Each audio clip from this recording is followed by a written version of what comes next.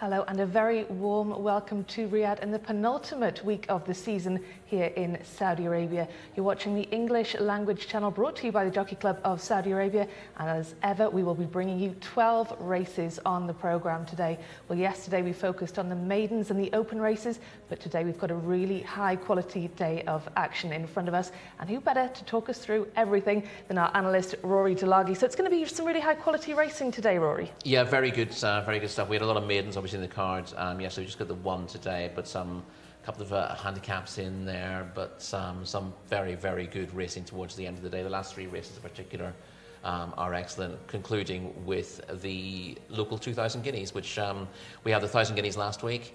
We got the 2,000 guineas this time around, and that was an absolutely corking contest, so looking forward to that. Absolutely, it should be a good one, and as ever we've got some horses that we will be paying a special attention to today, particular attention to a number of horses, because it is going to be a very high quality day indeed. We've got Super Saturday tomorrow, but today is going to be just as exciting, so let's have a look at what's in store.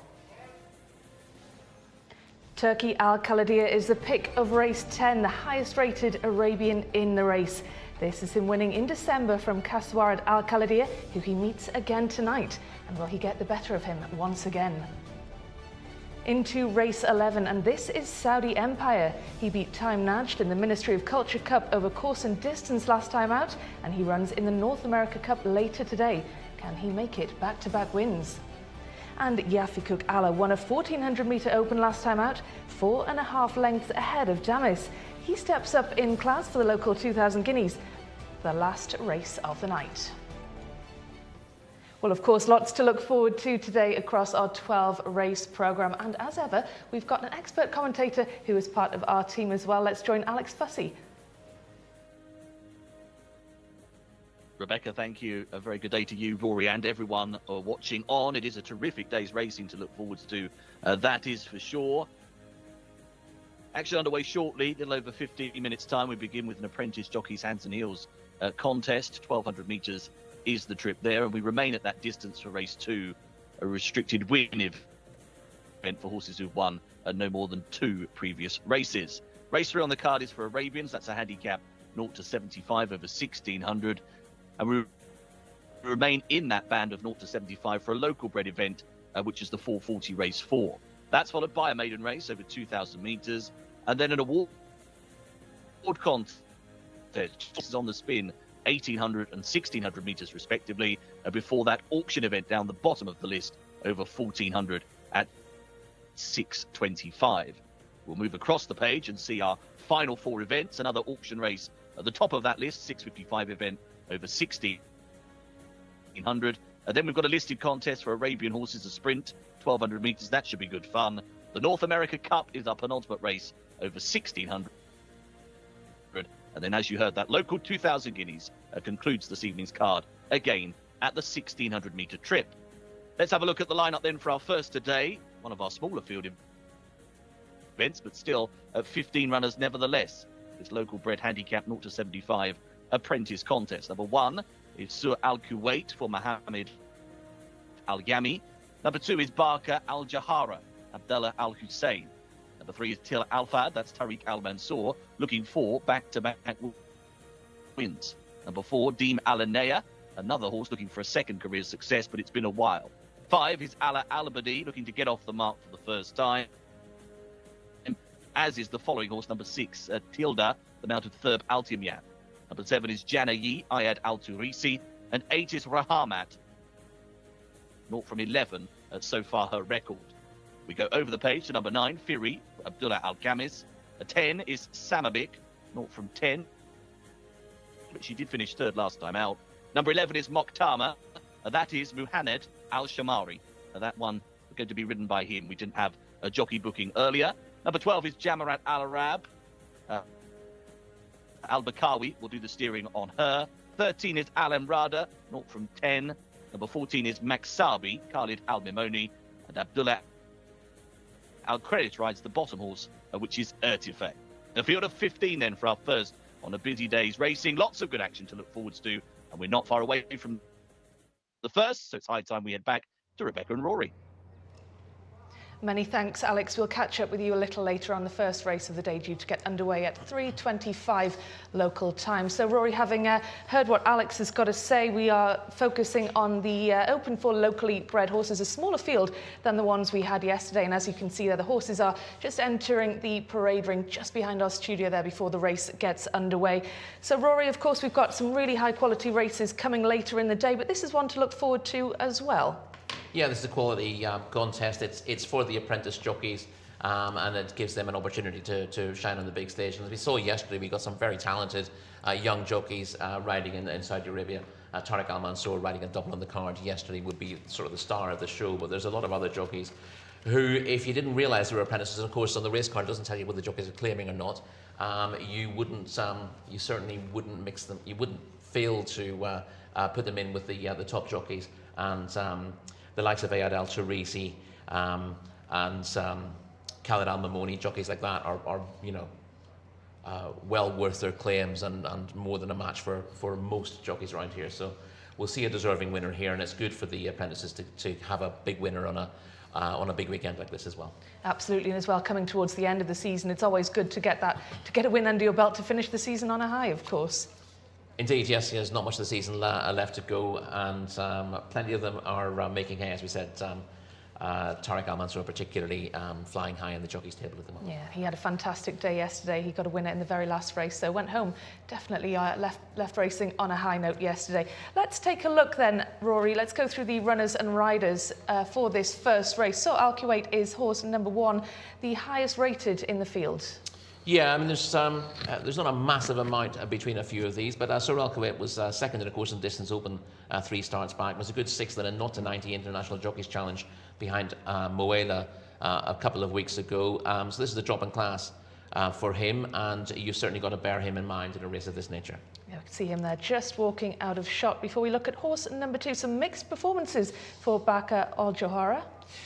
Yes, only 9th last time out. I'm inclined to put a line through that. Was a good length second to Bidawa in a similar event to this 2 starts back. Abdullah Al Hussein, who rode him then, is back on board. He wasn't on board for a handicap last week. That was the International Jockeys meeting, and I don't think the rider who was on board, without mentioning any names, got the best out of Barka Al Hajara, whereas she does go well for Abdullah Al Hussein, so I'd expect her to bounce back. From that 9th place finish last time out. Well, one horse that had a fantastic performance last time out was Til Al Fad. Yeah, Til Al Fad was a maiden after 10 starts, but got off the mark belatedly when taking a course and distance open last time out from D Malinea, winning that by 6 lengths. Was rated 64 on the back of that, but the handicapper will be hitting him hard for that performance. And Til Al Fad, that was definitely a career best by some way. Good time as well. So although he'd have struggled to get into this race or towards the top of the weights last week, he looks very well worth his place off 60 kilos. Well, let's catch up with Shamila, our reporter who's down in the paddock, and Rory will run through the rest of the horses a little later on. But Shamila's having a good look, and let's see who she fancies in this one. Good afternoon, everybody. Thank you for joining us live on YouTube on this glorious Friday. Now, our first race is an apprentice handicap, hands and heels, which means they can carry their whips. However, they are not allowed to use them. My paddock selection in this race goes the way of horse number 2, Bakra Al Johara, who will be ridden by Abdullah Al Hussein, who rode a very good winner the other day. So I'd expect the same performance from him today. We talk a lot about Tariq Al Mansour, and I think that Abdullah Al Hussein is definitely another apprentice jockey to keep your eye on. He's very strong in the saddle and knows these horses really well as well. So definitely horse number 2 had to be my paddock selection for this contest. Talking about Tariq Al Mansour, now in these apprentice jockey races, I think it's 40% the horse and 60% the jockey you have on board. So definitely look at the jockeys that are very good and are in form as of recently. So horse number 3, Tariq Al Mansour, his horse was first last time out of meeting 105, and definitely another horse to keep your eye on is horse number 9, Free, for the FMQ stables, ridden by Abdullah Al Khamis. But anyway, my selection for this first race will go the way of horse number 2. Fantastic stuff. Thank you, Shamila. Baka Al Johara. Interesting pick, Rory. You think the change of jockey could make a difference? Well, I think, yeah, as I said, she didn't really run a race last time out, but she was ridden by an unfamiliar jockey that day, and she clearly goes well for Abdul Al Hussein. So I think on balance of form, she's got a decent chance here. And if you just ignore that one run, then she's got a good chance. I don't really, if it's a local jockey, if it's a switch of jockeys within the stable and that kind of, I don't think that's necessarily that big a deal. But sometimes in the International Jockeys Challenge, or if a jockey who doesn't know the horse at all comes in for the ride, we heard Thamar Al Dahani suggesting that the jockey who rode one of his horses last time out in that International Jockeys Challenge didn't give it much of a ride. And sometimes there is a suggestion that jockeys coming in sort of the last minute for riding unfamiliar horses and you know, getting good money for turning up aren't necessarily as switched on to some of those horses they wouldn't be familiar with outside of the big races. Now, whether that's true or not, of course, is a matter of opinion, but I'm happy certainly to ignore a run, which is slightly different from having a strong opinion that the jockey was at fault last time out, because she's got enough good runs under her belt in these sort of races to give her a chance here. It was interesting, wasn't it, to hear his comments after Man of the Night won the 10th race yesterday, and he said it was largely down to the jockey because that horse won't go if he doesn't like the jockey. Yes, exactly. I mean, again, that's an issue with he said the horse downs tools if he's not happy, so he needs a jockey who knows him. And we heard Ricardo Sousa Ferreira got off and said, I know this horse knows me, I know what makes him tick, and they work well together. And sometimes you do need to get to know a horse. Absolutely. Fantastic partnership between those two. Let's go back to the runners and riders then, Rory. And I think we got as far as Deem Alanaya, horse number 4, who you had just mentioned. Yeah, Deem Alanaya is a front runner who's better off with Till Al Fad for that 6th length beating last time out. This is Till Al Fad, you'll see on the race card, he's got a rating of 64. He carries a penalty for his win last time out rather than being reassessed. But so with a £7 penalty, he ends up being £4 worse off with Deem Alanaya. If he repeats that form, I don't think that's enough to turn the form around. But what you can do is say, well, look at the rest. Is he going to revert to type and run like he had done previously, or has he turned over a new leaf? If it's the latter, then I think he's going to run a big race. Deem Alanaya is pretty reliable. She was back to form there last time out. Had a tough task on her previous start, and she's probably high enough in the weights on balance, to be honest, but should run a race. Let's take a look at number 3 then, shall we, Rory? This is Till Al Fad. Yes, this is Deem Alanaya leading at this stage in the yellow colours with the black stripes, and it's you see Till Al Fad moving up. He travelled really well through this contest, looked all over the winner before the home turn, and when asked for his effort, has gone right away. There's no reason to think that this is a funny result. It wasn't that the runners went too hard in front. He wasn't that far behind them and picked them up really easily.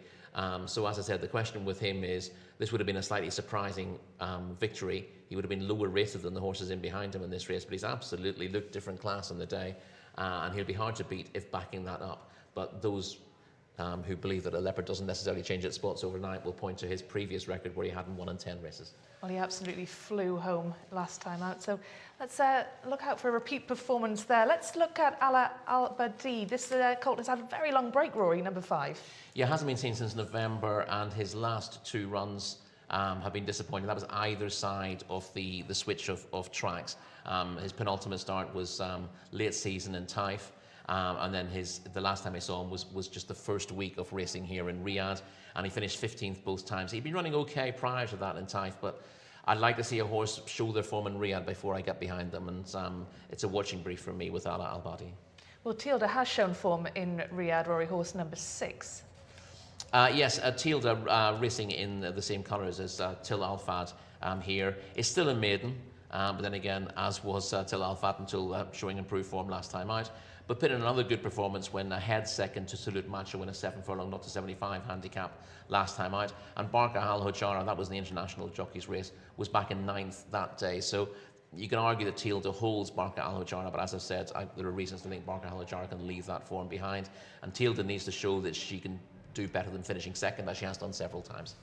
Horse number 7 is Jcsa, and seems to be improving a little bit after a drop in form. Yes, a couple of disappointing efforts here in November, but was given a break from meeting 77 and came back and meeting 99 and finished a creditable 6th to Bidawa in a similar race to that. Was 6 1/4 lengths behind Barca Al Hojara that day, so needs to improve for that run, which is likely. The theory generally is horses coming back of a break will run better on their second run back than they do after a break. You do get certain horses who run best fresh, but there are reasons to believe that Jcsa will improve on that effort. But as I said, not easy reversing the form with Barca Al Hojara.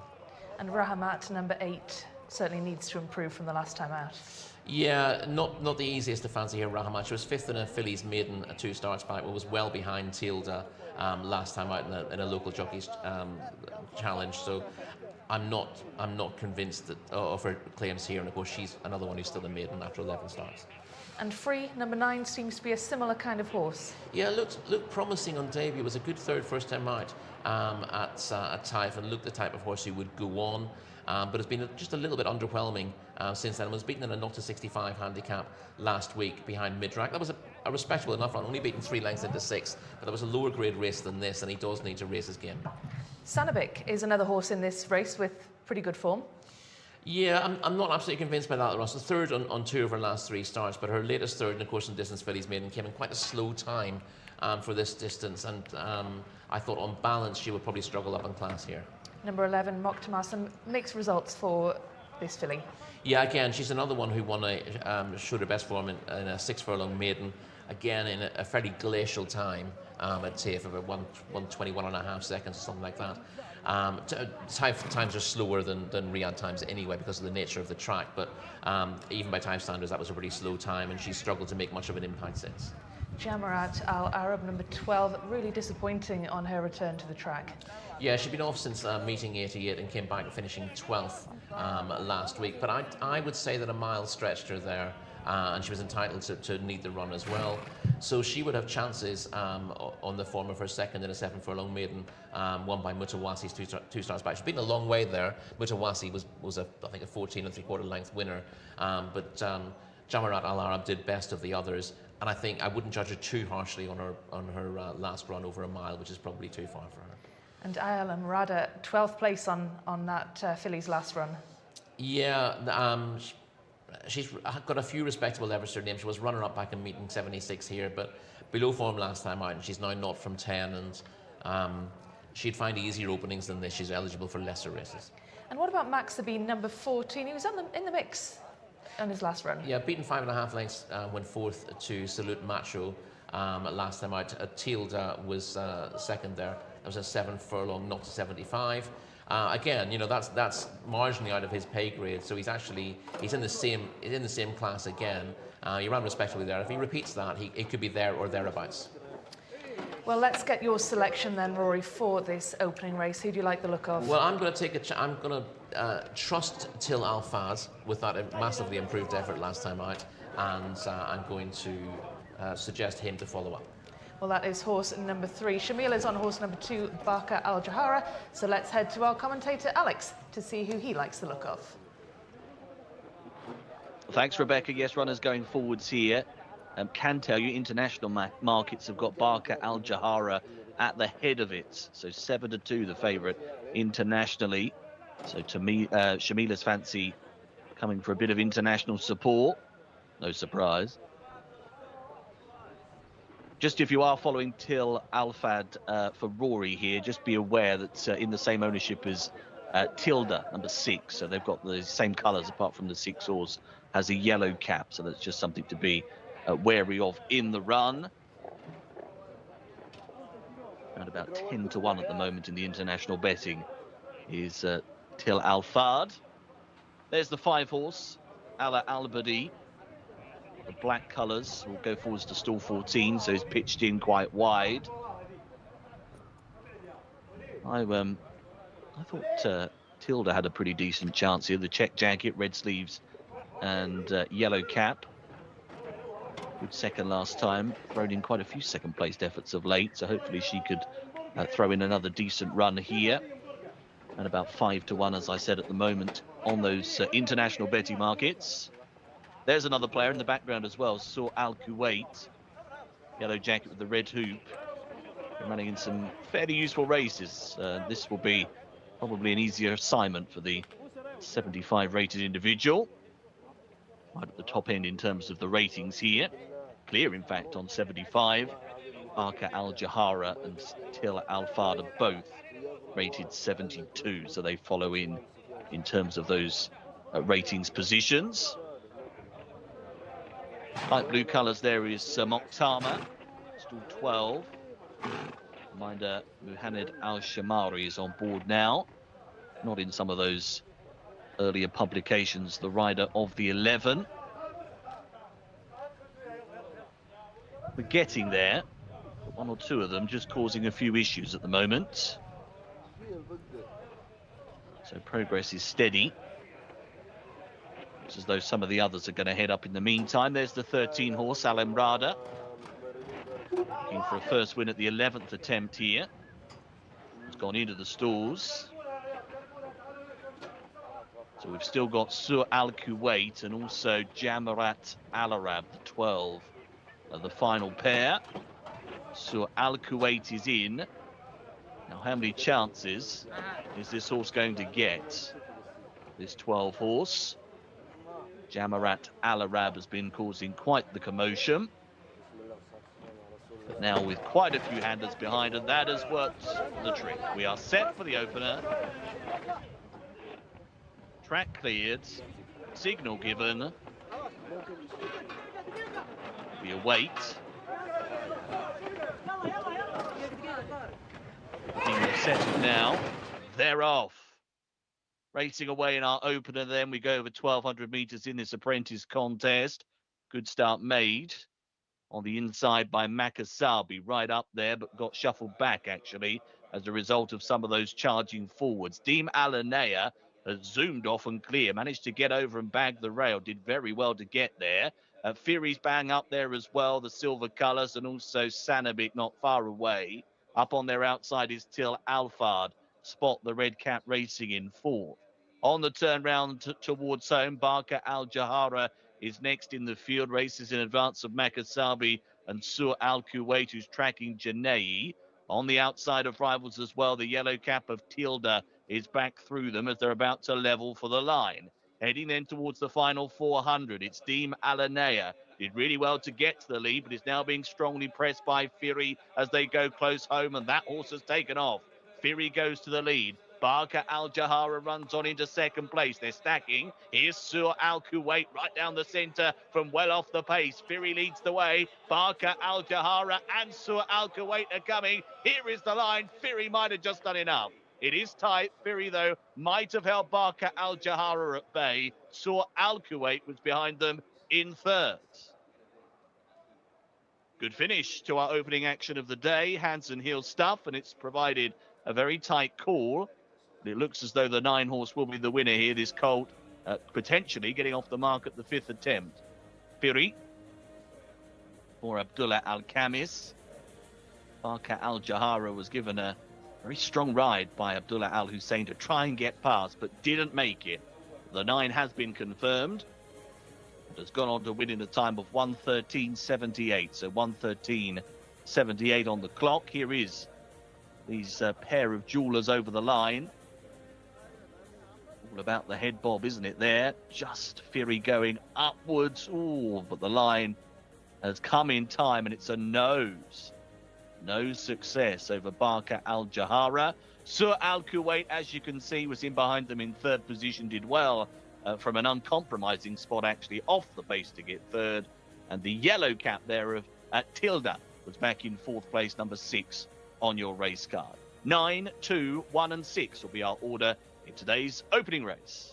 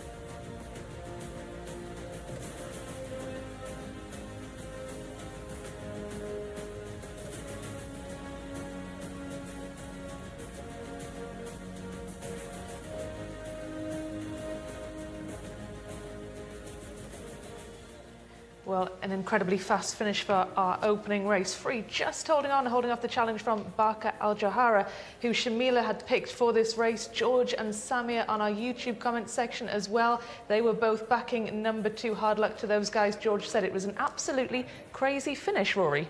Yeah, the race changed complexion sharply late on. Demal and Naya working hard to get to the front and leading them into the straight, briefly looking like she might be able to hold on, but plenty changing late on. Fakhri proving determined in the finish. As I said, he was one of the least exposed here, only 4 runs under his belt, but he looked sure to win a maiden next time out, won 3rd in his debut, just taking him time to get his act together. But the son of Sharp Azteca made it 5th time lucky here, winning off with a weight of 56 kilos on his back, so getting 6 kilos, about 12 pounds the top weight, makes him rated 63 coming into this. If you do your sums, he'll be going up a little bit for that. Not a huge amount, given it was quite a congested finish. So he's got a chance to build on this in similar company next time out. So that might end up being in Taif, it has to be said. But he obviously handles the track at Taif because that's where he made his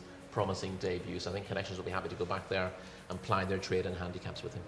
And Barka Al-Jawhara just beaten on the line. I mean, it was a good run for this horse, and the jockey change obviously has done him good. Yes, as I said, she's normally pretty reliable, and you just had to put a line through her last run. Sour Al Kuwait has also run very well to get placed there, coming out of the widest stall. Well, we'll come back to this shortly, Rory, but we've got the racing manager, I believe, is with Shamila, so let's head down to Shamila. Thank you very much indeed, Rebecca. I am joined by the racing manager of FMQ Stables, Mr. Abdulaziz. Congratulations. You said you had a little bit of difficulties with this horse prior. Thank you very much. Yes, we had a really difficult season with this horse. He's just starting to learning. We tried several things with him. We tried putting some blinkers to help him up. It didn't work. We tried to change the distance with him, but as we can see, the horse proved that he's a kind of sprinter horse this season. Hopefully, he can develop next season for 7 furlong or more than that. Were you expecting such a good performance from him today? Because last time out, he was in a lower grade handicap? Honestly, every time we come to the race, we expect him to win because he shows, good signs in the morning. So every time we bring him here to the afternoon to race, we expect him to win. Today was the charm day for him. And what's the plan with him now going forward? Are you going to keep him at the same distance? And obviously we don't have many races left before the end of the season. Are you going to keep him until next season? Exactly. As you know, now we are wrapping up our season, so he will rest until Taif season, and we will start with him for 6 furlong and to see 7 furlong how he responds onto that. And how great do you think it is to have these apprentice races for these jockeys to get the experience and exposure? Oh, this is lovely, honestly. I'm really happy to have such races for the apprentice because it is very challenging for them to find a ride with the professional riders. When you have dedicated races like this, you give them the opportunity and you see how talented they are. I'm really pleased to see Abdullah winning today after his coming back from injury. I'm glad to see him winning on our silks. Now, I have to ask you, because you know I'm such a big fan of Saudi Crown. How's he doing after the Saudi Cup? And I've seen a few pictures of him training in Dubai. How's he getting on? Yeah, he's fantastic. He's doing really well since he shipped to Dubai. We're very pleased with him. He is giving us the same signs as we saw in him when he arrived to Riyadh. He's training well. He's eating well. He's in good order. We can't wait to see him in end of March to show us his skills and show some us. And do you think that he'll go for the Godolphin Mile or Dubai World Cup, or nothing set yet? No, we are planning on sending him to the Godolphin Mile. The mile will be more suitable distance to him. He can do the mile and a quarter, but maybe next season. But for now, the mile distance is very suitable for him. So we want to send him to where he can relax and run happily. Brilliant. Thank you so much, Abdulaziz. Thank you very much, Jamila. Thank you. Appreciate it. Well, fantastic to hear from the winning connections of Free, the winner of our first race. Let's just have another look at the start. Rory, Free breaking from stall number 6.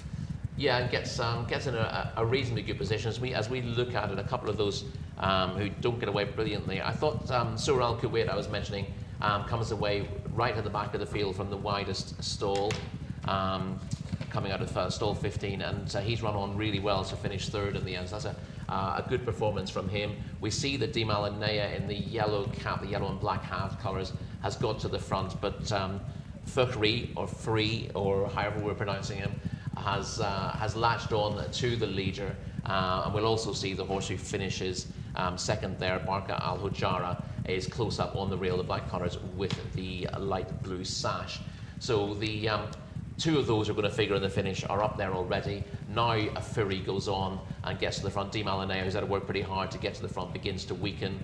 Barca Al Hujara switches inside and then has to switch outside the winner to come with her run. And she only goes down by a very narrow margin in the end, so perhaps having to switch twice has just cost her.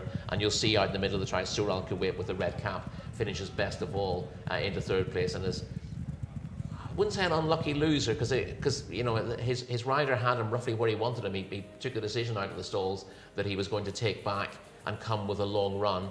I'm guessing Connections suspected to be a strong pace here, because that's the way Di Malinea always runs. But good efforts from the placed horses there.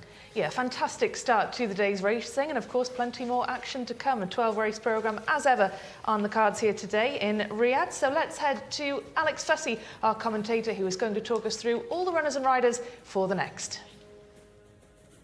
Thanks, Rebecca. Yes, one or two interesting names in this next race as well. The second over 1200 is a restricted win event. No more than two previous wins on the scorecard. Number one is Ben Hamrash. Alpha Rouge will do the steering on him.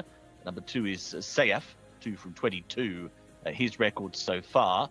And number three is Cupid's Charismatic Cutie. Yes, try not to say that in a hurry, for Abdullah Alorfi. Number four is Manhattanville. Abdullah Al Musa will ride. 5 is Dullah Bati, Camilo Ospina. 6, you saw Brigadoon, Luis Morales. And 7 is Indiana B, Abdullah Al Hussein. Number 8, Main Target, will be steered by Ayad Al Turisi. Number 9 is Flying Spirit for Ali Al Mimoni. 10, Not for Profit, Khalid Al Mimoni. 11 is Shanko for Ricardo Ferreira. 12, Torquay, that's Sultan Al Mimoni. Number 13 is As It Was for Juanas. 14, Sky Commander, looking for that third career win. Number 15, Zizan Mohammed Al Yajmi, was a winner back at meeting 82, quite recent. 16 is Asa Mohammed Al Daham. 17 is Faya, and now that's the mount of Abdullah Al Saidi. And number 18 is Pastime, rounding out the field here. 18 of them contending race 2 on today's card. I can tell you a short-priced favourite on the international markets is number 16, Asa. Be interested to find out whether Rory is with or against this short-priced market leader.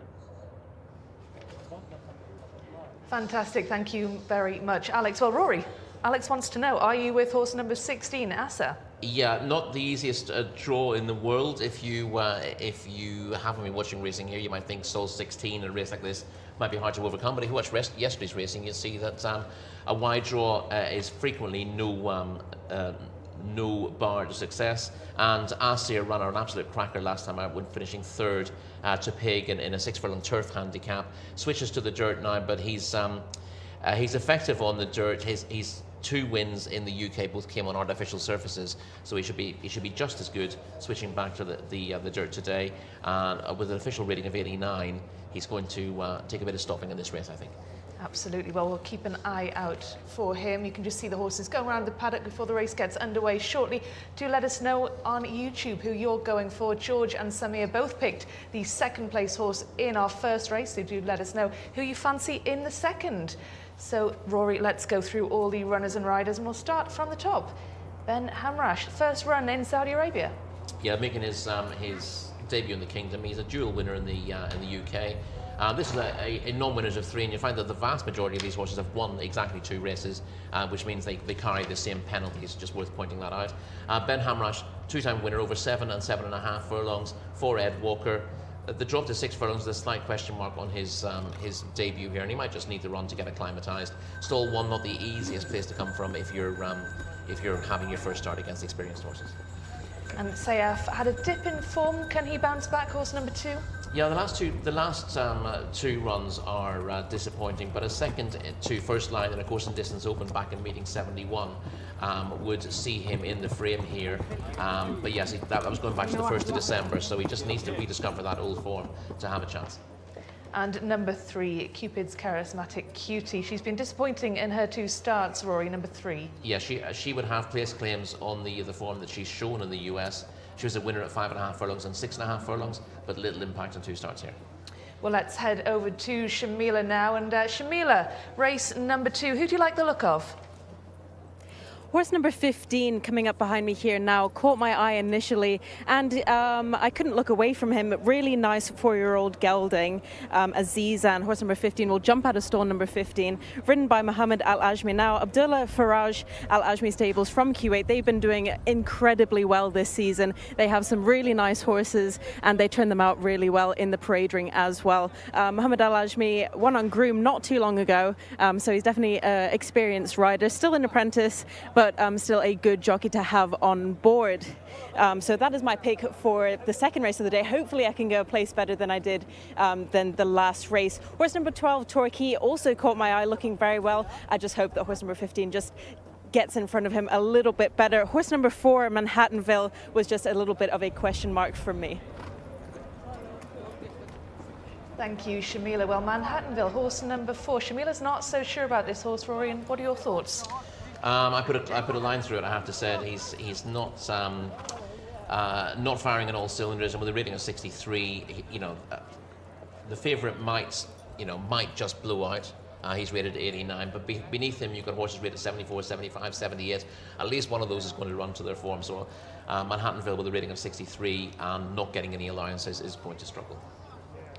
Well, let's have a look at Azizan, horse number 15. Horse 15 is the one that Shamila likes. What do you think, Rory? Won in his last race, before last, so some decent form recently. Yeah, winner of 7 furlong no winners of 2 starts back, beating Matching Socks. That wasn't the strongest of contests, and ran well, went 4th to Motafarad in a non-winners of 4 over 1,800 metres last time out. This is a sharp drop in trip, but he's fully effective at 7. He's going to have a chance. I thought 6 might be just a little bit sharp for him these days, Azizan, but the level of his form gives him place claims. Well, we can have a look at a recent race from this horse. Let's have a look at number 16, Jcsa. What do you think of this horse, Rory? Yeah, this is Jcsa. We're seeing him in action, finishing 3rd to Pagan on the turf. Here a couple of weeks ago. This is a good performance. You'll see him in the mauve colours pulling out with the, you can't really see his cross bells, but he runs on strongly to challenge for second place behind Pagan. Pagan very much got first run here, and he gets into second place and just gets run out of that in the dying strides by the horse in the yellow colours and the red cap. But this is a good performance from Jcsa, and as I said, he's got a rating of 89. Here, if he runs to the form he showed on turf last time out, they're not going to see which way he went. Whether he's equally effective on dirt is a question. He is effective on dirt, and I think he probably gets away with it here. Well, let's take a look at Azizan then, the horse that Shamila likes the look of. Rory, this is him recently in action. Yes, you'll see him back in the field there with the red cap, making headway in the race won by Motafarad last time out. Worth bearing in mind, this is an 1,800 metre contest, and he's dropping back in trip here to 1,200 today. So, although he's making late progress here, you've got to wonder if he might just get himself in a difficult position over this shorter trip. But on form, he's got place claims. Well, 18 go in this race, Rory. We probably don't have time to go through a comprehensive run-through of every single runner and rider in this, but just tell me which horses have caught your eye, which ones do you like the look of based on what you're reading off the race card there? Yeah, there's plenty I put a line through for various reasons. I thought Shanko was quite interesting, even though the recent form figures are very poor. He's fresh from a break, and the trainer is doing well, Sami Al-Harabi, at the moment. So I didn't think it would be a massive surprise to see him bounce back to form on his first start in Riyadh of the season. He looks an unlikely one. He'd be an outsider, but he's capable of running into the frame. Torquay's very interesting. Had 5 of these behind him, went 3rd to Taj Neom in a 7 furlong no winners of 3 last time out. He holds those on that form. He's clearly running into form at the moment, and I thought he would hit the frame here from stall 12. We just he's in the blue colours with a white star. As It Was, another one I give half a chance to. Fifth to Not Even Close in a 6 furlong fillies open last time out. That was probably her best run here. Both her wins came in Ireland over sprint trips at Navan for Andy Oliver. It's taken her a long time to sort of acclimatise here, but she's showing better signs of late, and she wouldn't be out of things either. Yeah, she always seems to be in the mix, doesn't she? Just looking at her recent results, a 5th place, 4th, 6th, so there or thereabouts. Yeah, we saw her in Taif as well, and she seemed all at sea in Taif. Despite the fact that I thought the deep service might suit her there because she's got form in soft ground in Ireland. But since she's moved to Riyadh, she's picked her form up a little bit, and I thought that was a fair run last time out, and one that gives her a chance of hitting the frame at the very least here. And Jcsa is the favourite in the international betting. Shamila likes the look of Azizan, but I expect that you're going to pick between these two. Yeah, I'm very much with Jcsa here. I'm just a little bit concerned about the sharp drop from 1800 to 1200 for Azizan, whereas Jcsa, there is a slight question mark about the change of surface from last time. That certainly was an upturn in form for him last time out, but I think he will carry that forward well enough to beat some lesser rivals here under it. And drawn from stall number 16, which, as we saw yesterday, really isn't an issue. We had a couple of winners coming from stall number 20, didn't we? Yes, and it is really not a problem. If you don't know the track, I think a lot of jockeys would be beaten from wide draws by negative thinking. You know, you come out of wide draw and you think, right, I've got to cut across to get to the rail here to go the shortest route. I find that tends to be generally negative. You lose a lot of ground if you take a pull and cross behind horses. Whereas what we see here is that jockeys who know this track well just allow their horses to stay wide in the track, and they'll gradually come across and pick their position. Your only concern there is if a horse maybe races very freely and they see a bit of daylight, but most of the horses here seem to cope pretty well with that. Well, we'd love to know what you think on YouTube. We've got Samir, who likes number 6 and 18 based on the looks of them in the paddock. 6 is You Saw Brigadoon and 18 is Pastime. So Samir is going for those two horses. Just a word quickly on those two, Rory. Pastime, number 18, and You Saw Brigadoon, number 6. Yeah, at Pastime I put a line through. I mean, he's finished, or she rather has finished 18th. On her last 2 starts. She does have bits and pieces of form early in the season that give her chances here, but she seems to have lost her way a little bit. And You Saw Brigadoon, of course, a line from one of the greatest songs of all time by the Waterboys, The Whole of the Moon. Yeah, I wasn't massively keen, I have to say, on You Say Brigadoon. Has form up to 1.25 miles. I thought 6 furlongs again, probably not the ideal trip for You Saw Brigadoon. So your selection, Rory, is Jcsa, number 16, the favourite in the international betting. Azizan, number 15, is Shamila's pick. So let's head to our commentator, Alex Fussy, for this next race. Thanks, Rebecca. Yes, runners are loading up. We've got the first handful already into the stalls. Arthur, as you can see, a strong favourite in the international betting. 4 to 5 is the price internationally. Torquay currently second in at 5 to 1. Sultan Al Mimoni looking for a third win, as Rory highlighted quite a few of these, looking for that third career success. In fact, pretty much all the field. Azizan, there's been a bit of support there based on the paddock nod from Shamila into 9 to 2 from 5 to 1. And then we see Sayaf, who's drifting out to 15 to 2. I thought As It Was could be one for a place, currently available at 11 to 1 on those international markets. You Saw Brigadoon was just mentioned, currently available at 40, so it's a long priced outsider and not likely, according to the international betting, to be winning here. We've got 3 left to go forwards now. Sayaf is coming up, also going in his Sky Commander, and Azizan. Then we'll be set to go for our second of the day. There's a couple of runners moving up and in. There's the final push. That's it, ready.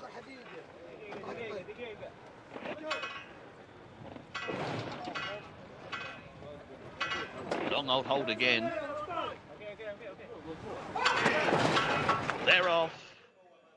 Eventually away, and again we're over 1,200 metres for this restricted win event, and no more than 2 previous victories. From the stalls, Indiana B was one of the slowest to gather stride. Whitecap is dropping to the back end of the field, and also Pastime missed it in the green and will be in that rear division. Ben Hamrash got a good start on the inside. Cheap Pieces and Noseband. Bang up there with Sayaf also handy, and wider of those is Shanko in the striped jacket. They comprise the leading 3. Into the turn they go then.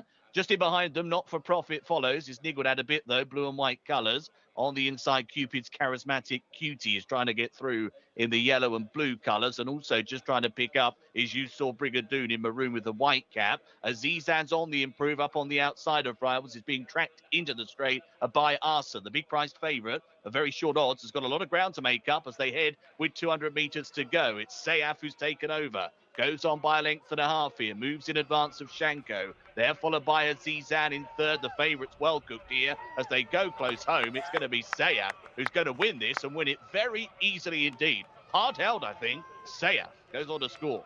Beats into second place Shanko. Third position went the way of Azizan, and that runner was followed in by Torquay, who made a bit of late progress. Number 2, your winner of our second today then. Done it really nicely. Third win from 23 starts now. Recent runs have been pretty poor. Finished 13th, twice on the spin. But very well handled by Al-Azhari in the saddle. And he seemed to be very, very pleased with how this one was travelling throughout. And got clear at the top of the straight and never looked in doubt, did it? 2 1/4 lengths is the winning margin. And the winner has clocked a time of 1:12.42. So 1:12.42 on the clock. There we can see it. Good couple of lengths to the victor. Shanko in second. Then Azizan, who again's run pretty well. And it will be Torquay near side who gets the bob if you're interested in fourth place. It's 2, 11, 15 and 12. Our numbers in order in race 2.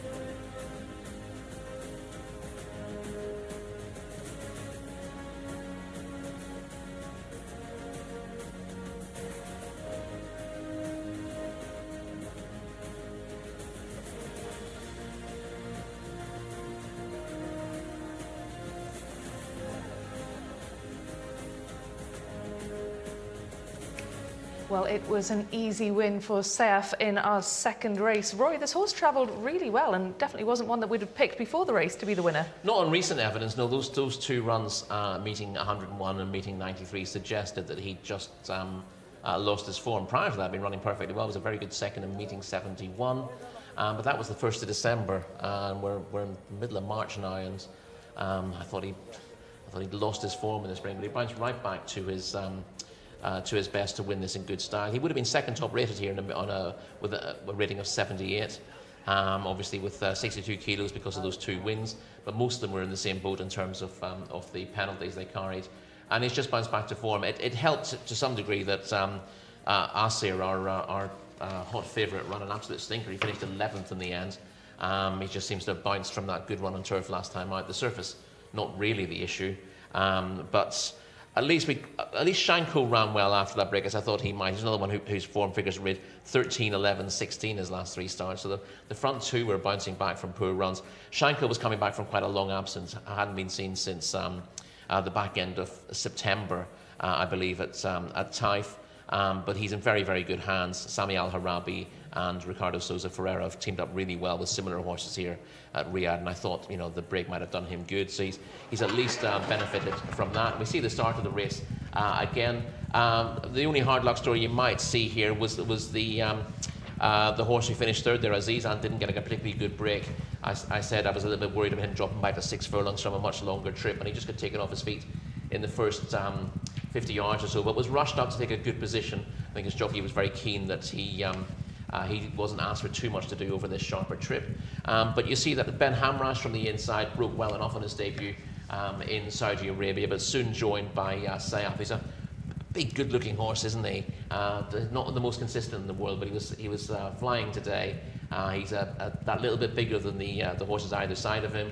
And he gets to the front here from Ben Hamrash. He just begins to backpedal shortly afterwards. Shanko is the one on the outside there, who now moves into second place. And you'll see in the red and white colours coming from further back, that is the run of Azizan, who has run a solid race back in trip, having run well over 1,800 metres last time out. But Sayaf is a horse who goes well over course and distance, was a very good second to first line in a course and distance open earlier in the season, and put a couple of shocking efforts behind him to bounce back to form and win this in good style from Shanko, similarly bouncing back to form.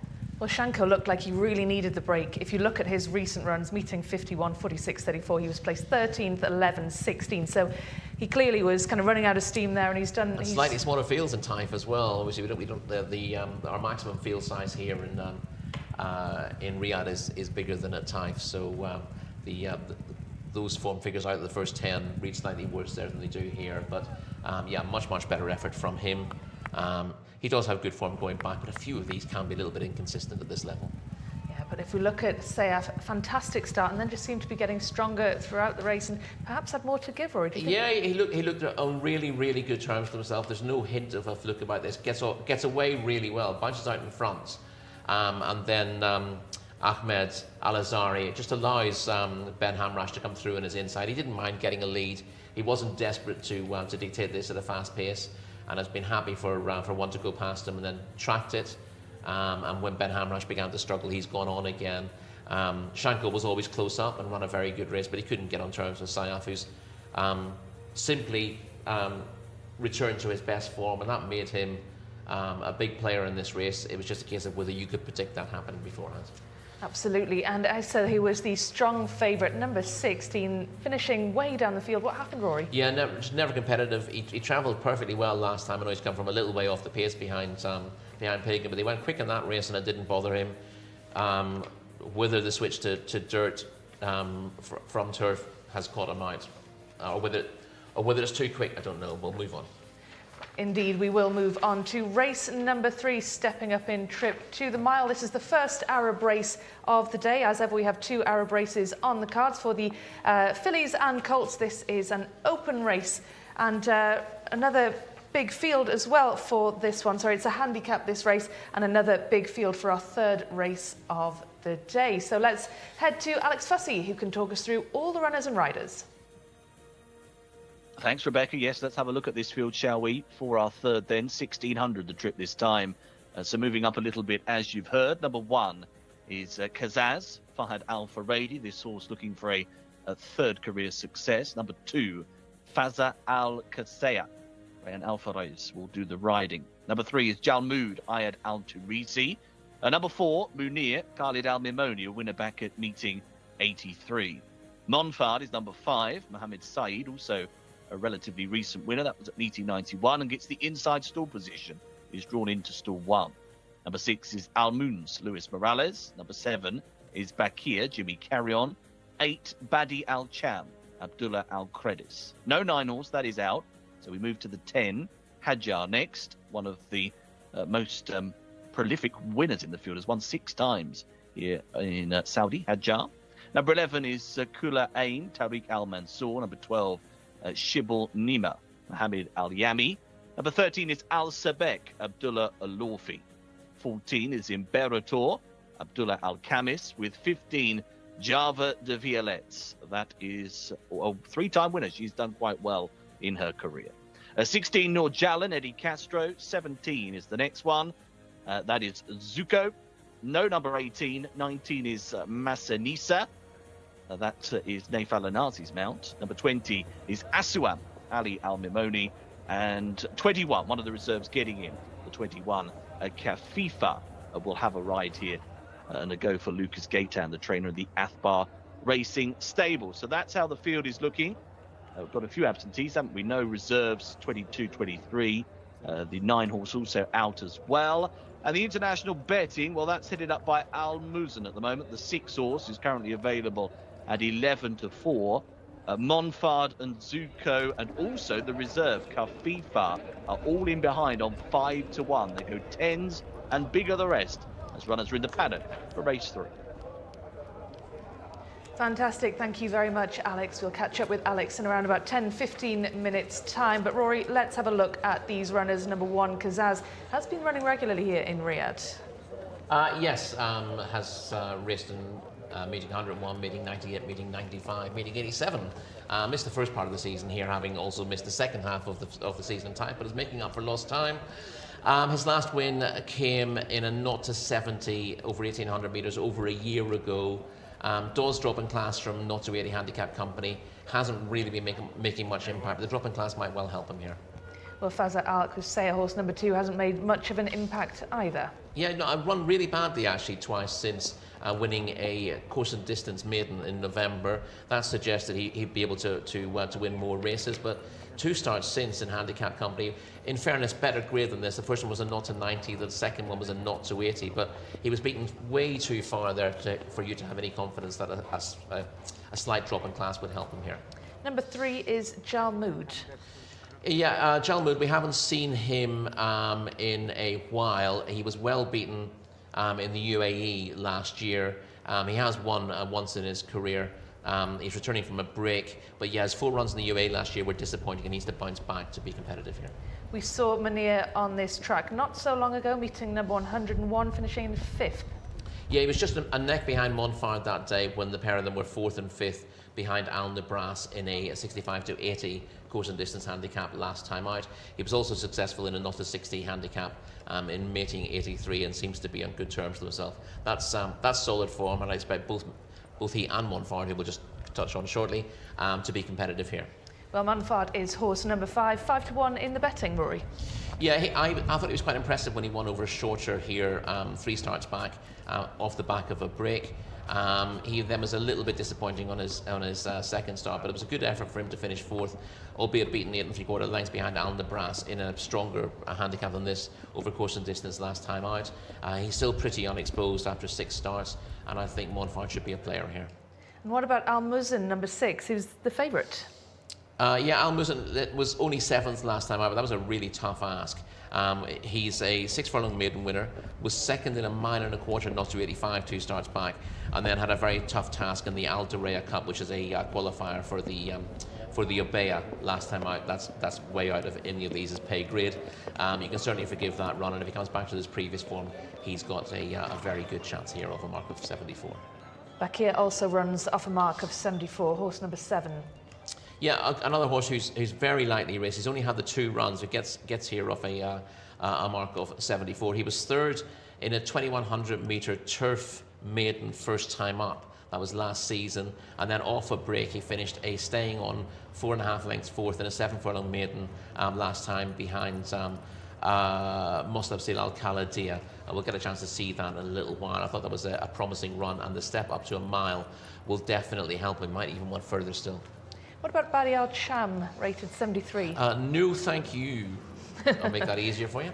Okay, let's move on then.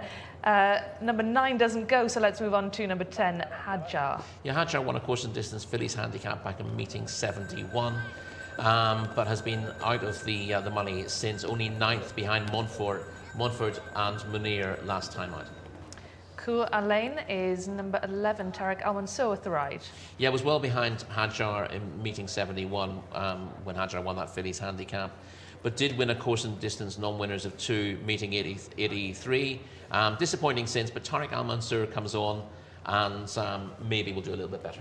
Well, let's head to Shamila because the Arabian racing is right in her wheelhouse. She absolutely loves it. Shamila, you're in your element down there in the paddock, I imagine.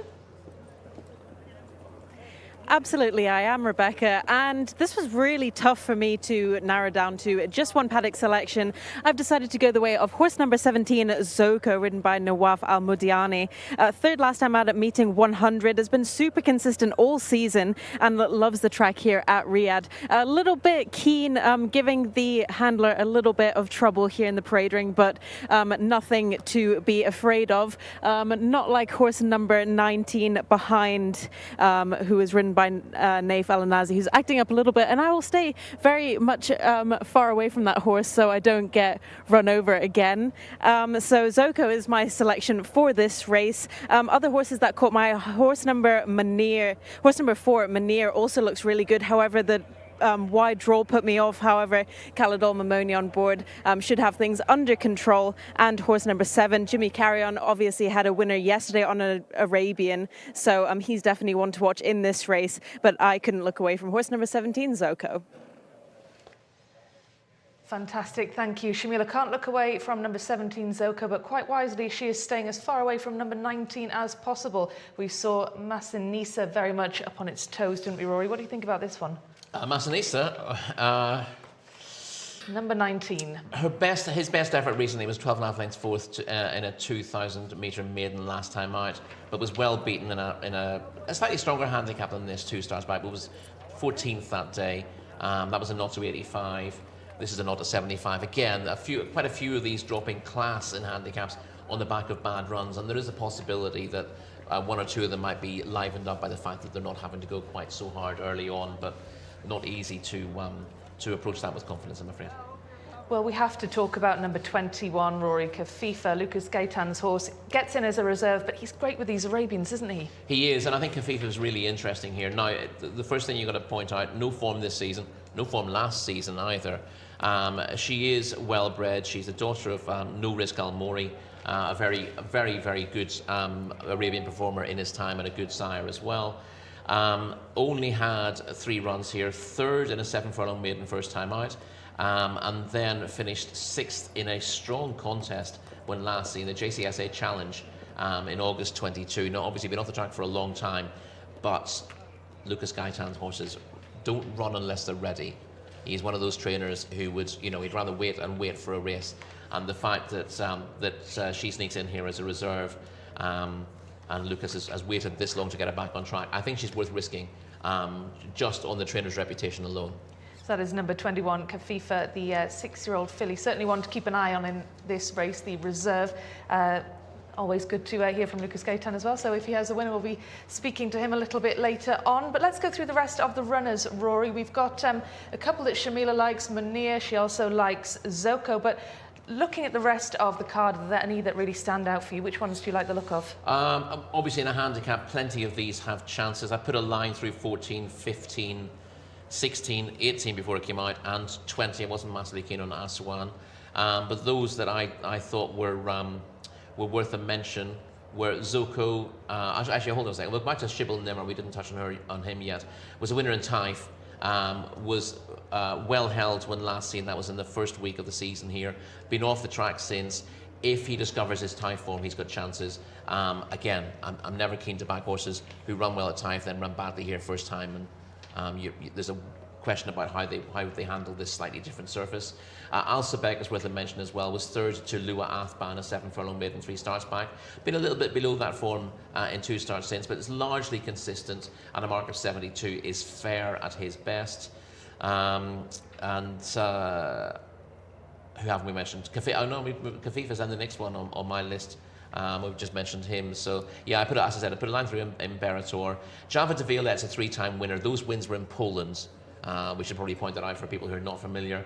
And she hasn't really cut the mustard here. It's worth pointing out that those 3 runs have come in better races than this. They've been trying to feel their way and find out what kind of race Java de Violette is capable of running in. This is a much easier race than the ones that she's been in, so it wouldn't be the biggest surprise on earth to see her competitive. Well, let's have a look at some recent action. Monfard and Munir both in the same race recently. Munir number 4 that Shamila likes the look of, and Monfard, who is currently 5-1. So let's take a look at some recent form.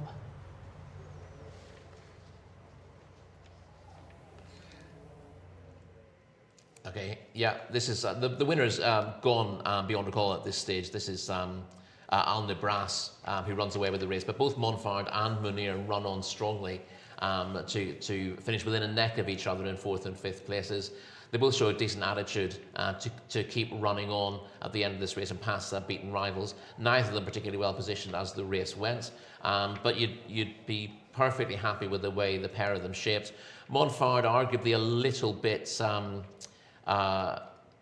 less exposed. He's actually slightly better off at the weights, oddly enough, despite the fact that he finished just in front of Munir.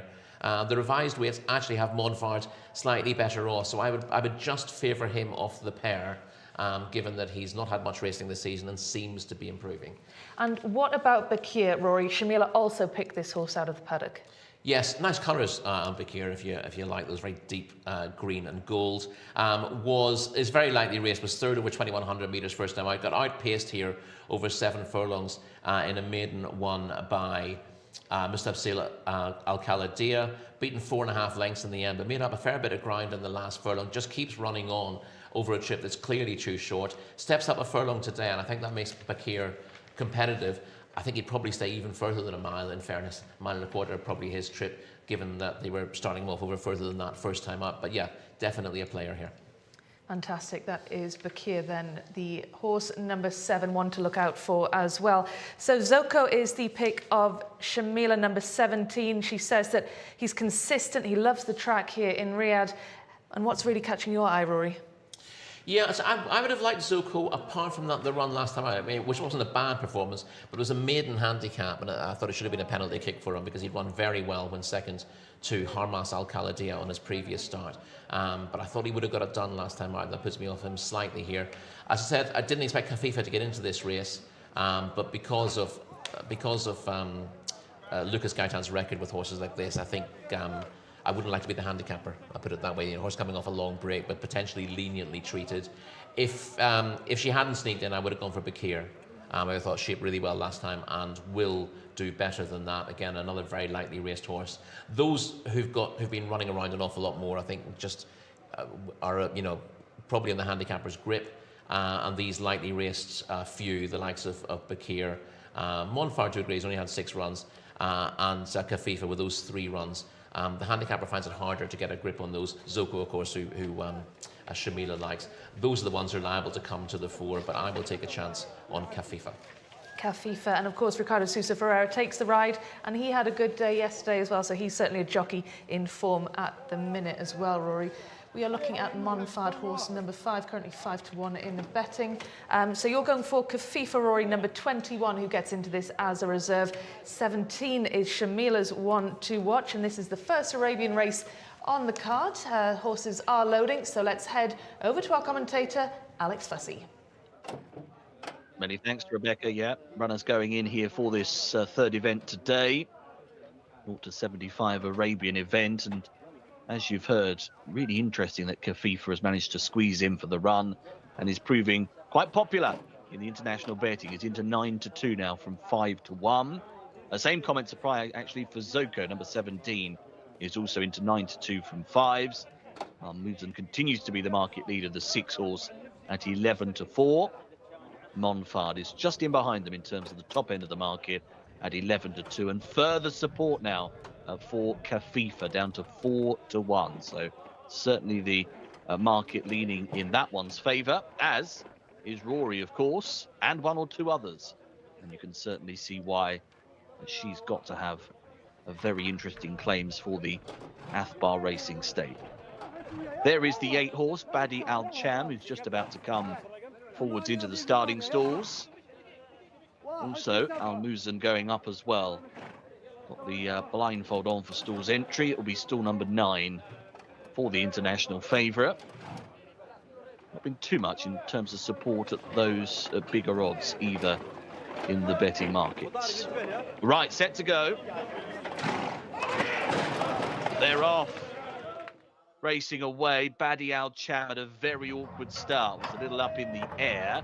Jalmood also missed it, was slow to begin for this Arabian handicap. Good starts made though by Bakir and Munir. They're one of the first pairs to go as they work their way to the end of the first couple of 100 meters. Zoko is also bang up there down towards the running rail, the black and yellow, and has done well to tack on over.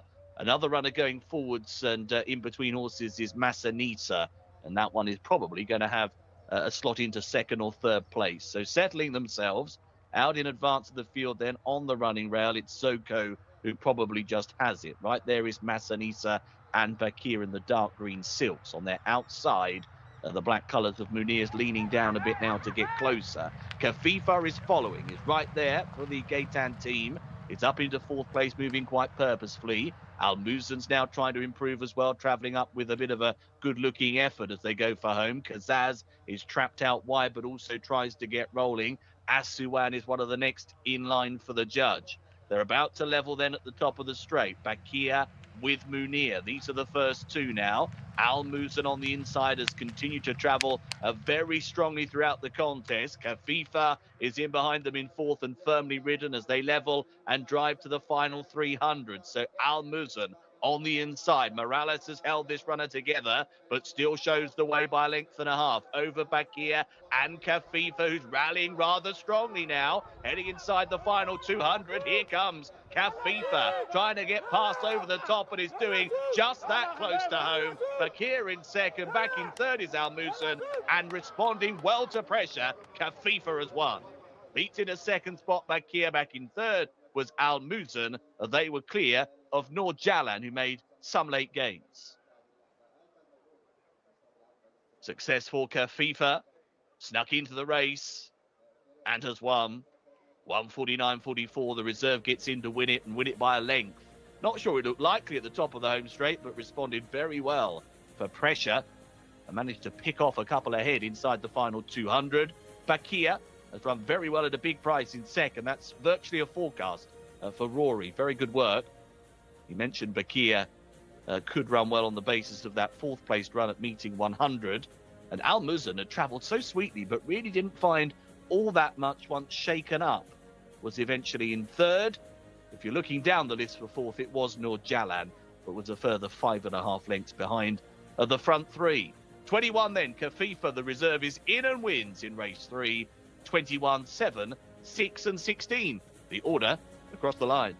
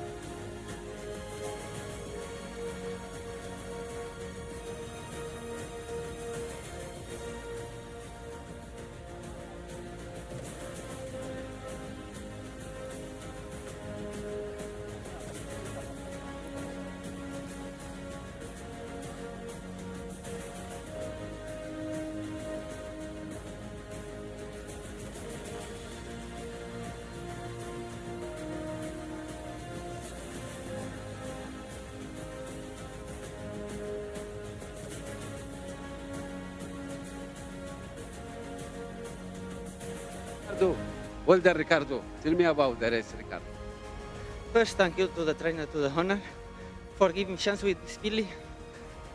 Today, good, travel beyond the base, and Lucas tell me the filly are ready for this handicap.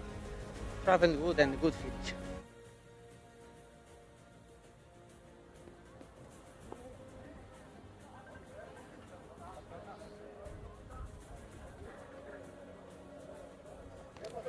Race number 3 goes to horse number 21, Kafifa, for the Athba stables, trained by the genius that is Lucas Gaitan, ridden by Ricardo Sousa Ferreira. This is his last weekend here before he flies back to Spain to start competing in the European season. So really good result there. We haven't seen this horse in a while, and he finally has broken his maiden over 1,600 meters. They tried him over 2,000 meters and 1,400 meters in previous seasons. However, this is his first time over 1,600 and has proven himself really good. And not only that, but this horse was a first reserve, so got in and absolutely dominated the field. So fantastic ride by the Portuguese jockey Ricardo Sousa Ferreira, and he's just weighed in there, and we will get a quick word from him. Congratulations, Ricardo. Lucky that the horse got in, as he was a first reserve. Yes, first reserve, but Lucas tell me if the filly chance to go in, you have a good chance, a good handicap for her. Running type, good, the filly's maiden. Now I think 7 years, so 6 years. It's good for me. When she go in the race, she have a good chances, maybe 3, 4 favorite for the race. Travel good behind the pace. 800, she tell me for I work a little more, but you know, I know Lucas tell me, believe at the finish because ready for this race. Yeah, the last 200 meters looked a little bit difficult. You had to push her a little bit more. Yes, because when she come for winning, looking alone, a little bit stop, but I control the race. Do you think this distance is perfect for her? Yes, and maybe more, 800, no problem. And she had no problem going up against the colts either. No, it's good ride. I don't know the filly before. I can tell about today. Today, no, because win, but I think this is nice filly. Brilliant. Thank you so much. Thank you. Well, it was the reserve and your pick, Rory, Kafifa, who got the win. There was plenty of support as well on our YouTube channel for this horse. George and Adil both picked Kafifa, Lucas Gaitan's horse. And it was so interesting what you were saying before the race, Rory, that you said he likes to wait with his horses and he won't put a horse in a race unless he thinks it's got a good chance. Yeah, I mean, we talked yesterday, but there's one or two horses we saw yesterday who seem to turn up almost every week, and they don't always show their form, but it doesn't do them any harm. It's just different approaches. You run them when they're 95%, they run okay, and whenever they're absolutely right, they'll go and win a race. Whereas Lucas Gaitan has got a smaller stable, and his horses only tend to run when they seem to be absolutely ready to go. I mean, there might be the occasional different one. Some horses just need a racecourse run to get themselves fit. Whatever you do with them at home, they'll always be lacking a little. But Lucas, his strike rate is sort of in November and December here was absolutely phenomenal because you know they only seem to turn up when they were ready to win, and he was winning at about 60% strike rate, which is absolutely crazy here when you consider how competitive the racing is. We're seeing the replay of the contest now. We saw early pace from a few of those we would have expected. Munir was up there early on. Bakir was always in a good position. The horse he ended up finishing second. He's obviously run a cracker of the grey and the greenish colours there towards the head of it. Munir's just in front as we see them. Just in behind them, the likes of Zoko in the yellow cap was handy early but disappointed in the end. And wider than him, Masanisa showed a little bit of early pace. And Al Muzin with the yellow sleeves and the black cap was always fairly handy there from stall 9. But when it came to the business end, you see the grey in 4th place now. That's our winner. Looked like he was going to come through early and win, then seemed to hit a flat spot, and you saw that Ricardo Sousa Ferreira just didn't ease off him, but basically stopped pushing for a little bit just to allow the horse to fill up. And then once he feels that they're coming back to him, then he asks for a big effort. And here comes his strong run now in the straight to get up late in the day to beat Bakir and Al Muzin, who's the horse in the rails, just weakening out of it very late in the day. Good performance by horse and jockey. That was a fantastic ride from the jockey, wasn't it? Ricardo Sousa Ferreira, who is a top jockey. But the trainer of this winner is a top trainer as well. Let's head to Lucas Gaitan now. I am with our winning trainer, Lucas Gaitan. Congratulations, Lucas. And lucky that she was a first reserve and managed to get in. Yeah, when she was reserved, I was a bit crazy and disappointed, but well, luckily today she got the chance to enter, and she did a very nice race. And first time out this season, why have you kept her away for so long? Well, she was racing here 2 seasons ago. Then she went to Dubai. She was racing there. She got a couple of nice races there. She came probably 2 months ago, and we said with all the team, let's try to give her a chance here before going as Broadmer. And well, today she did. She did very nice. She had some third position in Dubai, and I think today was great. Were you worried about her draw? Were you worried about that she's a little bit older going against strong colts in this contest? Yeah, probably yes. It's not ideal to start in gate number 18, 19. But well, Ricardo did a great job. He's a friend, so it's very nice to win with him. And well, I think it's thanks to all the team, all the support we have all together. What's your plan for her going forward? Well, we have to speak with the team. If we send her to Taif or she goes as Broadmer, they will decide. Yeah. And of course, today you have Salam Al Khair running again, 6th in the Derby. Your hopes for him? Well, always the best. After the race, we decided to go to this one. He's good, eating well, so we expect the best. And you have Asil Al Sehani on board, who's a fantastic local jockey. Yes, Alex. We all know he cannot be in the horse today, but Asil is a great jockey. He was very lucky with us. We had good results with him, so I think it's perfect for the horse. Brilliant. Thank you so much, Lucas, and best of luck for the rest of today. Thank you. That was our winning trainer of race number 3. Alex Fussy will take us through the runners and riders of race number 4. Thanks, Shamila. Let's have a look at this field then for the 4th of the day. It's a local bred handicap, 0 to 75, and we're up in trip, aren't we? Here even further. We're going up to 2,000 metres this time around. Number 1 is Amte. That's Ali Al-Mimoni looking for a third career success. No 2, the 2 is out. So we go to the 3, which is Dardan. Fawaz Wanas will be on board. Number 4 is Alaz Al-Karim, looking for a second career win, is having a seasonal return. Number 5 is Al-Moataza. That's Al-Sidi taking the ride, looking for a second win as well, but the form been a bit patchy. Number 6 is Half Al-Batin, Rayan Al-Obaid. Number 7 is Nabay Al-Sad, Jose Rodriguez. Number 8 is Tomahawk. That's Asil Al-Shani. Number 9 is Defender, looking for a third career success, was second back at meeting 94. Number 10 is Mos Safaria. That's Luis Morales. Number 11 is Korehom. Al-Mudiani will ride. Number 12 is Faray, Khalid Al-Mimoni. 13 is Moata Sima, Mohammed Al-Yami. Number 14 is Anud Al-Mogatara. That's Abdullah Al-Lawfi. 15 is now Abdullah Al-Kridis. Number 16, Mawakit, Ricardo Ferreira. 17 is Abu Hamra, Ayad Al-Turisi. Number 18 is Woodman, Thurb Al-Timyat. 19 is Sananura, Osil Al-Sharani. 20 is Batua, Abdullah Al-Kredis. And 21, the reserve will get a go here. That is Asa, who's going to be the mount of Camilo Ospina. Now, this race looks tough and competitive, and the international markets are very much reflecting that here. We've got 11 to 2 the field, 11 to 2 joint favourites currently. Numbers 8, Tomahawk, and 14, Anud Al-Mogatara. It's 7 to 1 then for the 10, Mos Safaira, the 11, Korehom, and the 13, Moata Sima. 8s and bigger the rest, but very wide open betting. Good luck in picking a winner this time, guys.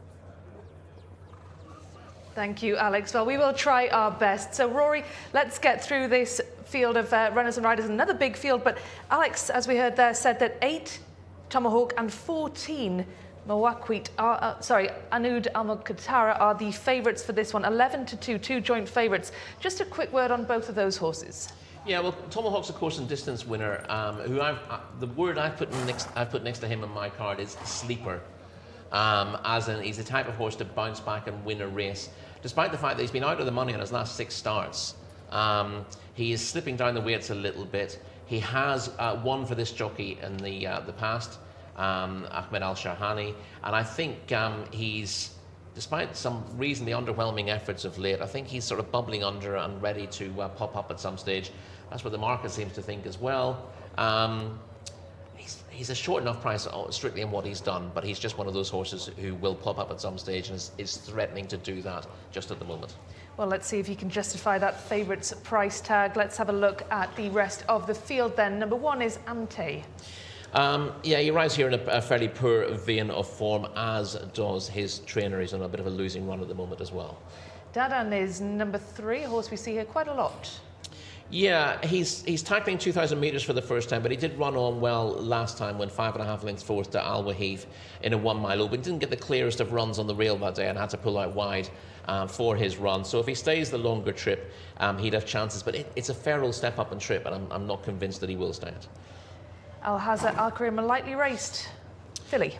Yes, she's coming off a lengthy break. She did win the last time we saw her. That was a mile maiden on her final start last year.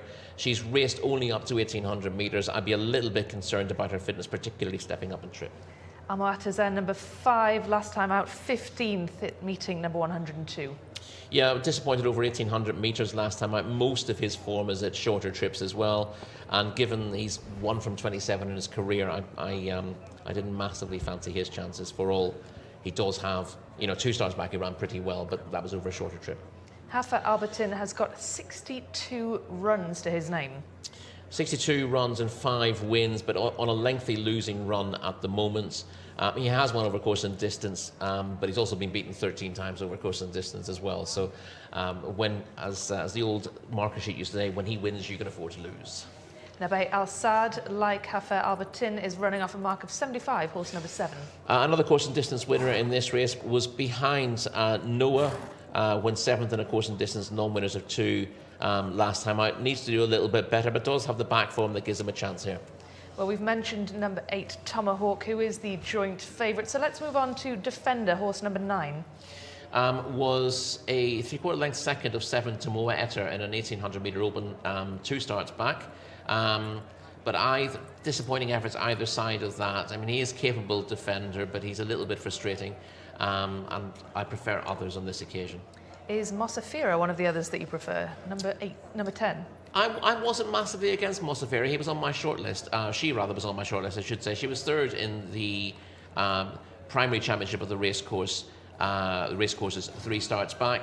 And this is easier than her last contest. She was beaten quite a long way last time out, finishing last in the Islamic University Cup. This is a much easier task than that. Well, let's head to Shamila. The bell has gone down in the paddock, so let's see who Shamila fancies. A jockey that we were just speaking to in the previous race, Ricardo Sousa Ferreira, is on my next paddock selection. Horse number 16, Mawakit, trained by Sami Al-Harabi. A really nice looker. This field is full of nice-looking horses. It was difficult to narrow it down.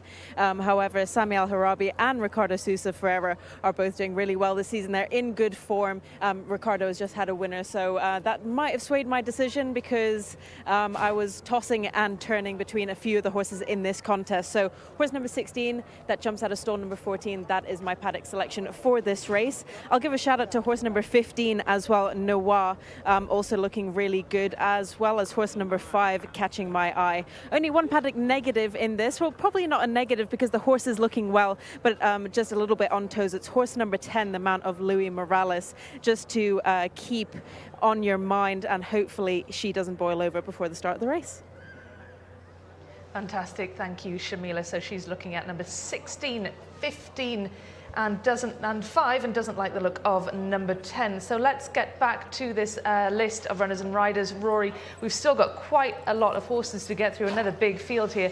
Which are the ones that are standing out for you? Which are the ones who are worth looking at in this race? Right, well, there aren't too many you can rule out entirely, so I'm going to have to start with Faria again. We've just moved on past...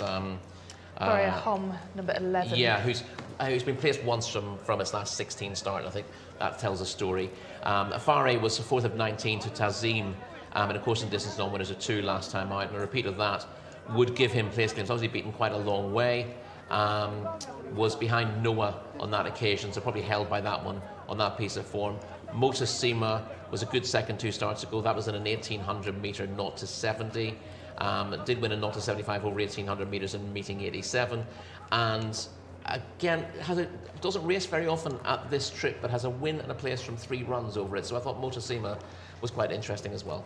Interesting prospect. That's number 13, and of course the 2 joint favourites, 8 and 14. Do you think that Tomahawk and Anud Al-Mukhtar, do you think that they are going to justify that favourites price tag? I'd be against both of them, to be perfectly honest. Anud Al-Mukhtar is another one who hasn't won at this trip, unplaced on her only try over this distance. She won a non-winners of 2 over a mile back in meeting 70. That's a little bit of a distant memory, it has to be said. She's not been at her best since. We've seen one from this stable bounce back from a couple of poor runs to get back to their best form, so that's not beyond the realms of possibility, but with slight stamina queries and a really open race, I'm happy to pass her over. And that was number 13 we just saw there in shot, number 13, Montesema, who you quite like the look of, running off a mark of 74. But worth mentioning perhaps, Rory, is Jcsa, number 21, who comes into this race in place of horse number 2. Just messing around a bit there in the paddock before, and Camilo Ospina takes the ride. What do you make of this horse? Yeah, I wasn't massively taken by Jcsa in the first place, yet to win this season. Respectable runs back-to-back in meetings 96 and 97. Let's have a look at horse number 3 then. This is Daydan. Yes. Yeah, he's you see him on the rail here in the white colours with the green cap, looking for a run next to the rail, not really getting it, and has to come out wide with his run late on, and keeps on pretty well, Daydan, to be 4th. This was a likeable enough effort. Now, this is a step up and trip from this run, and I was a little bit concerned that he was tackling 2,000 metres for the first time.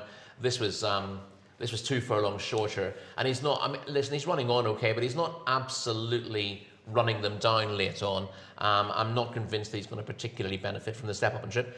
But the VT guys are rarely wrong, are they? Well, they had a good few results yesterday. Anyway, they did manage to pick a few winners, so we will see. That was Daydan, horse number 3, stepping up to 2,000 metres for the first time. Looked as though he wanted a bit more, though, there, Rory. Looked as though he was being pulled up a bit.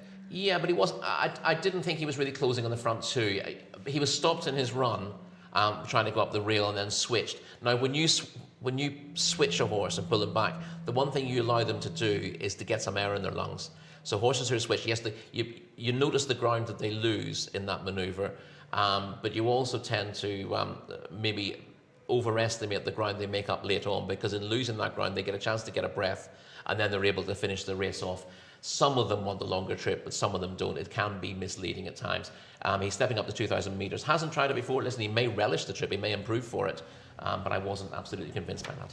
But we will see. Please do let us know on the YouTube comment section whether you agree with Rory. He's not entirely convinced by Daydan. He's not convinced that the 2,000 metres is going to be the right trip for this horse. Samir says horse number 14 is his pick. Anud Al-Moghtara, horse number 14. Shamila did actually like the look of this one as well in the paddock, but ultimately went for 16. That's Mawaqit, one of the favourites alongside horse number 8, Tomahawk. Both of those ones to look out for, as well as we head towards the 4th race on the card today. Well, it's going to be a competitive race anyway, Rory, that's for sure. This handicap, 0 to 75 handicap, we've got a number of horses who are running off that top mark, so certainly should be a very competitive race here for this 4th one. Yes, as the market is telling you with those prices, and yeah, plenty to consider. So, Rory, we know that you don't particularly expect much of Daydan in this one. Who's your pick? We haven't actually mentioned it, but Noah, number 15. As I was saying, Fareh was behind Noah last time out, but ran a respectable race. Noah had 3 of these behind when 3rd to Tazim, and of course in distance non-winners of 2 last time out. The winner was different class that day. He won by a wide margin. Noah was beaten 14.5 lengths into 3rd, but the fact that 3 or 4 other horses with reasonable form were well behind him that day leads me to believe that's stronger form than it looks. He's a pretty consistent animal. Stall 2, I'm hoping he can get a good position from there, and he would be my each-way pick in a really tough race. And Shamila thought he looked really good in the paddock as well. So that's number 15, Noah. Shamila's gone for number 16, Mawaqit. And the horses look as if they are ready to load. So let's head down to the start and join our commentator, Alex Fussy. Thank you both. Yeah, runners just moving behind the starting stalls here, so we shouldn't be too far away from a load for this local bred handicap. Markets here, international markets, are proving pretty strong for Anud Al-Moghtara. Rory was happy to oppose this particular filly, but she's into 9 to 2, and she's clear now at the top of the betting. She's come in a point from 11 to 2. It is then 11 to 2 currently for Tomahawk, who's been unchanged so far. The 8 horse who will jump from stall number 4. Noah Rory giving that one a particularly good mention. He's currently 7th, has seen support as well, and has got a nice slot there in stall 2 if able to jump and get behind some of that early pace. I thought Mo Safira, number 10, could run quite well here. Certainly like the Algaith Morales combination in terms of trainer jockey, of course. And this filly, albeit last time was disappointing at meeting 98 when only 8th. Prior to that, had strung together 3 very solid runs, 2nd, 3rd and 4th on the bounce as she was. So hopefully she could put that poor effort last time behind her and again show up well today. She is one of a few in this race to have only won one previous race before today.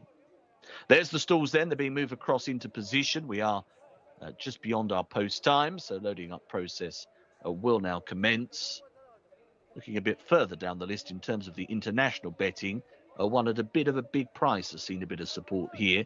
It's Al Muwataza, number 5, is into 20s from 25 to 1. So that particular colt has attracted a bit of support at long odds.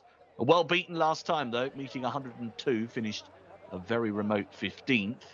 Before that was 3rd at meeting at 96 for the Al Salil stable. There is My Fancy, Mosafira going up to the stalls. It's got a little warm between the legs down at the start, but has popped into the gates and no problem at all. So we are now starting the load. There is Dadan, number 3 on your race card, the one we saw in the Galloping Clues a short time ago. I thought he was a bit awkward at times in that VT footage that we saw.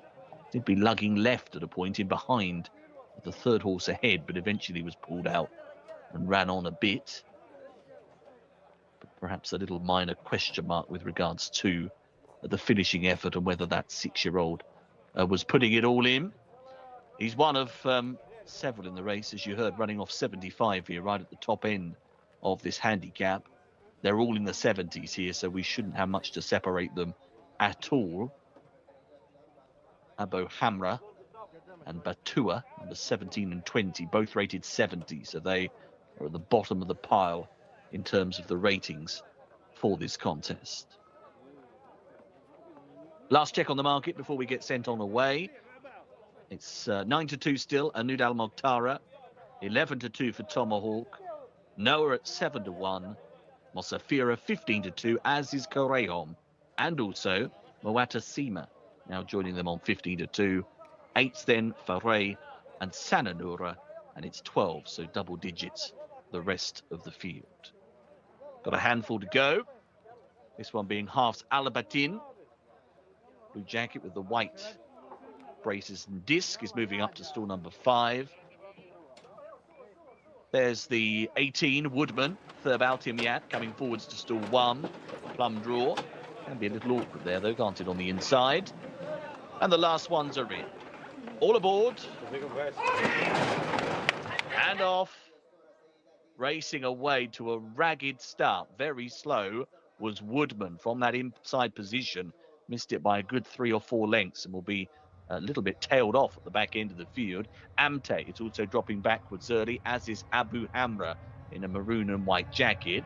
In contrast, it's Korehom who goes forwards here. Will go on to lead the white cap, poking out ahead and goes on by more than a length. Moata Sima and Half Alabatin are also in a handy role, and right behind them is Noah as well. Next wave of runners includes Tomahawk. Very well fanned out, aren't they, here from right to left? There would be several bunching for similar positions as they cross over and onto the full racecourse proper. Down to the inside, Korehom leads the way. Leading up here by about a length or so. Half's Alabatin is in 2nd position. Right behind them, Noah is still banged there. Tomahawk is also very much involved. They continue to fan awfully wide onto the course, continuing to the exit of the far side. Looking a little bit deeper here now. 1 or 2 starting to get involved. Dadan is just off the pace. Faray on the outside is coming. The half jacket is into about 3rd position. He's being tracked there by Sananura, who's also caught rather wide. Anud Al Moghtara is coming. Red jacket, white epaulets, is now into about 5th position on the turn. Around that turn in company with Defender. But up top here, it is Noah. Noah leads for home. The white and green has gone on and away by 2 lengths. Shows up on the turning point from Faray in second. Anud Al Mokhtara is in third. Now Dadan is picking up the whites and green, but again is lugging left as he's shown in previous races. Heading to the final 200 meters. Will they get to Noah? Noah still leads the way. Leads up by a length and a half. Faray and Dadan are both coming. Dadan has not helped the rider, but is finishing off with a real strong effort over the top here. Dadan is going to get there by the looks of it. Not easy, but has ground out victory. Dadan wins, beats Faray into second. Third place goes the way of Noah, and they were ahead of Jcsa, another closer for Ospina, eventually a remote fourth. That is Dadan going on to score for Fawaz Wanas. We saw the galloping clue beforehand, but he's lived up to that a bit, hasn't he, this 6-year-old, because he does lug left. Definitely tries to get behind rivals, but has been pulled out and passed, has done enough to beat Faray by 3/4 of a length at the line. Noah, who committed quite a way out at the top of the straight, thought was going to be another Rory winner, but couldn't quite see off the two closers, with Jcsa eventually a very distant fourth. These front three have pulled clear, haven't they? They've gone a long way ahead of the main pack, and there they are across the line. It's 3, 12, 15 and 21 in fourth in our fourth race of the day.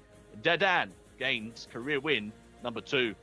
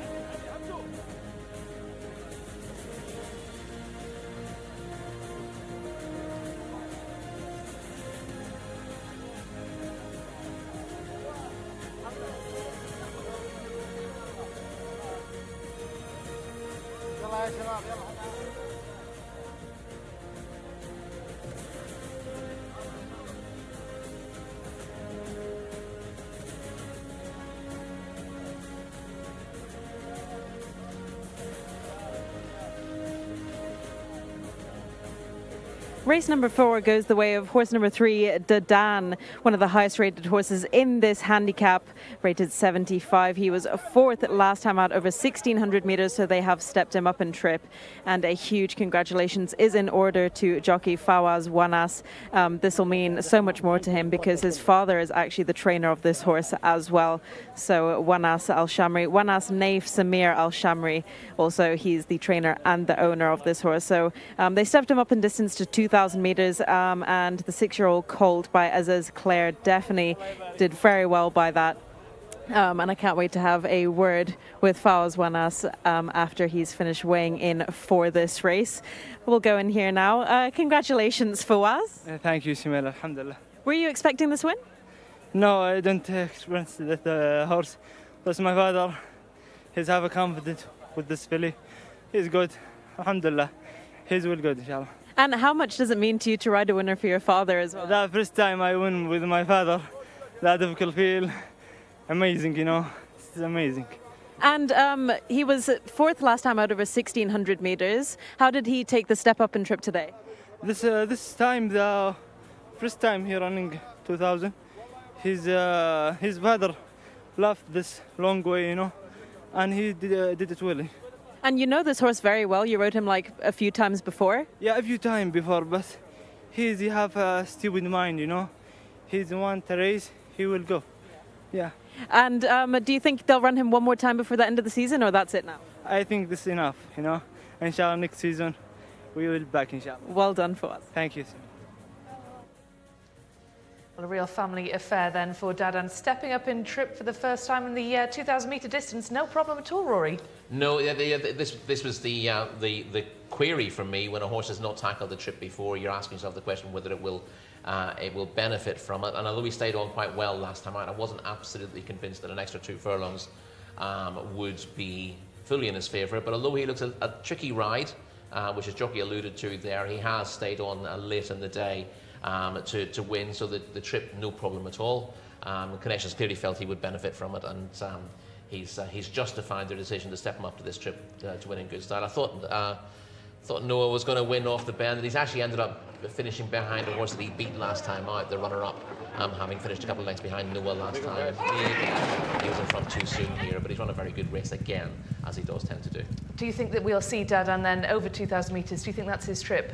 Well, obviously he's won today in his first try, so I'd imagine they will give him chances where they can. As I often say here, you don't always get to choose what trip you run at because of the fact that a lot of races are oversubscribed here, and you've got to run them when they're right and when you can get a run, and ideally it will be at the right trip, but they tend to switch around a little bit. But clearly 2,000 is no problem to him. Looking at the early stages of this race, we saw Tomahawk was a bit disappointing. He actually jumped out the stalls pretty well and took up a good early position, but didn't show an awful lot in the latter stages of the contest. Pace from him, a little bit of pace from Carriahom in the blue colours you see there. Moving up as well, the likes of Noah, Motasima in the white colours with the red trim was also handy. But again, this race has changed complexion late on. A lot of horses wanted to get handy here, as you can see. About 10 or 12 horses within 2 lengths of each other at some stage. But you then see Faray on the outside in the half colours coming home strongly, looking to make his run. And we see Daydan is in about 8th place now, moving forward with a light green cap and cross belts.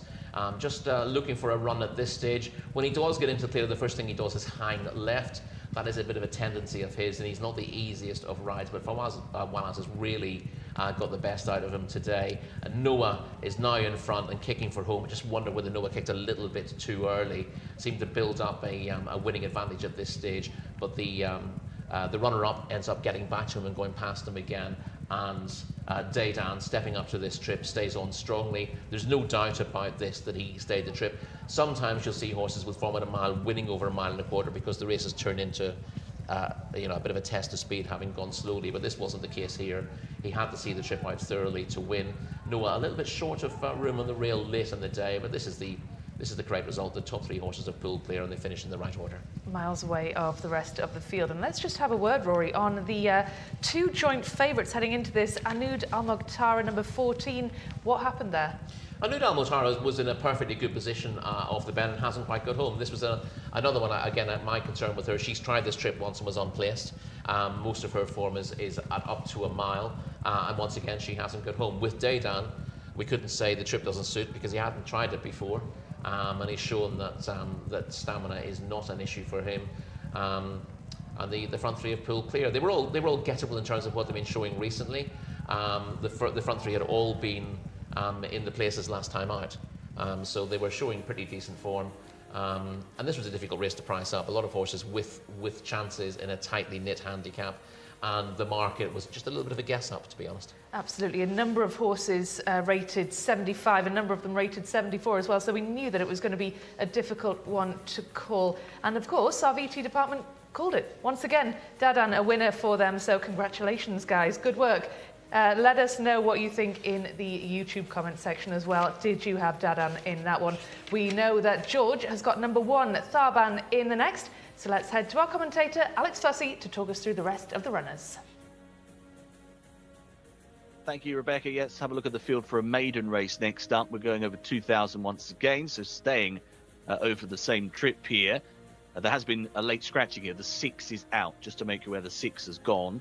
Number 1 is Tharban. Ricardo Ferreira will be on board. Already mentioned that runner. Number 2 is Dasman for Luis Morales.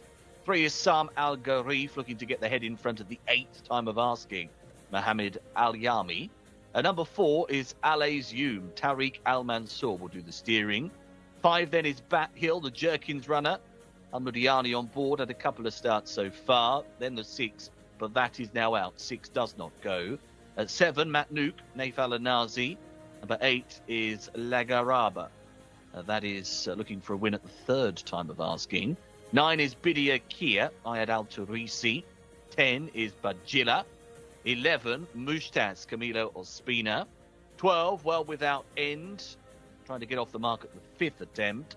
13, Combat Power, before Aswanas, the winner of our previous race, the jockey on the 13. 14 is Hadlan, Khalid Al-Mimoni. 15 is Manawek, Mohammed Aldaham. 16, Al-Albani, Thurb Altimyat with 17, Storm Wing, Osel Al-Sharani. 18 is Lahab, Abdullah Al-Musa. 19 is Gala Awad. Al-Mutib will be on board, one of the newcomers in here. And 20 is Savage. 20 complete in the field. 20 has had 2 goes before Savage, our final runner. Now, taking a look at the international betting for this one, well, not a great deal of surprise. It's the Jerkins runner who is heading the betting. The 5, Bat Hill, is at 2-1 at the moment. It's 11-4 then for Mushtaz, which is number 11 on your card for Ospina. Finished 5th last time out. 6-1, Manwek, number 15 on the race card. Also had 1 previous start. 7-1 then for Tharban, the top one on the list. 8 for Matt Nuke, and it's 10s and bigger the rest. So the Jerkins runner is the favourite here, Rebecca and Rory, as we head back to you guys with runners in the paddock. Lovely, thank you very much, Alex. We'll catch up with Alex in around about 5 minutes' time, just before the 5th race. Look at number 1, Rory. This is Tharban, the pick of George, in our YouTube comment section. And what do you think? Tharban was much improved from debut when finishing 3/4 lengths second to Matt Nuke, and of course in Distance Open last time out, and has pretty solid claims, dropping back into maiden company. If I've got one concern, the time of that race was not particularly special. It wasn't a big field, so a little bit to prove for Tharban, but maiden company is a drop in class, and you'd have to respect his claims. Well, let's have a look at Dasman. Horse number 2 finished 10th last time out. Yeah, I put a line through Dasman, put a line through Sam Al Gharif, and I put a line through Alays Youm. So that takes us on nicely to the Jerkins runner, Bat Hill. 2, 3 and 4, Rory says scratch them. It doesn't like them at all. Jimmy Jerkins runner heads the betting. It is Bat Hill.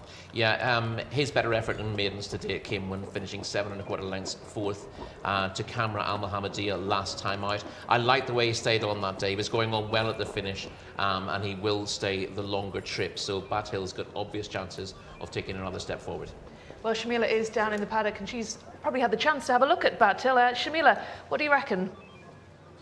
Funny you were just talking about horse number 5, Bat Hill, because that is my paddock selection for this 5th race of the day. He will jump out of stall number 5 under Nawaf Al-Mudiani. 4th last time out at meeting 100.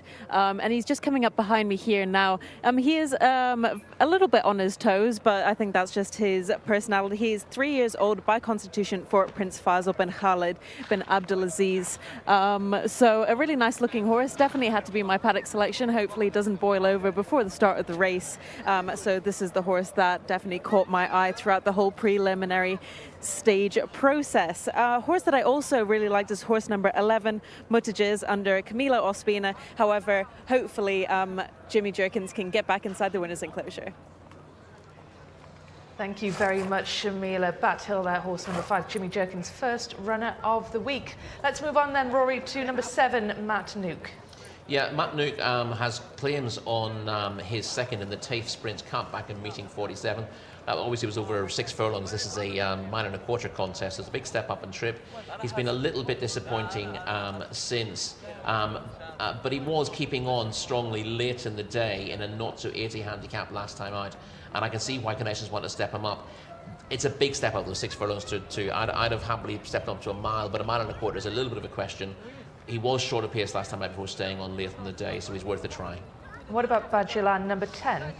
Beaten 10.5 lengths with an 8th of 18 to Rimal Al Motara in a 6 furlong maiden first time up. Another one sharply up in trip. Difficult to read too much into what she did first time out. She showed ability, she should improve. This asks a lot more, but obviously she's unexposed. Jazz, number 11, running off a mark of 75. Yeah, it was only 3/4 of a length behind Bat Hill last time out, so whatever chance you think Bat Hill has, you shouldn't expect to see Mujtaz too far behind. He was a 5th in that contest behind Samra over 1,800 metres last time out. Camilo Ospina is getting in the saddle for the first time as well, so that's a potential positive for Mujtaz and has to be on your shortlist as a result. And you said that World Without End, number 12, is not on your shortlist, so let's move on to 13, Combat Power. Yeah, Combat Power had a run in England before coming here. It was 6th over 7 furlongs on debut for James Tate. It was then beaten further behind Stanley Street last time out, but that was a 6 furlong contest. His pedigree is all stamina. He's by Invincible Army, but the dam stayed well. He's got winners over a mile and 5 furlongs in his pedigree. He will benefit from the step up and trip, and I think he's quite an interesting one, despite the fact that he was well beaten last time out. Well, let's keep an eye on 13 then, Combat Power. Let's move on, though, to Hadland, number 14, who was 2nd last time out. Yeah, that was his best effort to date, won 2nd to Hamoud Al-Khair in a course and distance handicap, the 0-80 handicap. The time he did there was 2:09.11. Tarban, who we mentioned earlier on, did 2:12. So he's 3 seconds faster than that. Obviously, the races were run in different style, but it's worth bearing that in mind. That suggests that Hadland is probably would be a handicap good thing off his mark of 67. Unfortunately, he's not in a handicap. He's in a tougher race than that, but he should not be disgraced.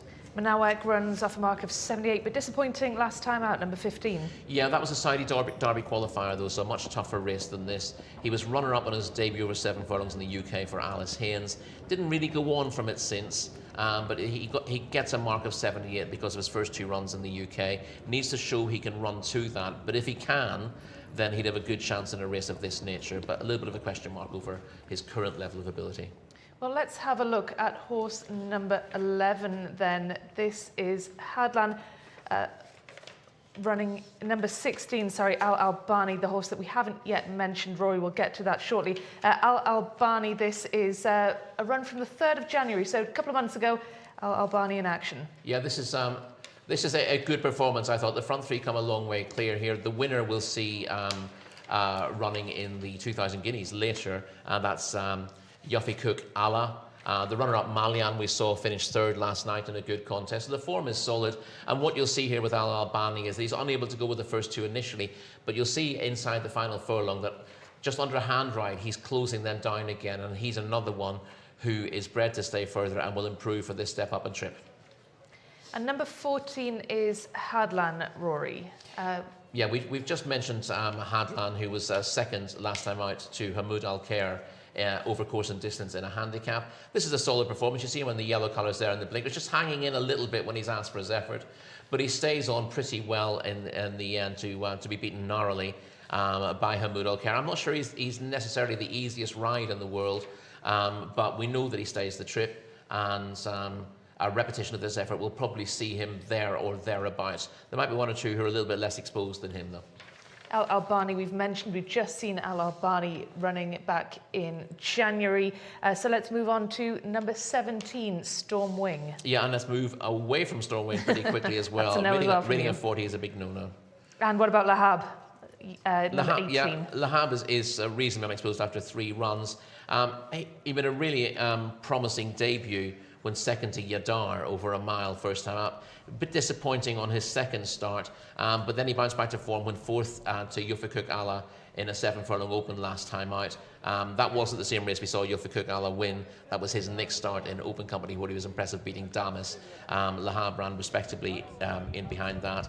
The longest trip he's tackled is 1,800 metres and he was well beaten. So you could take the view that he doesn't have the stamina for this based on that, but I don't want to make hard and fast conclusions from 1 run for horses as young as him, given that he stepped forward last time.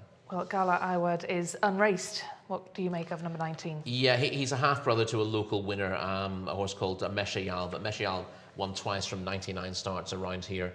Nothing, you know, obviously dual winner, but not a superstar. This is a really, really tough task for a newcomer. And number 20, Savage, not a superstar either. No, Savage doesn't have a rating yet after 2 runs and didn't really go forward from debut, from finishing 12th last time out. I thought he would struggle. So it is the Jimmy Jerkins runner, number 5, Bat Hill, that seems to have the best credentials for this race. Shamila certainly liked the look of that colt in the paddock. And what about you, Rory? I would make him, if I was pricing the race up, I would make him favourite, but I think the market probably underestimates combat power to some degree, and I will make him my each way selection. I think he'll take a big step forward for this step up from 6 furlongs to 2,000 metres, based on his pedigree and the way he's shaped on his debut in the UK.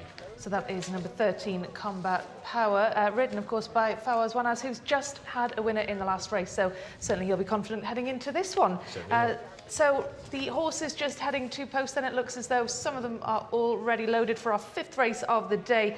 Local and imported fillies and colts run over 2,000 metres.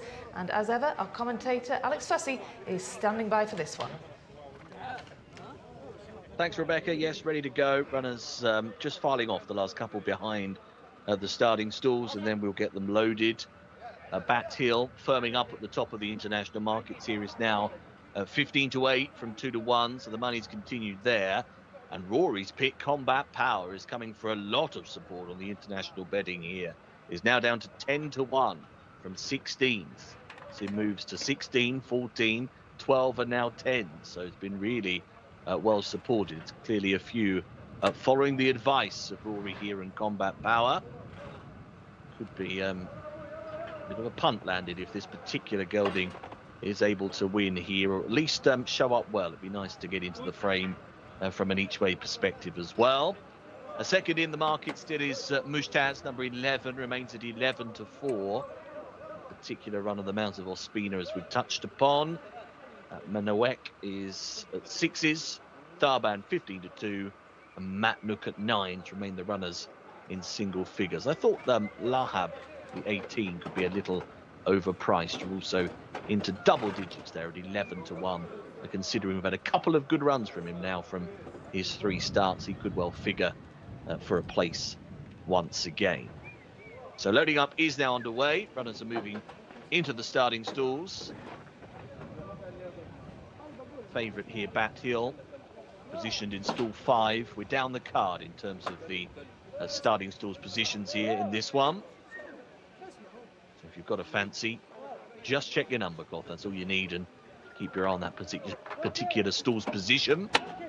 There is Tharban into the gates for Ricardo Ferreira, already on the score sheet today as well.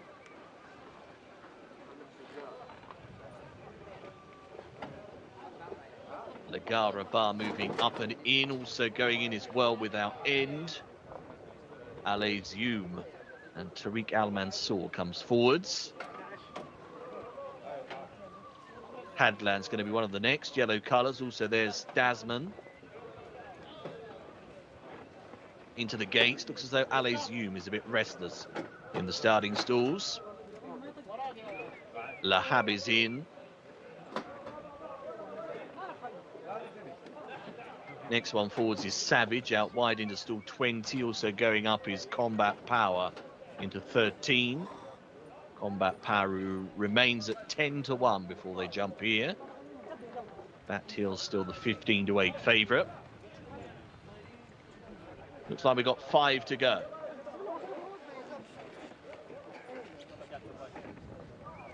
Manawek coming up to improve upon that first start. Also into the stalls is Gala Awad, the newcomer. There is Mushtaz, well fancied in the betting markets, has gone in. Matnook is up and into the stalls as well, so we're nearly set here. It will be Bat Hill, the final runner up to the gates, into 5, and we'll complete the lineup. Ready?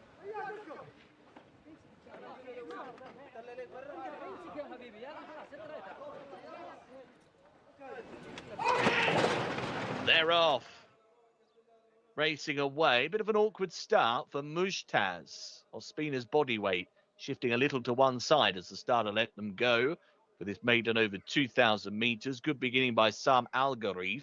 Red cap, red noseband, right down to the inside. Tharban is also bang up there with Well Without Love and also Combat Power. The well-punted international markets, Combat Power in the front wave of 4 or 5. In between horses as well, Al-Albani is trying to get going as they work their way towards the intersection of the courses. So on to the course proper now. It is Combat Power who may just have the head in front here. La Garabar is right up there. Well Without Love, also another handy runner. Al-Albani, another in that front wave, the blue colours, as they work themselves midway down the back straight. Looking out wider onto the race course, Bidea Kia is trying to get forwards, got the cross belts on the jacket. Black colours, white cap is about 5 deep here, as Al-Albani continues to have the advantage with Combat Power.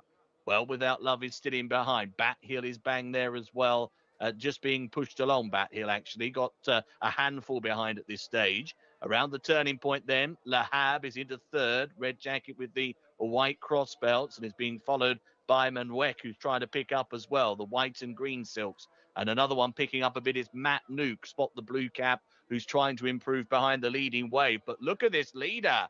Al-Albani is on the turn for home and is away by 4. Al-Albani has gone away impressively on the bend for home. Lahab in second. Then Mujtaz and also Manwek, who will try and rally a bit in the closing stages. But with 200 metres to go, they're going to do something to stop Al-Albani here, who's about 5-6 clear over the finishing Mujtaz, who moves into second place on the run-in. But it's a remote second, and they're nowhere near good enough for Al-Albani, who's off the mark in impressive fashion.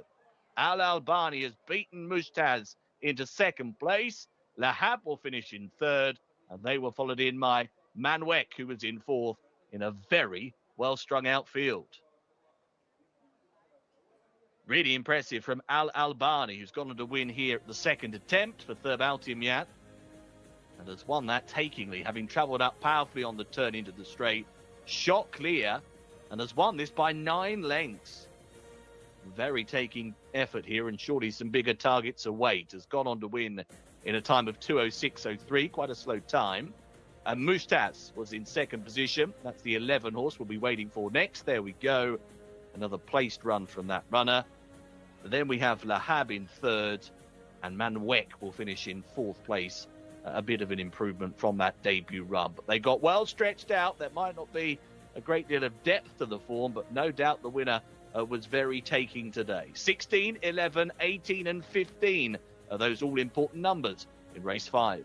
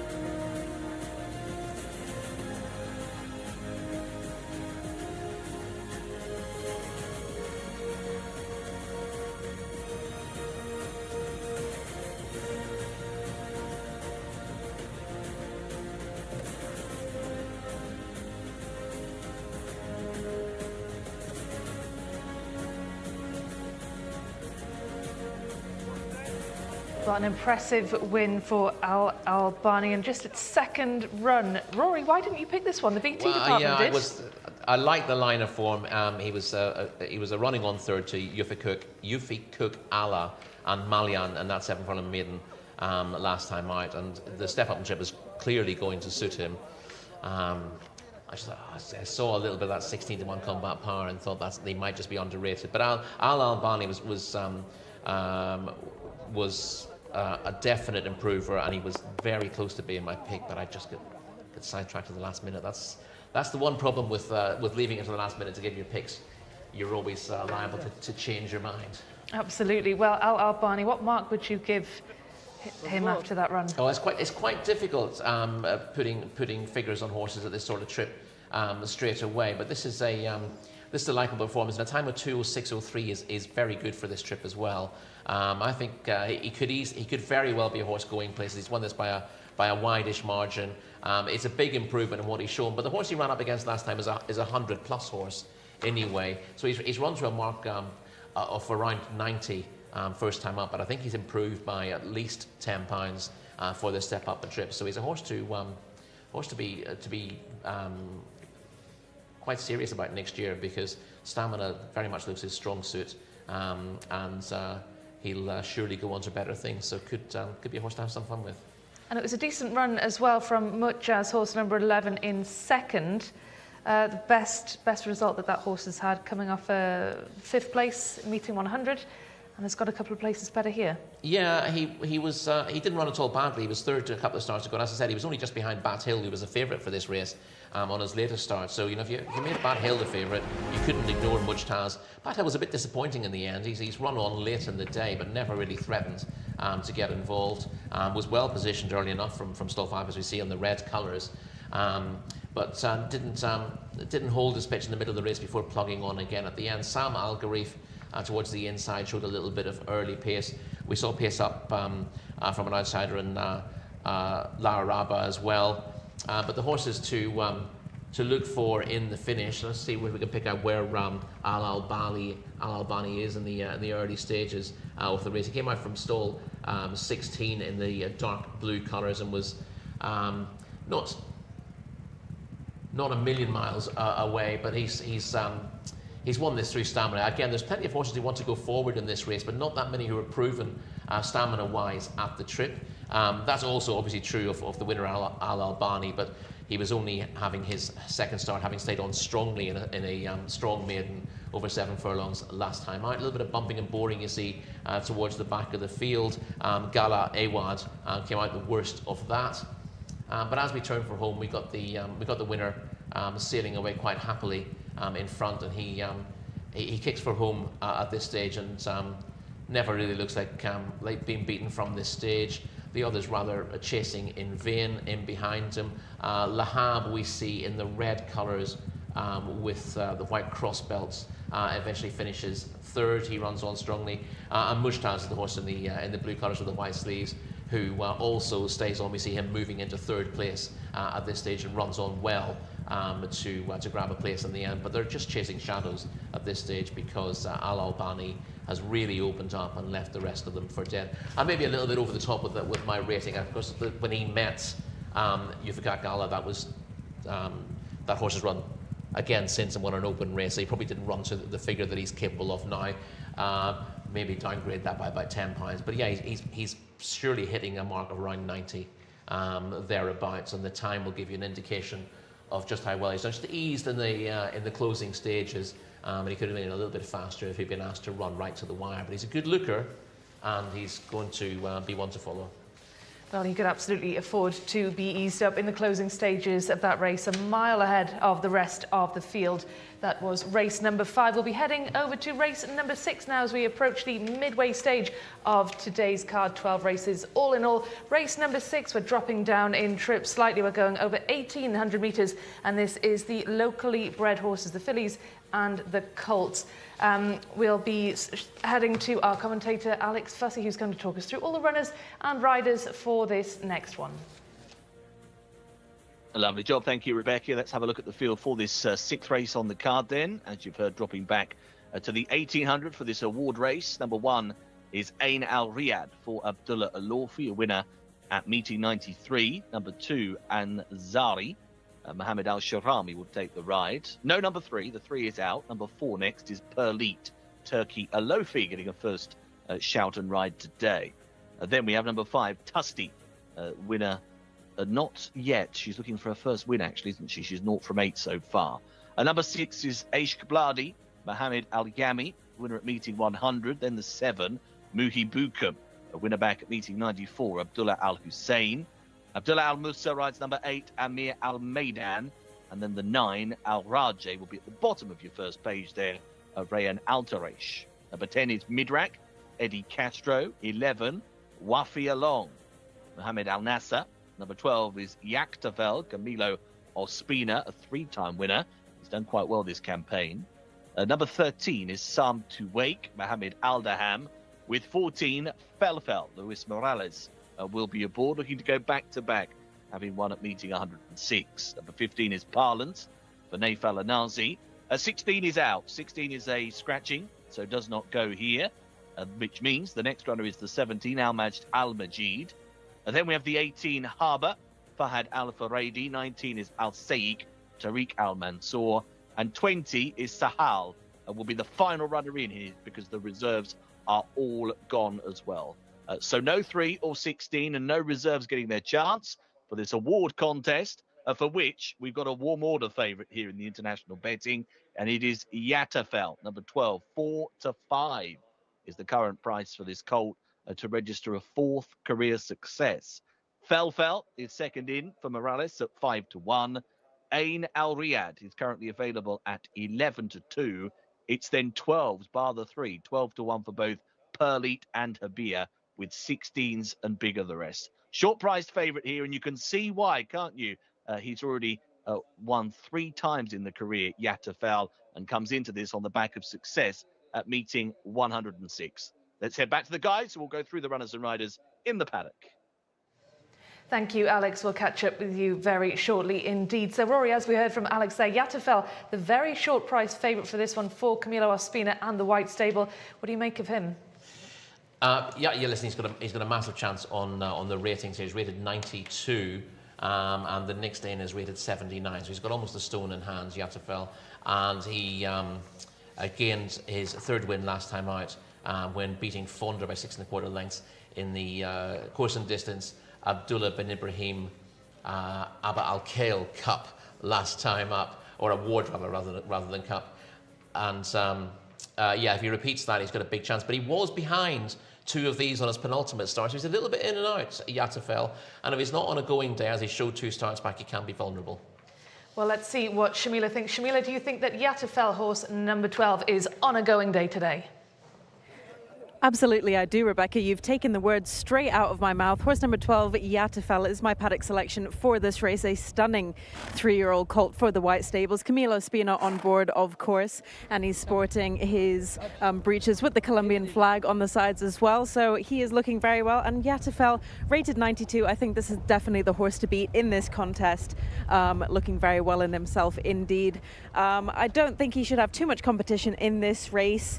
I don't think anybody comes close to him in the ratings anyway, so I think this is his race to take if he wants it. Jumps out of stall number 12, nice and easy. Should be a nice, easy race for the White Stables in this contest. I do have to say, though, I do have a little bit of a soft spot for horse number 14, Felfel, who is the mount of Luis Morales. Though rated 77, I just couldn't take him against Yatafel. It is all Yatafel's race.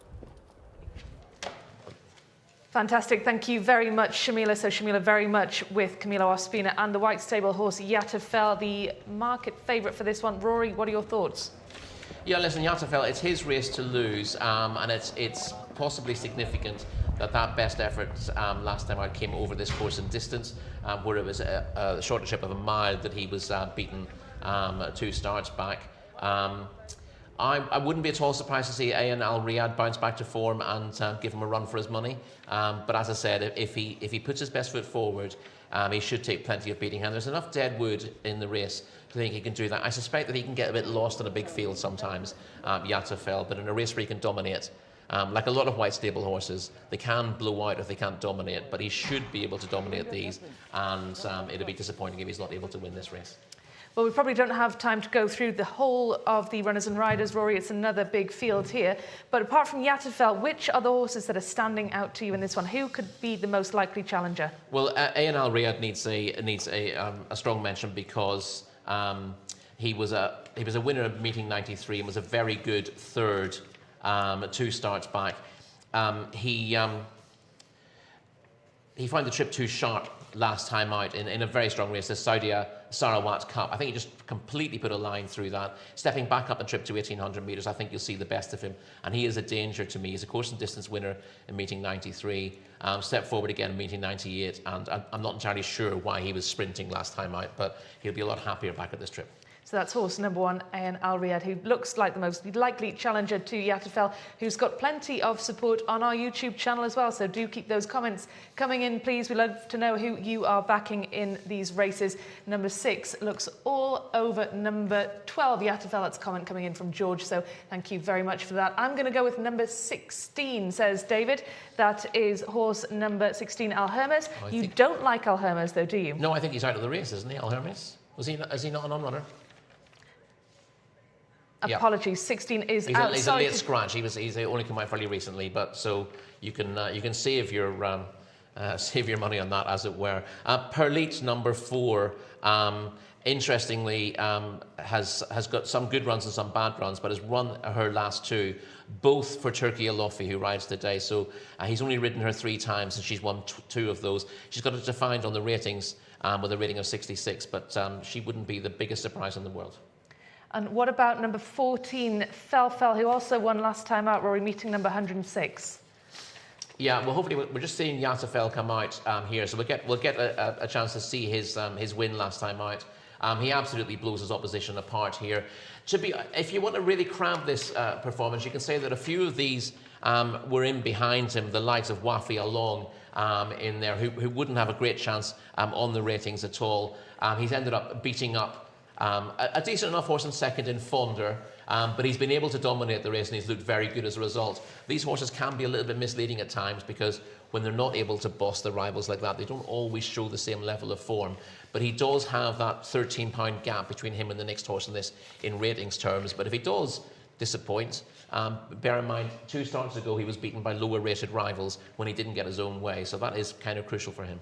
So Jcsa could perhaps prove a bit of a tricky one, not dead cert this number 12 horse is Jcsa, and this is the 6th race, the Suleiman Al Hassan Award race for fillies and colts, locally bred horses, 3-year-olds. They are heading down to the start in a very orderly fashion indeed. No messing ahead of this race, Rory. No one looking to play up in the paddock either, so probably no negatives for this race, but certainly looks like Jcsa is enjoying most of the support on YouTube. David Bolton, you're going to have to choose a different horse because 16 is out. And I asked you briefly, Rory, about number 14, Felfel, who won last time out as well. Yes, and that was a non-winner to 3 last time out over a mile. Wafi Along was well behind him that day, and Wafi Along was probably as far behind him last time as he was behind Jcsa on that horse's previous start.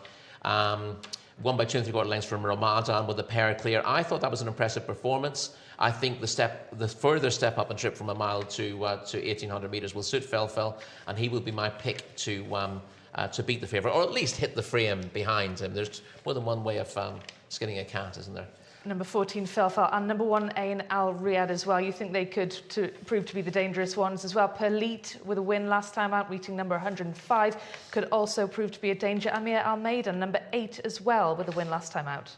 Yeah, Amir Al Maidan improved. It was only a course and distance maiden that he won last time out, but there was an improved performance beating Simon with Amir Al Maidan back in 3rd that day. So Amir Al Maidan was only another neck further back, so beaten 3/4 of a length by sorry, hello.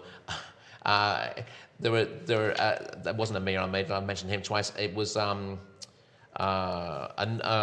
of these, it was Sahal rather, sorry, who was in 3rd that day. So there's not much between Sahal and Amir Al Maidan in this contest, and both of them have got place claims if they can put their best foot forward.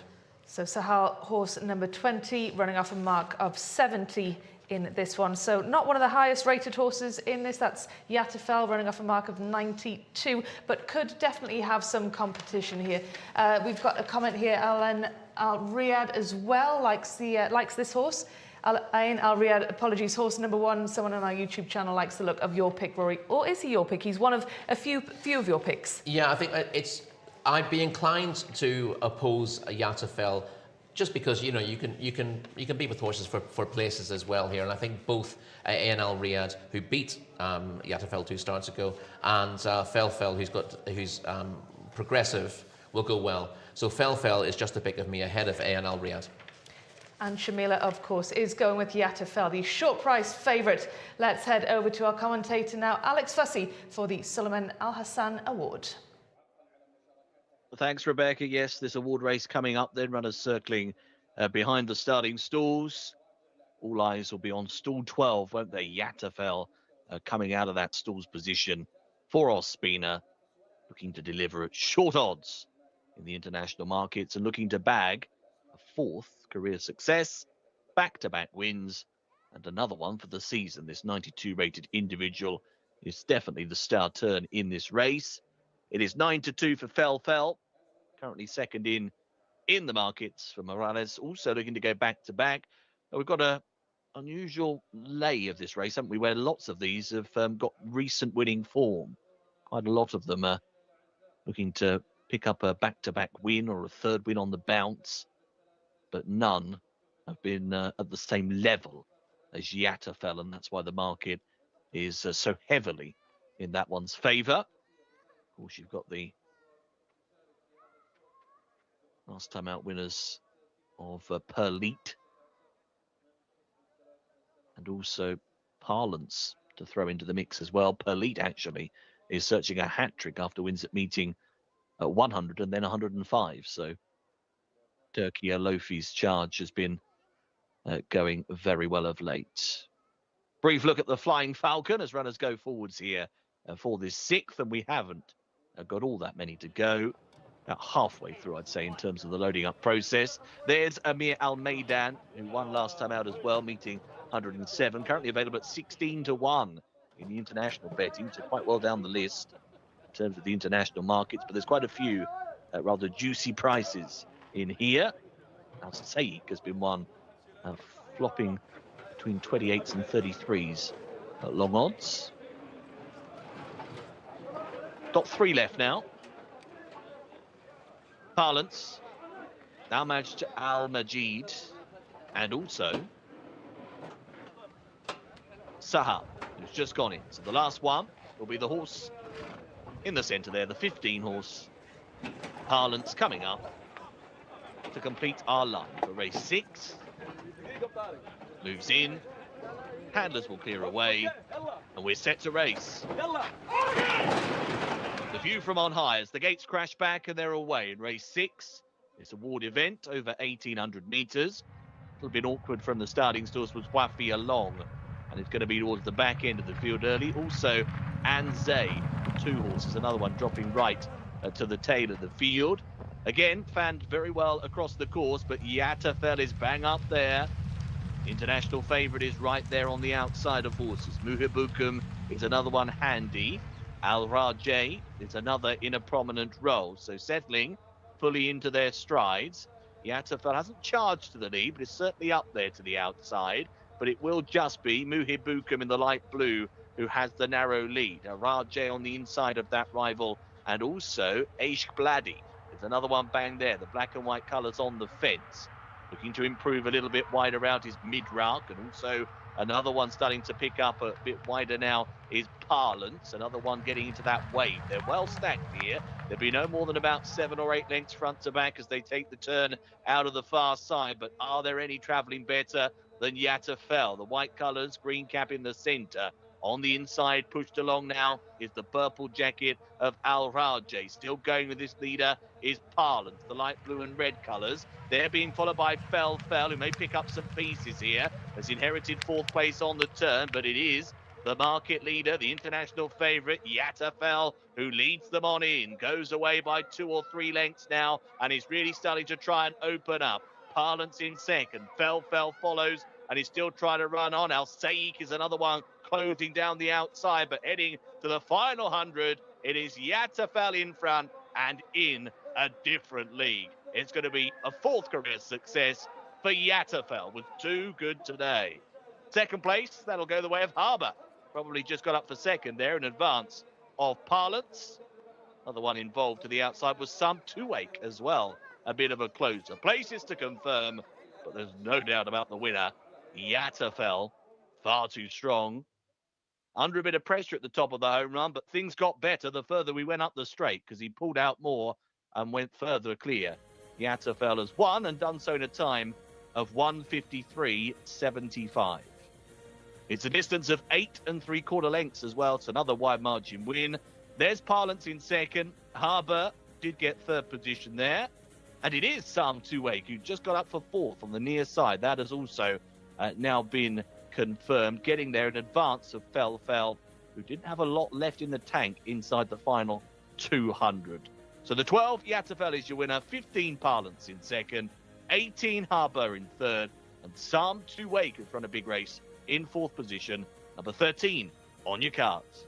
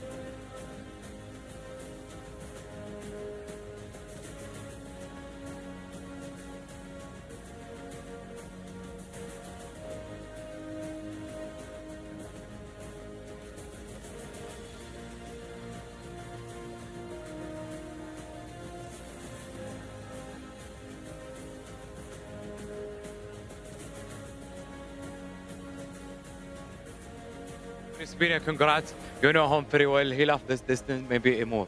Thank you very much, Ali. You know, always thankful to the Prince Mita Abdullah, Talal bin Sharain, Ahmed Neri, and all white stable. And yes, good horse. You know, he double winner for the distance. Yeah, he won last week the same similar race, and thanks God he come back today in very good form again. And thanks God he keeping winner. You think maybe he respond very well for the 10 furlong? Yes, I think so. Yeah, he's good horse. He has one pace, a strong pace, and he keeping the pace until wire. You know, he never stop. Congrats, Camilo. Thank you very much. Have a chance this week. Inshallah, yeah. I hope we got a chance. Yeah. Yatafel was out in a league of his own in the sixth race of the day, the Suleiman Al Hassan Award, worth 130,000 Saudi Riyal. This race was over 1,800 meters, and Yatafel won over the same distance at meeting 106 under Camilo Espina last time out. Carried 60 kilos, was the highest rated in the race for the White Stables and King Abdullah bin Abdulaziz and Sons, trained by Ahmed Mohamud. So very well done to the whole team. I mean, I think that Yatafel was definitely a sure thing from the very beginning and throughout the race as well. And I think Camilo Espina will tell us exactly that. Very impressive run from him from stall 12. Camilo Espina has just finished weighing in, and we can get a quick word with him. Congratulations, Camilo. Thanks, God. You know, always thankful to the Prince Mita bin Abdullah, the manager Talal bin Sharain, and the white stable, you know, always they give me support, and thanks God this horse is a very good horse. You know, he won last week, very good race, and today he come in very good form, and thanks God he won again. You must have been fairly confident coming into this race compared to the other horses' ratings. Yeah, it's a good race. You know, there are some horses strong, but I believe in my horse. He won the similar race last week. Today he increased one kilo, but it's good for him, you know, and thanks God he has very good pace, and he keeps going until wire. They've tried him over multiple distances, but he seems to do really well over 1,800 meters. Yes, yeah, no, he do very good. And mile he do well, but I think is much better in 9 furlong, and 2,000 he can go, maybe. It's a very good weekend. We have a lot of big races still coming up today and Saturday. Who are you looking forward to the most? Yeah, no, thank you. I will ride good horses. I hope the whole team is good, and I hope to win some races this week. Thank you so much, Camila. Well done. Thank you very much. Well, Jcsa was absolutely in a league of his own there. Rory justified his favourite price tag there. He was 8 3/4 lengths ahead of Palans in second and Haber in third. You had some doubts about him before the race, though. Well, as I said, he's won easily today, won easily last time out, but 2 starts ago when he would have been a strong fancy as well, he's been disappointed only finishing 6th, and he does have days when his mind isn't quite on it, although it has to be said his strongest form is at this 1,800 metre trip, and that's his last 2 wins now have come over the trip. He seems happier over that trip than a mile, and he's got it done in good style. It was his to lose, and he's won it handsomely in the end. Yeah, and we are just looking at the start of the race, and Jcsa was travelling well from the off, wasn't he, Rory? Yeah, he was always in a strong position. As I said, he wants to dominate. Camilo, never rushes his horses up, but he likes to get them handy. They go forward for him in the early stages. He might let a few horses sort of jostle for position early on, but he wants to get himself in clear daylight. You very rarely see Camilo tucked in behind horses.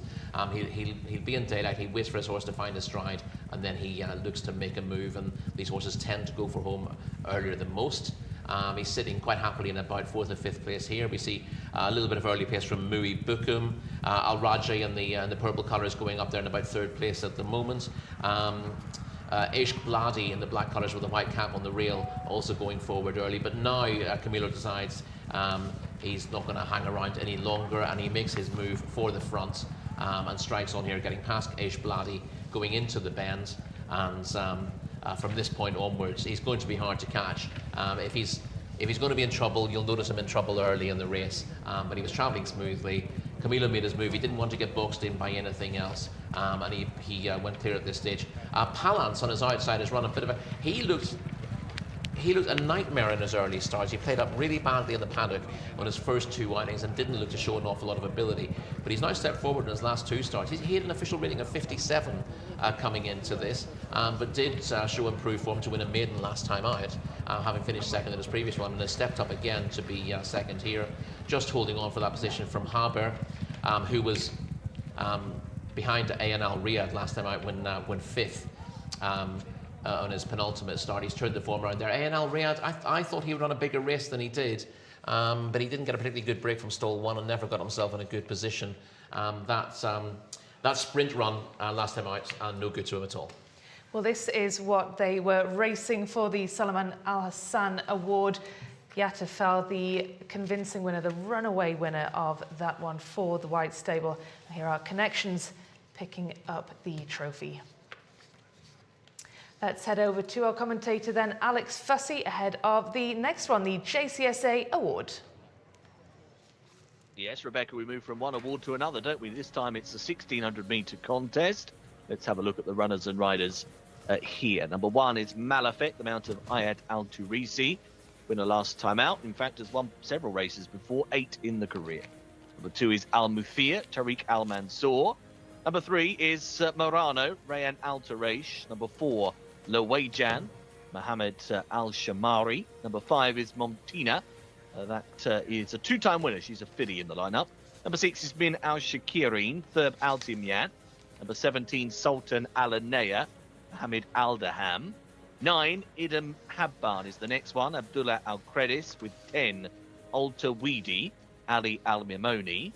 11, Najabat Al-A's Fahad Al-Faradi with 12, Strategy, Abdullah Al-Hussein. 13 is Moata. That is one of the Prince Faisal bin Khalid bin Abdulaziz runners in the lineup. 14 is Mostahish Mohammed Al-Yami.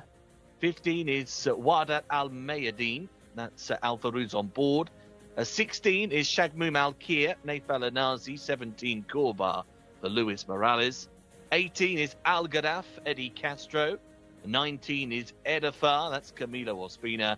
20, Al-Wahif, that's Al-Shahani in the saddle. And 21 gets a run, the reserve, Mortaja, that's Mohammed Saeed, and he will ride the reserve.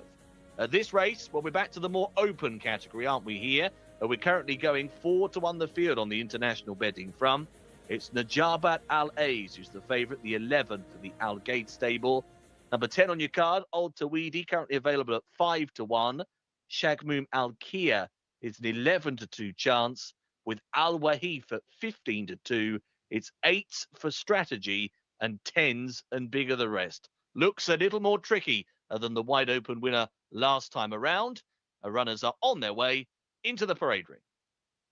Thank you, Alex. We'll catch Alex a little bit later on. And yeah, it does look a tricky race to call, this one, doesn't it, Rory? There's a number of horses with good claims in this one. It's number 11, Najabat Al-A's, who is the favourite at 4-1. What are your thoughts on this, the Al Gate runner? Yeah, she has got a rating of 92, but as a mare, she does get an allowance here. So she's got 60 kilos to carry. You do get the penalty in races like this, depending on how many races you have won. So she receives 2 kilos from a couple of these, but it's giving weight away to others as well. I thought she had a fair chance on paper, and she was right back to form when winning the Ali Mal Mohammed Islamic University Cup 2 starts ago, and I thought that was a good run in the Al Juf Regionate Governorate Cup on her latest start. I was just a bit concerned about the drop back to a mile. She's been running over further. She does stay well, and I thought she might be vulnerable dropping back to a mile. We talked about how open the market is for this. I tend to mark down the ratings of the top horses to get an idea of what's required to win these, and I write down the rating of the top 3 or 4. And in this race, it's 96, 96, 94, 93. Najabat Al-A's is a rating of 92, but obviously that mare's allowance to add back into it. So she's got a fair chance on paper, but she's not an outstanding contender in form terms in this race, particularly back at a mile. Who is the outstanding contender in that case? I don't think there is an outstanding contender. As I said, with 4 of them so tightly grouped, I think we got to go through most of these. There aren't that many that I've ruled out entirely. Okay, well, let's start from the top then. Malafek, horse number 1. Yeah, he needs a little bit more. With a rating of 88, he needs to improve it a little bit. Won a not to 81 mile handicap last time out by a neck. This is probably a deeper contest, so he needs to find a bit more. I ruled out Al Muthir to save you the hassle of that. So let's move on to Murano then, number 3. Yeah, his form doesn't read particularly well. 13, 13, 13 his last 3 starts, but he's been running in cup races. He's been beaten 20 lengths and more in all 3 of those, but he's not up to cup class anymore.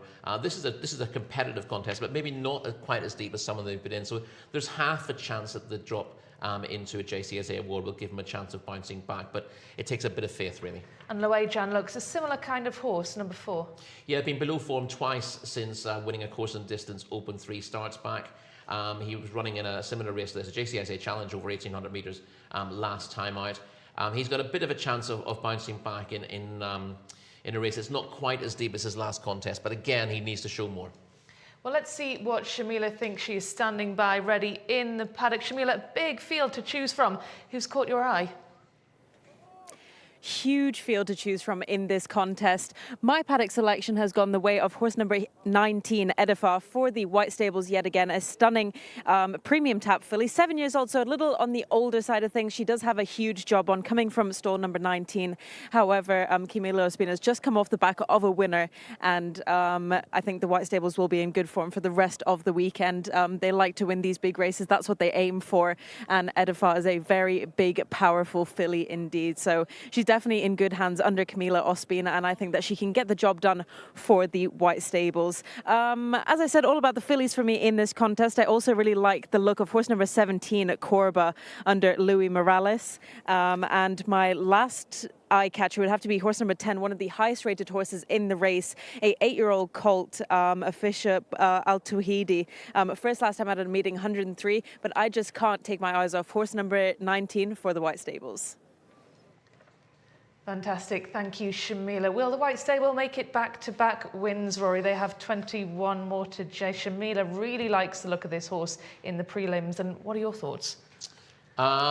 Yeah, listen, takes the eye. There are plenty of others I'd have a look at as well. How far have we got? Montana we've probably got to, haven't we? Has been runner-up in cup races over a mile and a quarter in January, and then was a creditable 5th in the local Group 3 Japan's Cup Japan's Cup last time out. This is a slightly easier opportunity for that 6-year-old mare, and we see her in shot at the moment. She's got her chances. Well, let's have a little look then at number 10. Another one that Shamila picked out. She liked the look of Al-Tawhidi, the 8-year-old colt. And here he is in action in February. Yeah, we'll see Al-Tawhidi in the yellow cap here, the brown and yellow checks. Comes late and fast to win this International Jockeys Challenge. It's a 0-90 contest. I thought this was a very good performance from Al-Tawhidi, and I think he's got chances here, the 8-year-old entire. And what do you think of Shamum Al-Kil? We can see that horse running in January. Next up, this is horse number 16, Rory, who we'll be shortly seeing. Here he goes. Yeah, we see he made most of the running this day. You see the horse in the red noseband, Shamum Al-Kil. This was the Mishrif bin Motlak Cup. This is over the course and distance as well. Al-Tawhidi, you'll notice, is on the rail in the yellow cap, running on well to dispute second at the line. But an interesting form line between the two of them with Shamum Al-Kil just having the advantage on this occasion. I think the key to him might be getting, again, loose on the lead again. If he's able to do that, he's going to be hard to peg back. But if he's pressured for the lead, that might leave him vulnerable in the finish. And this is number 14, Mustahish. Yeah, Mustahish we see on the outside in the red sleeves and again on the red noseband, running on strongly in a non-winners of 3, beaten a length and a half by Rustam Basha. Looked like he was going to throw down a stronger challenge than he did. It's just a little bit awkward off the bridle when he came under a drive. He stuck a bit to his left before running on again late. This is a solid performance. He's got a rating of 92. He's stepping up and trip here from 7 furlongs to a mile, but he should be capable of dealing with that step up and to be competitive here. But he's one of about 8 or 9 you put within 2 pounds of each other. And who are, obviously you can't mention 8 or 9 because we are almost ready to go, but who would be the ones? The 3 that we've seen are 3 of the most interesting in the race. I am going to go with Al-Tawhidi, who will be suited by a strong pace here.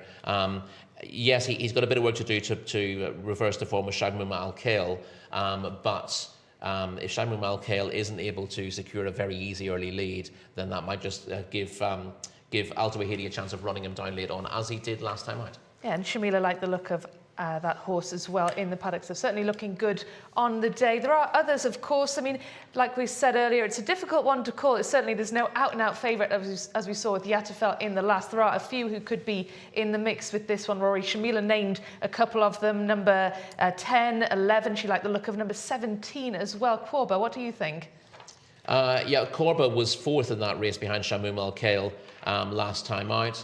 That was 2 starts back for her, and she was a creditable 3rd behind Israj, and of course in distance open last time out. She's a pretty consistent performer. She's got a tiny bit to do at the race. She's rated at 88, whereas there are a lot of these rated sort of mid-90s, but she doesn't have an awful lot to find. Slightly tricky draw in stall 17, but a good jockey in Luis Morales to guide her from that position. And we've got Ed Haffer, number 19, under Camilo Ospina. Shamila liked the look of this mare as well. Yeah, was 4th in the Najran Regional Government Cup, 2 starts back over course and distance, and then finished a creditable 2nd, beating a length and a quarter to Batulat in a Fillies Open last time out. Again, she's holding her form well. Got a rating of 87, but she does receive 2 kilos from the one we previously mentioned, Korba. So they're pretty tightly graded in terms of merit. Again, she's yet another one with a chance if everything drops right for her. Stole 19 of 20. Again, not necessarily the drawback that it looks on paper. And strategy is an interesting prospect as well. 8-1, looking at earlier results, a first place finish, a 3rd, a 2nd, up until meeting 72, and then went completely off the boil. Yeah, it was runner-up in the Ministry of Culture Cup back in meeting 72, but disappointing. Since I'm surprised strategy is as short. I thought there was a chance of him bouncing back. It was 1,800 metres, that good run in meeting 72. He disappointed next time, was given a break.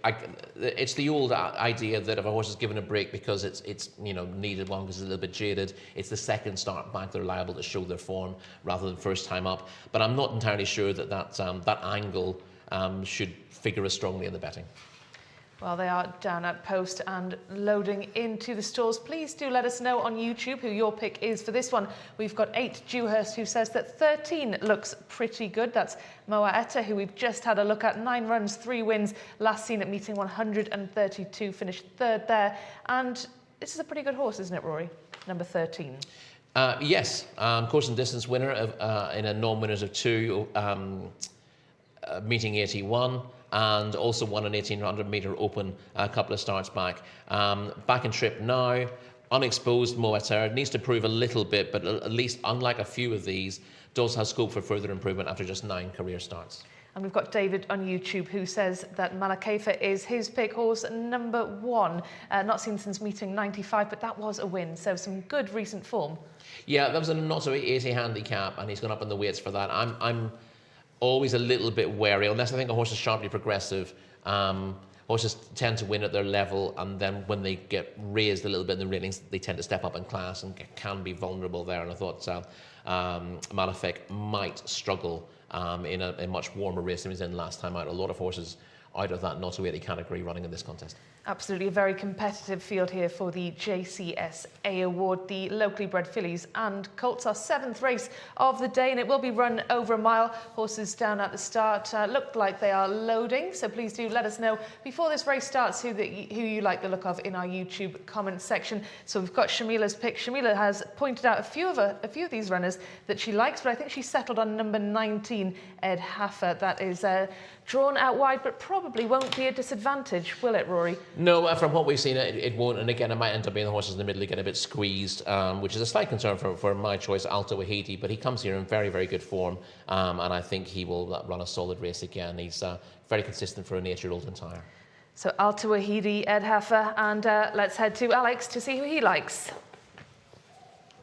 Thanks, Rebecca. I quite like Shagmu Malkia here to do it again, trying to get loose on the front end. It all, of course, depends on how the pace plays up.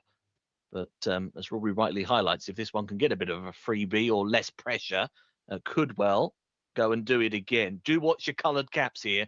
Mawata, Al-Gadaf, Mortaja, all in different colours. White for the 13, yellow for the 18, blue for the 21.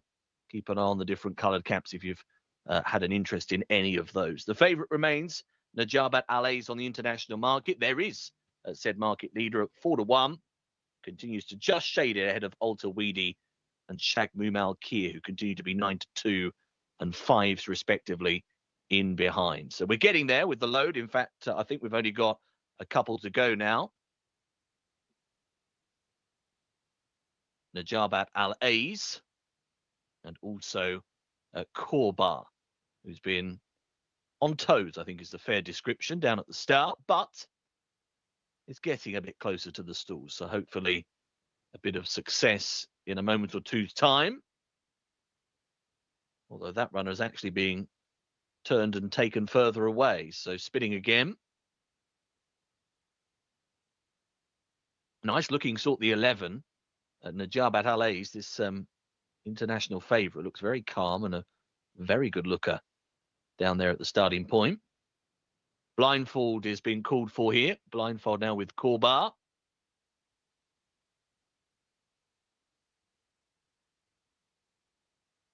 Coming back towards the starting stalls here now.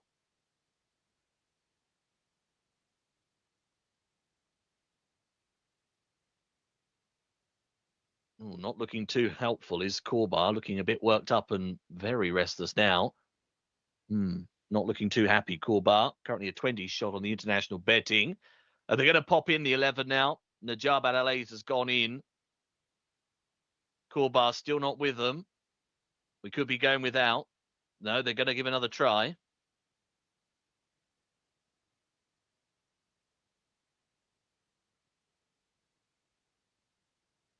trying everything here, aren't they, to get Corbar forwards for Luis Morales.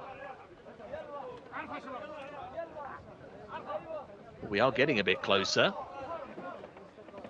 Job done. We have a full complement. They are all in. Blindfolds coming off. They're off. Racing away in the Jcsa award contest over 1,600 metres. Altawidi didn't get the best of breaks, actually. Check jacket, yellow cap is towards the back of the field early on. Also towards the tail is Lawejan, back to the inside, predominantly white colours. On settling down, though, it's Malafek, the spotted silks, and also going forwards is Min Al-Shakirin, and that runner will go on past to show up by about a length early on. A wider yellow cap, Al Gaddaf is handy, and even deeper still, Edafar. White silks, the green cap, Camilo Ospina, another one to be bang up there. They're followed by the usual front runner. Couldn't get to the pace today. That is Shagmoom Al-Kir, who sits in fifth. On the outside of that rival is Mostahish, who's in a combination of blue and red. On this turn back towards home. Up top then, Al Gaddaf continues to pressure Min Al-Shakirin. They're being followed by an improving Shagmoom Al-Kir. Wider still as well, Mostahish is starting to get involved. Right in behind horses as well, Edafar has a bit of a squeak. One of the closers now starting to come is Al Wahif, the green colours picking off rivals. One or two starting to pick up from the tail end of the field. Wardat Al Maidin is also trying to finish down the centre. Right, closing stages. Here we go. It is Mostahish who's ahead. Leads by about a length, but could be vulnerable. Al Wahif is picking this rival up. There then followed by Shagmoom Al-Kir. Drifting off a true line is Mostahish. Has been all over the course, is lugging down on top of Al Wahif, but Al Wahif has found just enough. Al Wahif has got past Mostahish. They were followed in by Shagmoom Al-Kir, and they were bunched up in behind for the minor honours. Victory for number 20. Al Wahif, the 20 is your winner, has just got through to deny Mostahish, who continued to run around. A neck between them at the finishing line, and the winner has clocked a time of 1:39.32. That is going to be the third win from his last four starts for Al Wahif. The 93 rated individual continues to be in very good form, clearly. Shagmoom Al-Kir has held third position. It's Strategy who's got the verdict for fourth.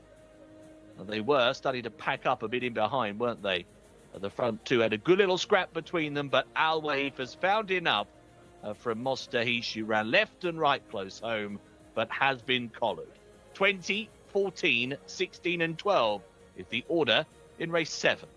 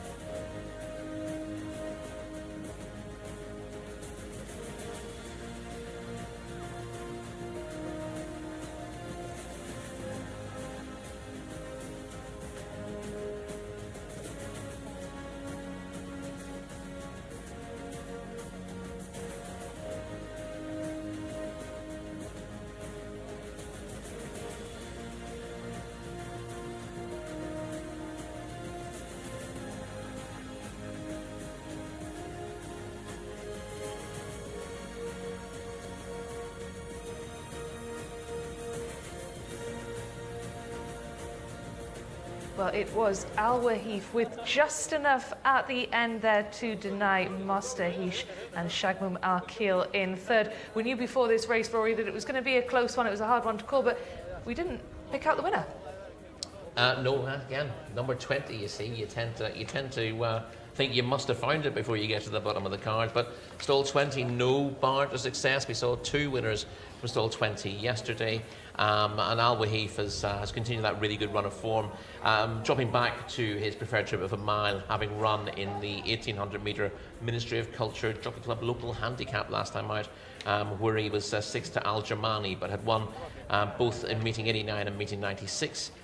He beat Jcsa in a course and distance open 2 starts back, and has stepped up again to win here. He had a rating of 93 going into one of multiple horses with similar ratings here, but he's managed to secure a clear run from the widest berth and has won well. Interestingly, the horse drawn in stall 1 we see virtually tailed off in the end, and sometimes if you're looking for draw biases, you have to think counterintuitively, and often the worst place to be is very low in these races unless you're able to dominate. Whereas a wide draw just gives you more time to work your way into the race because it's such a wide, fair track. And we'll see the start again.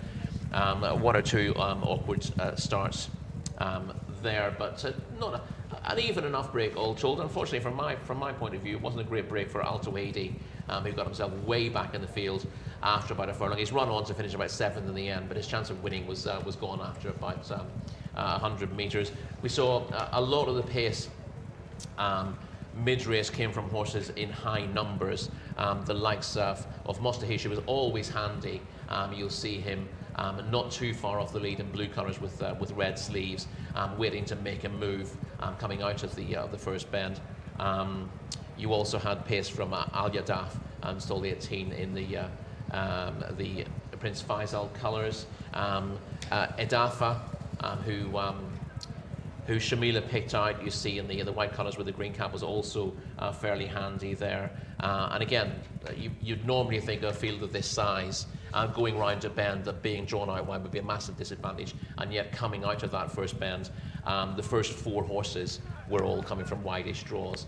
At this stage, you'll see that from stall 14, Mostahish gets his head in front. Shagmum Al-Kil is always handy as well. You see him with the black cap in the green, red and white, because they halved, not halved still, do you know what I mean? But on the outside now we see the winner coming through strongly. Gets hampered by the runner-up, and it would have been interesting if he hadn't managed to get his head in front. I think we would have been seeing a Stewards' inquiry at that stage, but he does manage to get past Mostahish, eventually Al Wahif, and was a deserving winner on the day. If he'd been beaten a short head, I think we'd have been looking at the Stewards promoting him to first anyway. Well, this is the prize. This is what they were running for, the Jcsa Award Trophy.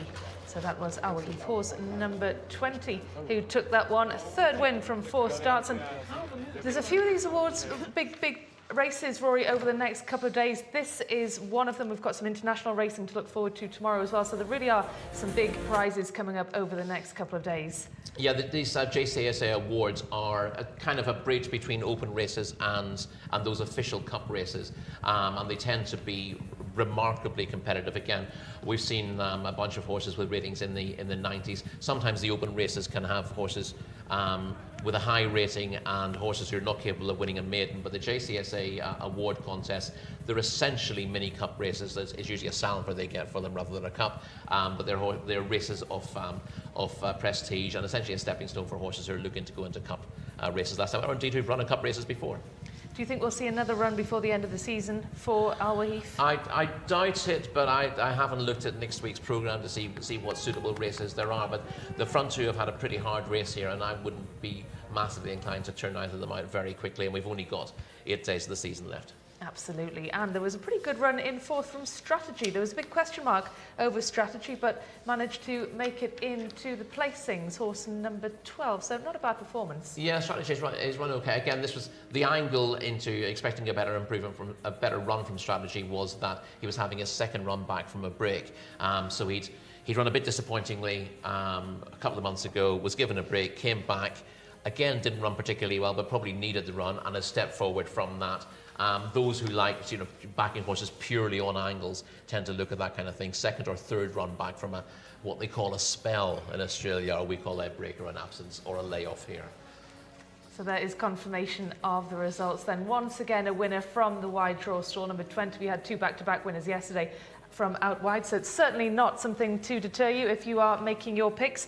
The wide draw is certainly not an issue here in Riyadh. Still plenty more racing still to come. We've got 12 races on the programme today. Much more action for you this evening from the King Abdulaziz racetrack. Much more to look forward to as well, Rory.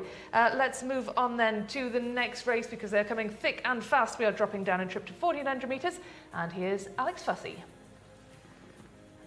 Thanks, Rebecca. Yes, dropping down, as you say, to the 1400. Fillies sold in auction 2022. Quite an interesting restriction here in this one. Number 1 is Raza. Luis Morales will be on board. Finished third last time. Not a bad run. Number 2 is Kafira. Foras Wanas will steer. Number 3 is Sina Mohammed Al-Daham, looking for that first win, but had lots of second-placed efforts. Number 4, Wahaish. I'll try that again later, but better, I'm sure. Number 4 on your card. Number 5 is Makatib, Camilo Ospina. Number 6 is Aitirat Al-Jabal. That's Naif Al-Anazi. 7 is Sultanat Al-Hijaz. Al-Faruz riding this filly. She was the winner at meeting 80. Number 8 is Al-Fuz. We've seen her run a few times. And then over the pace, the 9, Lazurdi for Abdullah Alofi. Number 10, Bidawar, has been another popular filly. She finally got ahead in front at meeting 99. That's Victor Gutierrez. 11, Mifarasa, another filly we've seen several times. Mohammed Saeed is entrusted with a ride today. Number 12 is Ukt Al-Hussein for Rayan Al-Taresh, coming into this on the back of success, but it was quite a while ago. 13 is Dahamat Ali's for Abdullah Al-Credis. 14 is Nawira, Ricardo Ferreira. With 15, Hala. That's Fahad Al-Faredi, looking for a 4th win from her last 6 goes. Number 16 is Merba Ali's, Khalid Al-Mimoni. 17 is Al-Yamya, Al-Sharani will do the steering there. 18, Al-Jude, Ahmed Al-Mutib. And 19 is Lily Nation for Eddie Castro. No 20 here. The 20 is out. May Shukat Najla was a late scratching. In terms of the international betting, well, it's all about Hala to do it again. She's very short at the top of the betting. Probably our shortest one today. 4-7 is the price of the 15 horse. Makatib currently second in at 11-2, with Al-Lamia at 7-1, and they go 10s and bigger the rest. It's all about this filly looking for another win this season. She's been a revelation. Let's find out if Rebecca and Rory think she can do just that and score again. Thank you very much, Alex. Well, I'm going to hand over to the expert. Rory, what do you think? Can she score again? I think it's more likely than not, and the market certainly likes her, so I'm not going to be the one to put you off. Again, we got a similar sort of scenario to what we had 2 races ago. We got a market leader who's a stone clear, exactly a stone clear in this scenario, with a rating of 99 that Hala has, and the next in is rated 85. Now, sometimes we have horses who are really highly rated, but the rating comes from last season or comes from foreign shores, or they've run out of form. But in this case, Hala comes here right at the top of her game, having won the Abdullah bin Jaloi Cup over course and distance last time out, beating Al Dafla by 7 lengths. That looks a very, very, very solid piece of form. She's been very consistent up to this point as well. The fact that she's drawn in stall 15 shouldn't be off-putting. And although you can say that Al Jude, number 18, won the 1,000 guineas last week, and that sounds like an exceptionally good piece of form. Obviously, the 1,000 guineas in the UK being the first classic, or the second classic of the season these days. But Al Jude was only rated 79 coming into that contest. Has been raised by the handicapper after winning that to 83. But the 1,000 guineas, while it's a very prestigious prize, it's not always as deep as some. And the race that she won wasn't as strong as the race that Hala won last time out. Well, we've got some support on our YouTube channel for Hala. David Bolton says number 15 for the next race. Hala, Rory, where is the competition likely to come from? Let's go through the runner by runner. We'll put a scratch to the ones you don't like, a big no, and we'll just look at the ones you do like the look of. Is Riyadh one of them? Yes, better effort. She's very lightly raced Riyadh, so you've got to give credit to horses who only had a couple of runs since she improved. We're finishing 6 3/4 lengths third in a 1 mile fillies maiden last time out behind Sukut. She needs to improve a fair bit more to do that, but it's always worth mentioning horses who at least are stepping forward with their form. Not so much the second, you can rule her out, but 3's interesting. Well, Kafira was fourth in meeting number 101. What are your thoughts on this? You mentioned sort of Kafira. Yeah, listen, she's been running okay, but she's only got a rating of 62. She's been running a weaker company than this. Now, there's a range of ability in this. This is a race open to horses who were sold at public auction here last year, and we saw a couple of races like this towards the end of the season in Taif. And there's a big gap between the best horses and the worst horses. Obviously, if you're eligible to run, you put them in there and you take your chance. But we'd expect the top one to have a Hala to have a massive chance here, and even those who are running well in maiden races, you can pretty much put a line through them. Okay, well, this is the fillies race, of course, and next up we will see the colts, but let's head to Shamila, who is in the paddock. Thank you very much, Rebecca. This race is worth a whopping 650,000 Saudi Riyal, and I think this is our clear winner of this race. Horse number 15, Hala, rated 99. She is the top rated. She's carrying 60 kilos, but I think that'll be absolutely no bother to her. She is a very classy filly. She has Fahad Al Faradi on board for Ahmed Ashaya, who is the trainer. She was first last time at a meeting 102. Very consistent this season all round. A really good trying filly as well. So I think that she is definitely the one to beat. I think that if you choose any other horse in this race, you are on a loser. Though saying that, I do like the look of horse number 19, Lily Nation. She is only rated 83, and she jumps out of the widest stall as well. So I think I'm going to stick with Hala, guys. Let's get the rules. So Shamila sticks with Hala, the race favourite for this one. Rory, I'll ask you about Hala in a little bit, but let's go back to the runners and riders. I think we got as far as horse number 3, Sina. Yeah, she ran in the Fillies Mile last time out and finished 7th. Was second 2 starts back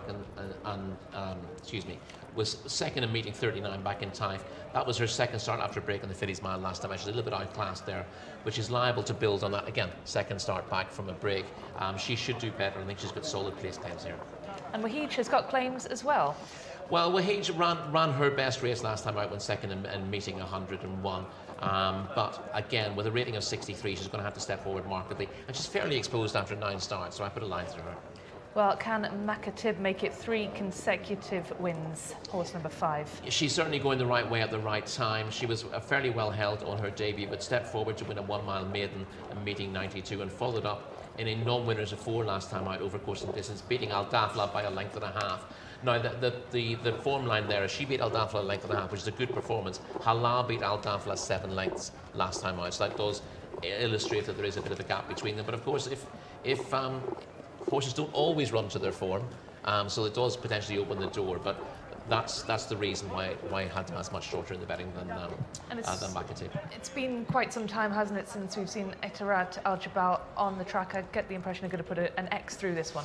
Yeah, I mean, she does have bits and pieces of form, but again, still a maiden after 5 starts. She's been running okay in maiden races, but this is much deeper. And what about Sultanat Al Hijaz? She looked like she was going places when she stepped up on a promising debut to win a 1 mile fillies maiden in meeting 80. And she was 5th behind Yufikuk Allah in a course and distance open last time out. Not sure what happened to her in between. She was disappointing, but the last time out run is good, and it's been franked already today with the win for, I forget what his name was, but it was behind Yufikuk Allah last time out. So Sultanat Al Hijaz, listen, she's got it to do of a mark of 70, and I think she's probably better than that mark, and I wouldn't rule her out entirely. And what about Al Fuz? Do you think Al Fuz number 8 is better than a mark of 57? Some quite okay-ish results there. Yeah, again, but she's been getting beaten in maiden races, and the horses who are winning those maiden races are maybe rated sort of early to mid 60s. So again, it would be a surprise if she's good enough to contend here against horses of the class of Hala. Hala, of course, number 15, who we'll be having a little look at shortly. But before that, let's talk about the next one, Lazerdi. not much of a contender for this one, I wouldn't have thought, Rory. No, similar sort of comments. Again, she does have ability, and she'd probably win a maiden when things drop right for her. But this again is a tougher ask, and she's not really progressing at this stage. Bidua was really disappointing last time out, number 10. Yeah, won a not to 70 apprentice hands and heels contest 2 starts back. That was a much tougher race last time out that she was in compared to the race that she won. That was the Prince Abdullah bin Jaloi Cup last time out. So she finished as close as she was entitled to be honest. This is somewhere in between the two in terms of its class, but I think a place is probably the best she can hope for in this contest. And Mifra Assar needs to improve as well from last time out, number 11. Yeah, and she's unlikely to after 12 runs. Okt Ahusson, number 12, won last time out, but that was quite some time ago. It was back in meeting 76, and it wasn't much of a contest. So I don't want to be too rude about Okt Ahusson, but she's been keeping much weaker company than this, and will be doing very well to follow up. Well, let's take a look at Halan, number 15, running back in February, Rory. Yeah, and you see she's already in front and travelling very, very strongly at this stage. This is in that Abdullah bin Jaloi Cup last time out that we've mentioned a couple of times. She beats Al Dafla, who runs on willingly in second, but she wins this by 7 lengths. And you'd have to say she might have won by a little bit further if she was really asked. Although she is at least ridden out to the line. But this is a very impressive performance, and if she repeats it, she doesn't get touched in this race. And what about Al Jude? We have to mention number 18 as well, coming into this contest off the back of a win also. We can have a look at Al Jude in action in March, just a few days ago. Do you think it'll be too quick a turnaround? That's the question, really. First of all, this is a good race that she's in. This was the 1,000 championship, the 1,000 guineas as it tends to be known. And she runs on really well. You see her in the white blinkers there and the black colours with the gold armlets. She stays on strongly to beat Nermeen, who's in front at this stage, the filly with a white face. And it's a likeable performance, but we've a smallish field for the 1,000 guineas. There's not an awful lot between the first 6 home at the line. It's difficult to rate this higher than what Hala did, but she's got strong place claims if this isn't too soon. But for a young filly on the back of a career best effort, 6-day turnaround is a little bit of a concern for me. It could be a bit of a big ask. Well, Dahamat Alez is another horse coming into this with some good recent form as well, meeting number 105 with a second place finish. Second place finish, but in a weak contest. You know, if you manage to get Dahamat Alez into a not to 50 handicap, you'd very much fancy your chances. But this is a deeper contest. She is going the right way. That was her first start in a while, and you know, fillies at this age, they could easily start blooming, having shown not an awful lot of form at 2. So I wouldn't be surprised if she ends up being a lot better than 45. But it's a big ask for her in the context of this race right now. And what about now, where running off a mark of 53, certainly not towards the more talented end of the field here? No, again, she's not without ability, and she's fit after running last week. She finished 6th, and she's got a very good jockey in her back in Ricardo Sousa Ferreira. But again, I think she'll be struggling to keep tabs on the filly drawn next door to her. Absolutely. Well, the filly drawn in the stall next to her is, of course, Hala, number 15, running off a mark of 99, which is considerably better than the rest of the field. So let's see if she lives up to that billing. Let's have a word on number 16 there, Merba Alez, who will be in the stall next door to the favourite. Yeah, she's better than a lot of those that you mentioned. She's a winner of a maiden of meeting 74. She's been a little bit disappointing in better class races since, and I think she's probably summed up by her mark. Good stuff. Thank you very much, Rory. So we have Shamila, who is backing the favourite Hala. And Rory, what about you? Do you think, are you going with her? It's impossible to be against Hala in this race. I think she looks like she should win this easily.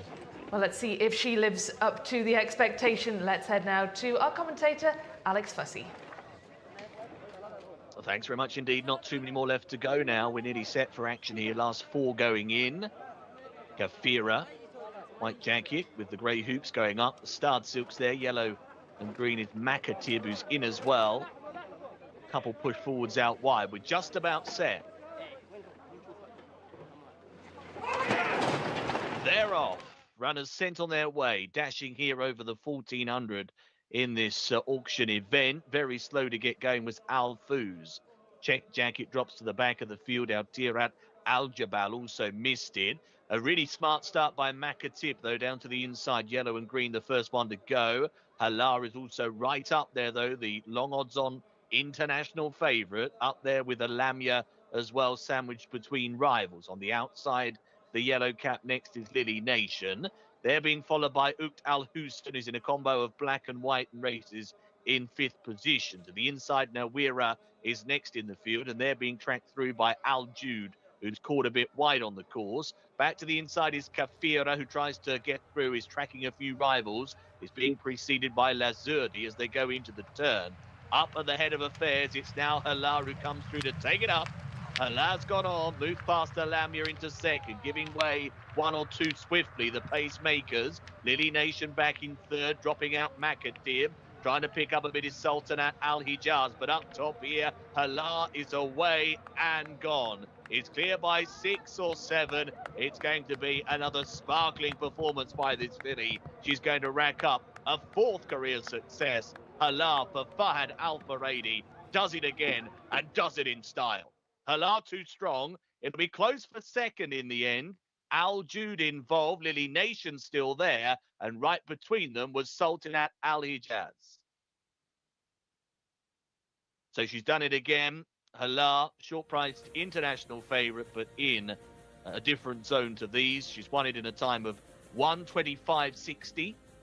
1:25.60 on the clock, and she wins by 7.5 lengths. Not for the first time today.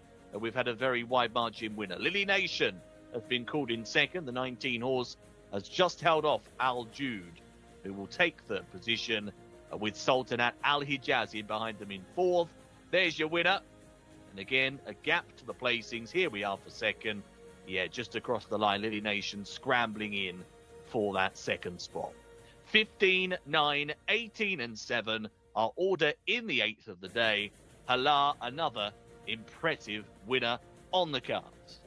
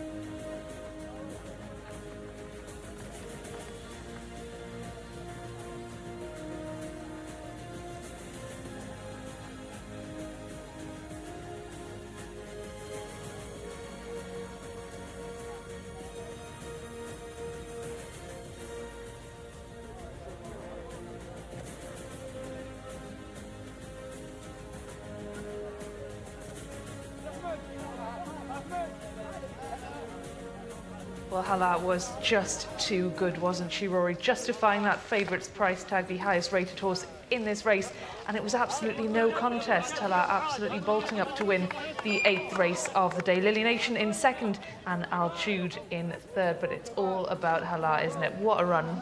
Yeah, she was different class here. She'd won very easily from a good yardstick and Al Daffel last time out in a race that was at least as strong as this on paper, the Abdullah bin Jalal Cup last time out, and she's run a very similar race to Cruise Clear here, as she did there. So very good performance, very likeable filly, and she's one you'd love to own, isn't she?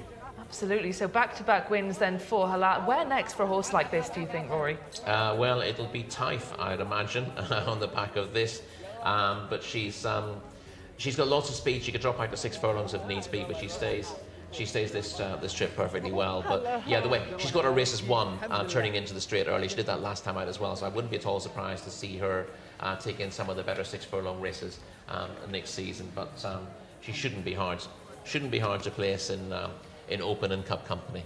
So if she's got the stamina for 6, she's got the speed for 6, does she have the stamina to go up to a mile? Yeah, I think they'll probably be quite keen to give that a try as well, because she's not stopping at the end of her races, but it's notable that she's got such a high cruising speed. And for me, horses with a high cruising speed potentially always do better over a little bit shorter. But she's a strong stayer at 7 furlongs.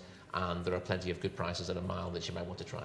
And we can have a look at the start here. And horses 18 and 19 finishing in third and second respectively. Again, the wide draw just not an issue. But talk us through the start of the race, Rory. Yeah, we see the favourite going forward early. There's a little bit of speed. Is it from McIntyre from stall 5, who goes up there as well. But to be honest, the riding was on the wall very early here. Hala got out of the stalls nicely, has moved forward into a good position, and without being asked for an effort, she finds herself disputing the lead. Nothing's going to get in her way at this stage. She doesn't worry about outsiders who's shown early speed dropping back in her lap, and with Al Jude having to come from a fair way off the pace, again she didn't have much to worry about from anything really. You'll see that Lily Nation in the black colours with the grey cap ends up going closest to her, but had to come from behind her the way this race panned out. It was just staying on past beaten horse. I think it was Sultan Al Hijaz who was up there early, fades late, and then you get that late run from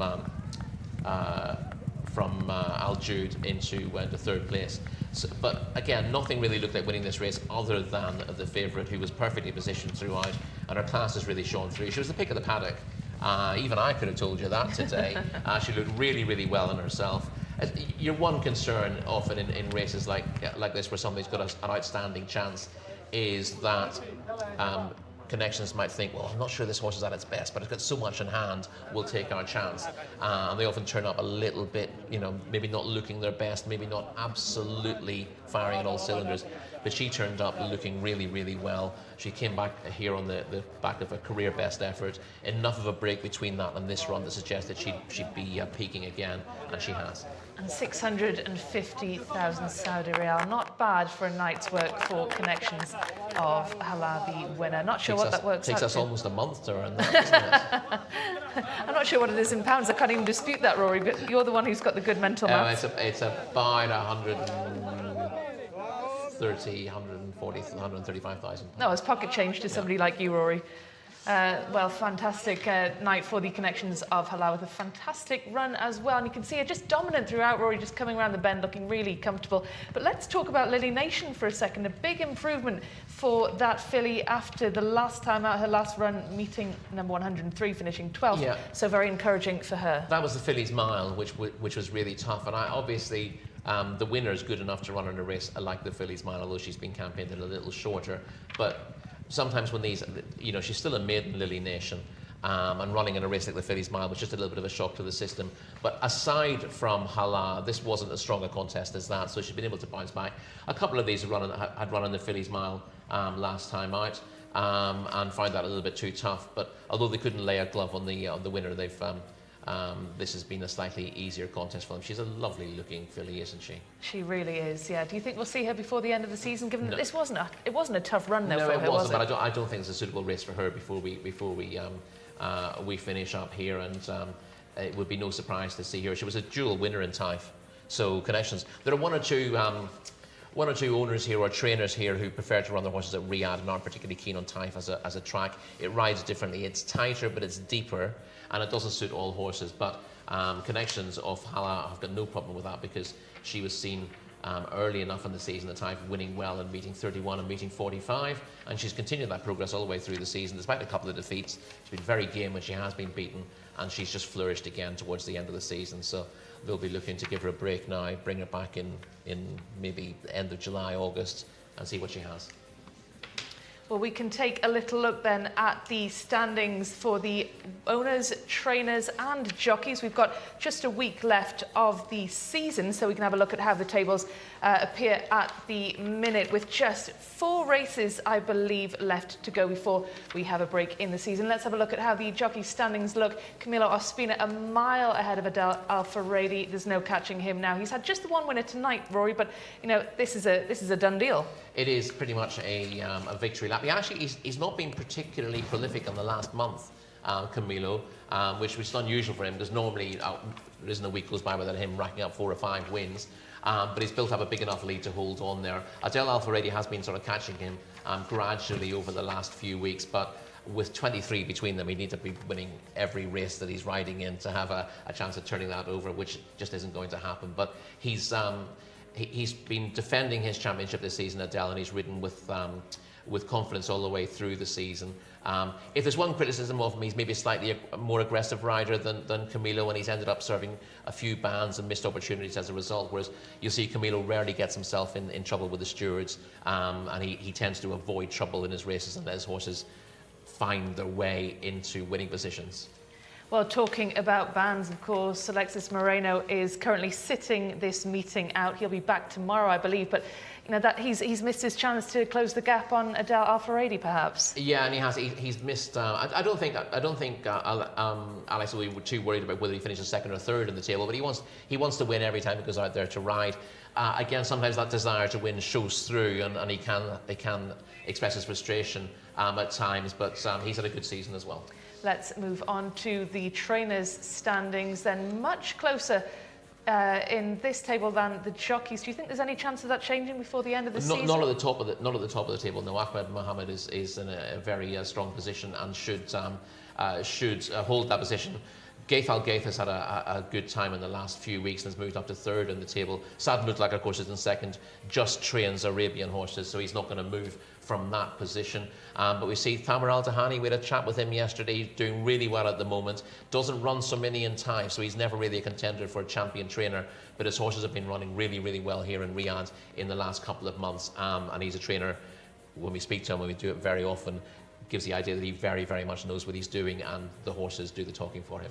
So do you think second place is up for grabs? Third place certainly looks like it could change. Yeah, I think Sad Mutlaq probably holds on there, but yeah, it's all to play for third place. There are a couple of trainers sort of underneath there who are doing pretty well as well, like Naif Almondale wouldn't be too far off that.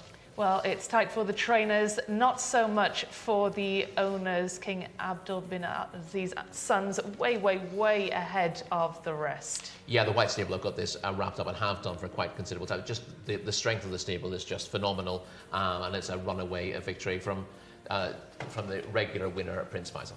Absolutely. Well, let's head over to Alex Fussy, who's going to talk us through all the runners and riders for the next race. Race number 9, Alex.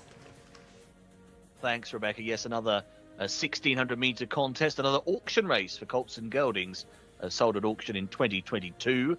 No number 1, that is out, so on to the 2 straight away. That's Gala Sad, looking for a first career success. Number 3 is Samu for Luis Morales. 4, Damis, that's Tariq Al Mansour. No 5 as well, so the 5 is gone. So the next is 6, Kawaderadu, Eddie Castro. 7, Anna Al Sheikh, that's Victor Gutierrez.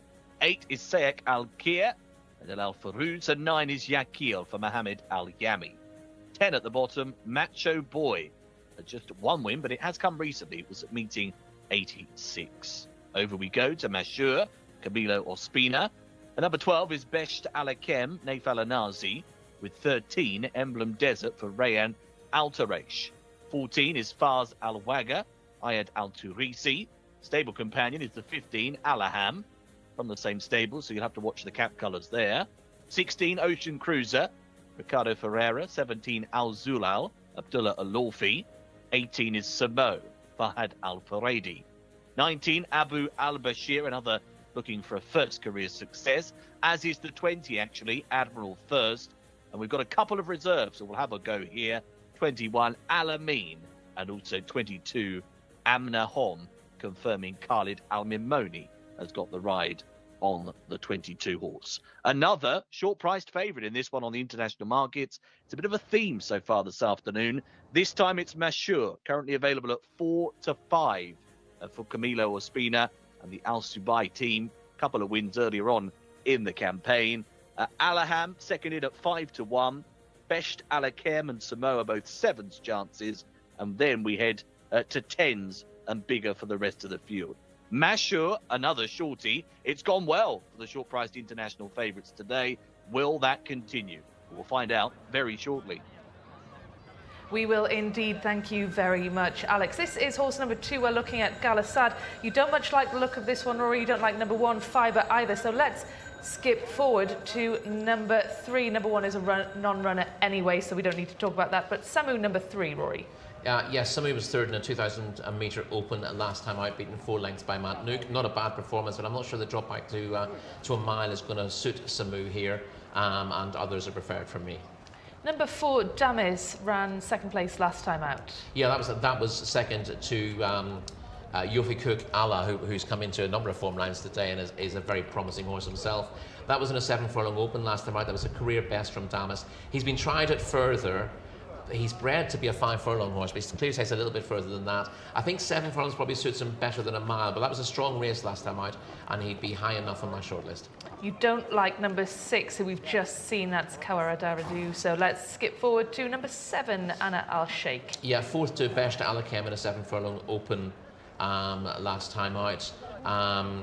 But Kalastify was second in that race. It's a pretty strong contest. Was beaten 6 3/4 lengths that day, and you might think the Besht Alakem holds Anna Al-Sheikh, but that was Anna Al-Sheikh's racecourse debut last time out. I think he will improve a fair bit from that, and I wouldn't be at all surprised to see him turn the tables with Besht Alakem. I think he's quite an interesting one. 8 and 9, Sayak, Alkea and Yakil. You don't like either of those 2 horses, Rory, so let's have a look at number 10. That's Macho Boy.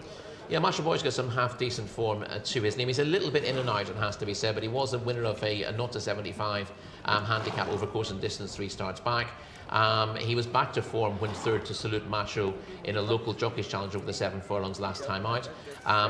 Again, he's effective over 7 furlongs to a mile. I think he's got place claims here, but he can run the occasional stinker, so he's not guaranteed to give his running. Well, what about Masha, number 11 and the favourite, but there's a question mark over his last run, Rory, 5th in meeting number 104. That was, his 5th last time out is probably the reason why he's favourite for this. That was a 5th in the Saudi Derby last time out, so against international competition. It was a career best effort. He was a winner early season in Taif. And then he won after a break here in meeting 67, but that was a very good run. He was never competitive really in that race, but he ran on from the back of the field to finish a creditable 5th, although rather a distant one. If he repeats that, he goes close. Well, let's head down to the paddock now where Shamila is waiting. Shamila, who's looking good in the prelims? Thank you very much, Rebecca. I'm just off the back of a winner, so I'm going for horse number 11, Mashur, in this race. I think we're going to have a very similar occurrence as what we saw in the last auction race. Mashur is looking very well in himself. And Camilo Ospina has already had a winner today, so he's chasing that double. There's a 3-year-old colt by Creative Cause, owned by Saud Mohammed Al Ali and trained by Bin Al Sabai. 5th last time at a meeting 104. Highest rated in the race, will carry 59 kilos, and I just think that he is definitely the winner in this contest, no doubt about that. However, a horse that I also really like the look of is horse number 15, Alaham, who will be ridden by Asil Al Saharni, but I don't think there's any beating Mashur in this contest. Thank you very much, Shamila. Very much likes the look of Mashur, the favourite for this one. Let's head to horse number 12 then, Besht Al-Kahem. David in our YouTube comment section likes the look of this horse, number 12. And what about you, Rory? Yes, I've plenty of experience, Besht Al-Kahem, and he's won 3 times so far. Was the winner of a 7-furlong Open here in meeting 85. He's been running a slightly better races since. A bit disappointing last time, I was only 13th. But that was a 0 to 90 International Jockeys Challenge. As I said earlier on, the International Jockeys Challenge, they can throw up slightly funny results because jockeys who don't normally ride here will ride the track differently. Not all the horses will respond positively to that. And number 13, Emblem Desert, is running off the same mark. That's 84. Yeah, it was 6th to Snafia in a 7-furlong non-winners of 3 last time out. His progress seems to have stalled a little bit. I mean, on the ratings, he's got place claims, but I think he needs to do a little bit better than he did last time out. And you think that Fawaz Al-Waga is just not worth the mention? Well, I mean, I'm not saying not worth looking at. I reluctantly put a line through that. Connections also of Alaham, and I thought Alaham was a much more likely winner in the contest. But Fawaz Al-Waga, listen, he's a winner in meeting 92. He's just been below form his last couple of races, and I thought that Alaham was a more likely winner for the stable. Well, Alaham's had a couple of second places, a first as well, so pretty decent recent form for Alaham, and David on YouTube thinks so as well. He's going for number 15. Yeah, solid performer, and the harder they go here, the more he'll like it because he stays well. He's a horse who stays 2,000 metres. He's a winner over that trip in meeting 87. Has probably improved a little bit when second over 1,800 metres on his last couple of starts as well. Well, we are looking at Mashur last time out, ran in February. This is Mashur, horse number 11, running in 5th. Yeah, you'll see the horse in maroon colours with hoop sleeves in third at the moment. That's the winner of the Saudi Derby, Forever Young. Mashur, the grey, with the red cap and the yellow colour seat just sort of disappearing out the back of the shot there as the camera focuses on this really good finish. Forever Young getting up on the shadow of the post to win in a photo. But Mashur has actually put up his best performance running on late in the day to finish 5th. Whether he's a different type of horse to the winner of the last race, it has to be said. We're now seeing footage of this is Alaham, isn't it? Finishing second to Maluk Al-Naya last time out. Looked like he was going to get his head in front at this stage. This is over a furlong further, over the 1,800 metres. He just gets worried out of it in the end. I don't think he gets outstayed as such because, as I said, he's won over 2,000 metres. He digs in well enough, but just gets beaten on the nod by Maluk Al-Naya. He drops back to a mile today. That's a slight question mark. I think he's a solid performer. He should be in the first 4 or 5, but he might just find 1 or 2 a little bit sharper for him at this trip. And you have some doubts about number 16, Ocean Cruiser. So let's head over to 17, Al-Zuhal. Was a 5th in a 0 to 90 handicap over 2,000 metres, which might make you think that this trip would be on the sharp side, but his maiden win came over at 1,200. He's a son of Spicer. He's got a blend of speed and stamina in his pedigree. I don't think he'll mind the drop back to a mile. And although his best forms come in Taif, I could see him hitting the frame here as well. Number 18, Smoke, could be a horse in the frame as well. The second highest rated in this, running 2 marks below the favourite Mashur, running off a mark of 94. Yeah, but you'll notice a blank next to his form line in meeting 100. That can mean a number of things.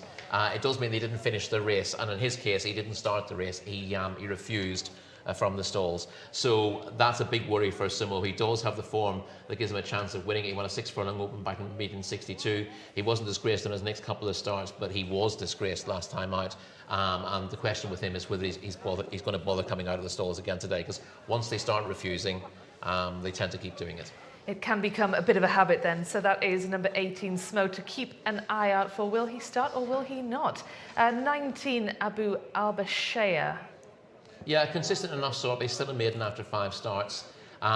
Again, it's worth pointing out that his draw shouldn't be a disadvantage. He is one of maybe 7 or 8 with place claims here. I'd be a bit of a surprise if he's good enough to break his maiden tag in a race of this nature, but I don't think he'll be beaten too far. and 20 Admiral First doesn't run. So that concludes all our runners. And Rory, you've had a look at them in the paddock. Obviously, it's not your job to judge by paddock looks, but judging by the form, what's standing out for you? Obviously, we had that standout favourite in the fillies race just before this one. This is the Colts version now. Do we have a standout favourite like we did in Halal? Well, he is, again, in form terms, he doesn't have as much in hand, but of course the horse who's second top rated is under a bit of a cloud at the moment, Sumo, and I wouldn't trust him. So he's £9 clear on the ratings, Mashur, and he's also not a horse who's going to dominate his race as our Too Easy previous winners have done. So the race that gives him the big rating, he was doing late work. He's not going to cruise past these horses. I think he probably wins, but I think if you were looking for a real shorty to get stuck into, it was in the previous race rather than this. And I think he may well have to win this ugly, Mashur. I wouldn't be having my last farthing on him at the prices.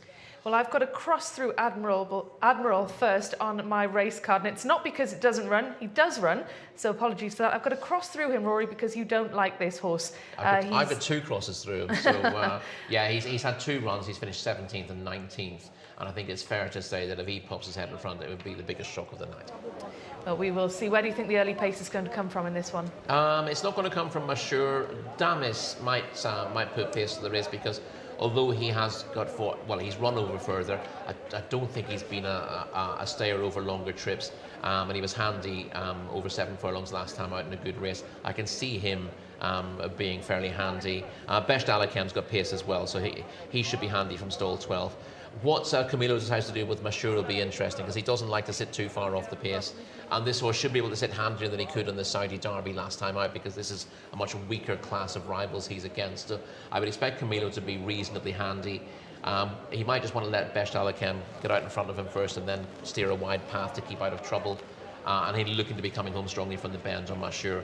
I think he probably gets the double up, but I wouldn't be having my mortgage on that, put it that way. Well, he will be looking for the double. He rode Yatafel in the 6th, a really impressive win for that horse, and I'm sure he would love to back that up in this one as well. Race number 9 of 12. Still plenty more racing to come here in Riyadh. Horses and jockeys are down at the stalls. Look like they are going to get ready to load pretty soon. It'll be interesting, Rory, to keep an eye on number 18, Snow. I'll be looking closely as to whether he actually gets out of the stalls this time. Looking at his recent results before that, number 18, he had 2 6th place finishes, a win and a 5th. So even before that mishap in the stalls last time, he had some mixed results.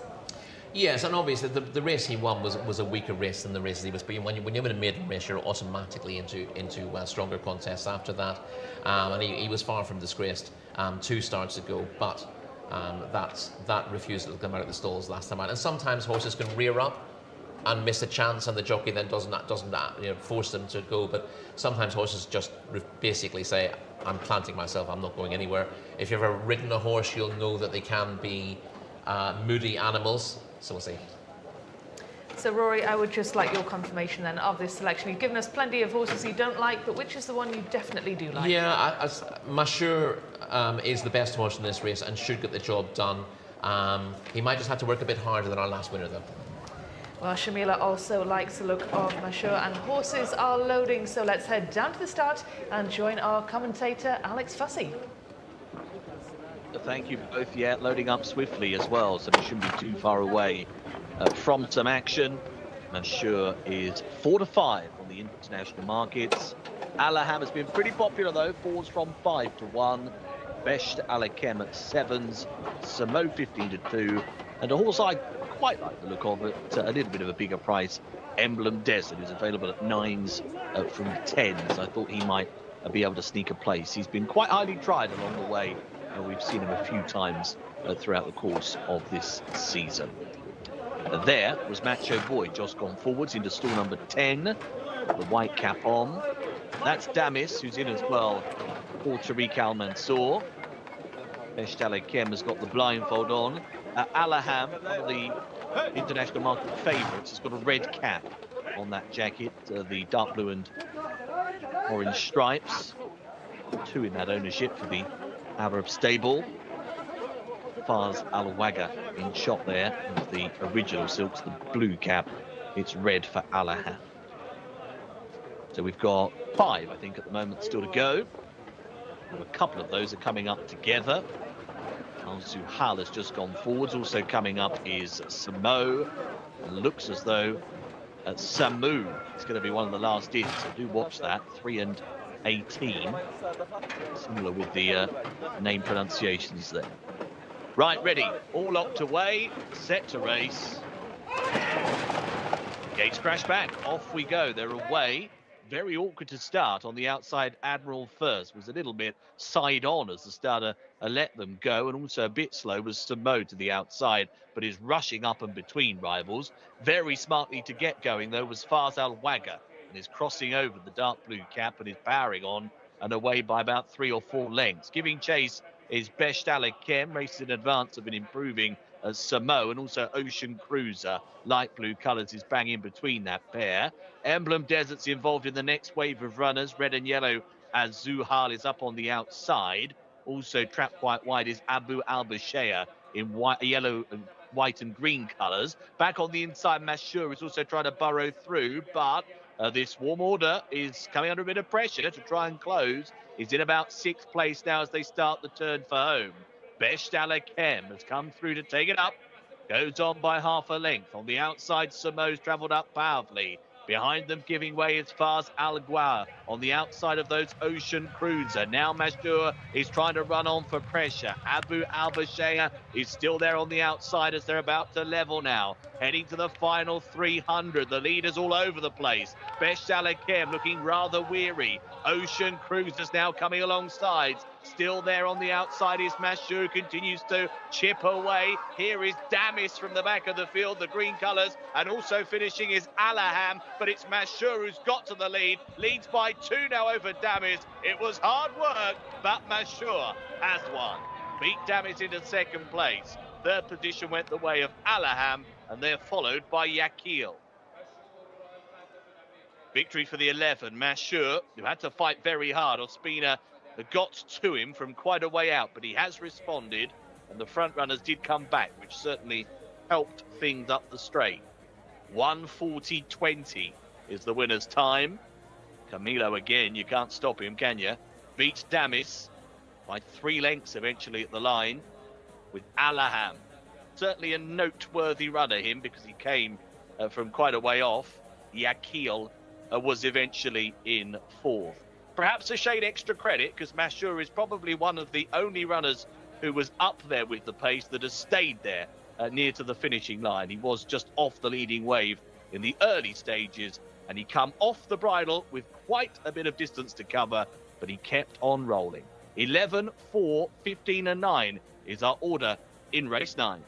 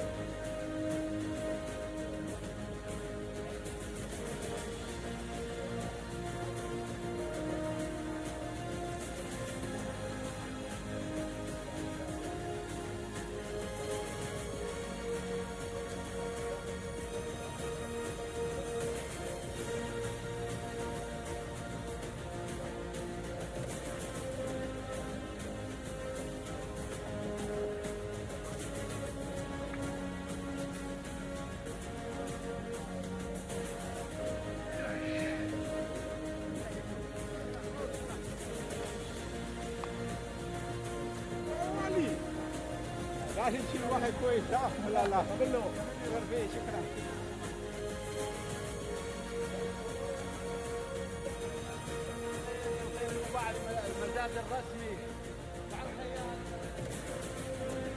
Tell me about the race, Camilo. Oh, thank you very much, Salman. The first thing, thank you to Biden Al Subai for believe me, for giving me the support all year. And he's nice horse, he finished fifth in the Derby. And today he's good race for him. He's a lazy horse, but thanks God, when I give him, he responds very good. Thank you very much.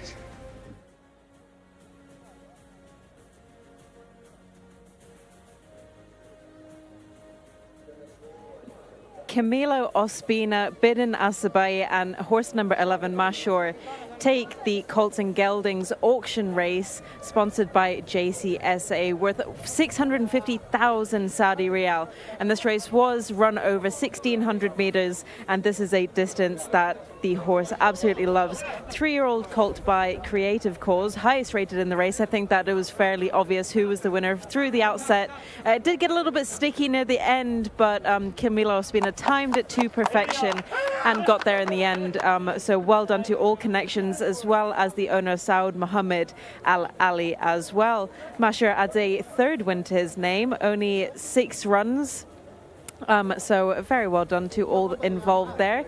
We saw him last in the winners' enclosure at meeting 67 back in November 2023 over the same distance.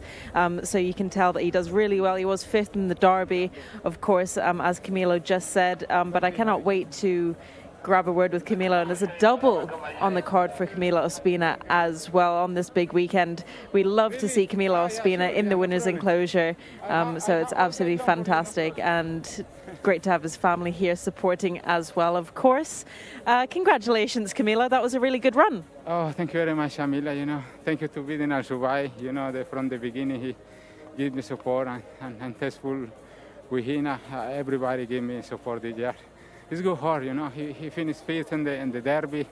Today is good race for him. He's a little bit lazy, but thank God when I give him, he coming very good. Yeah, in the last 400 meters, I was a little bit worried because you were nowhere near the front.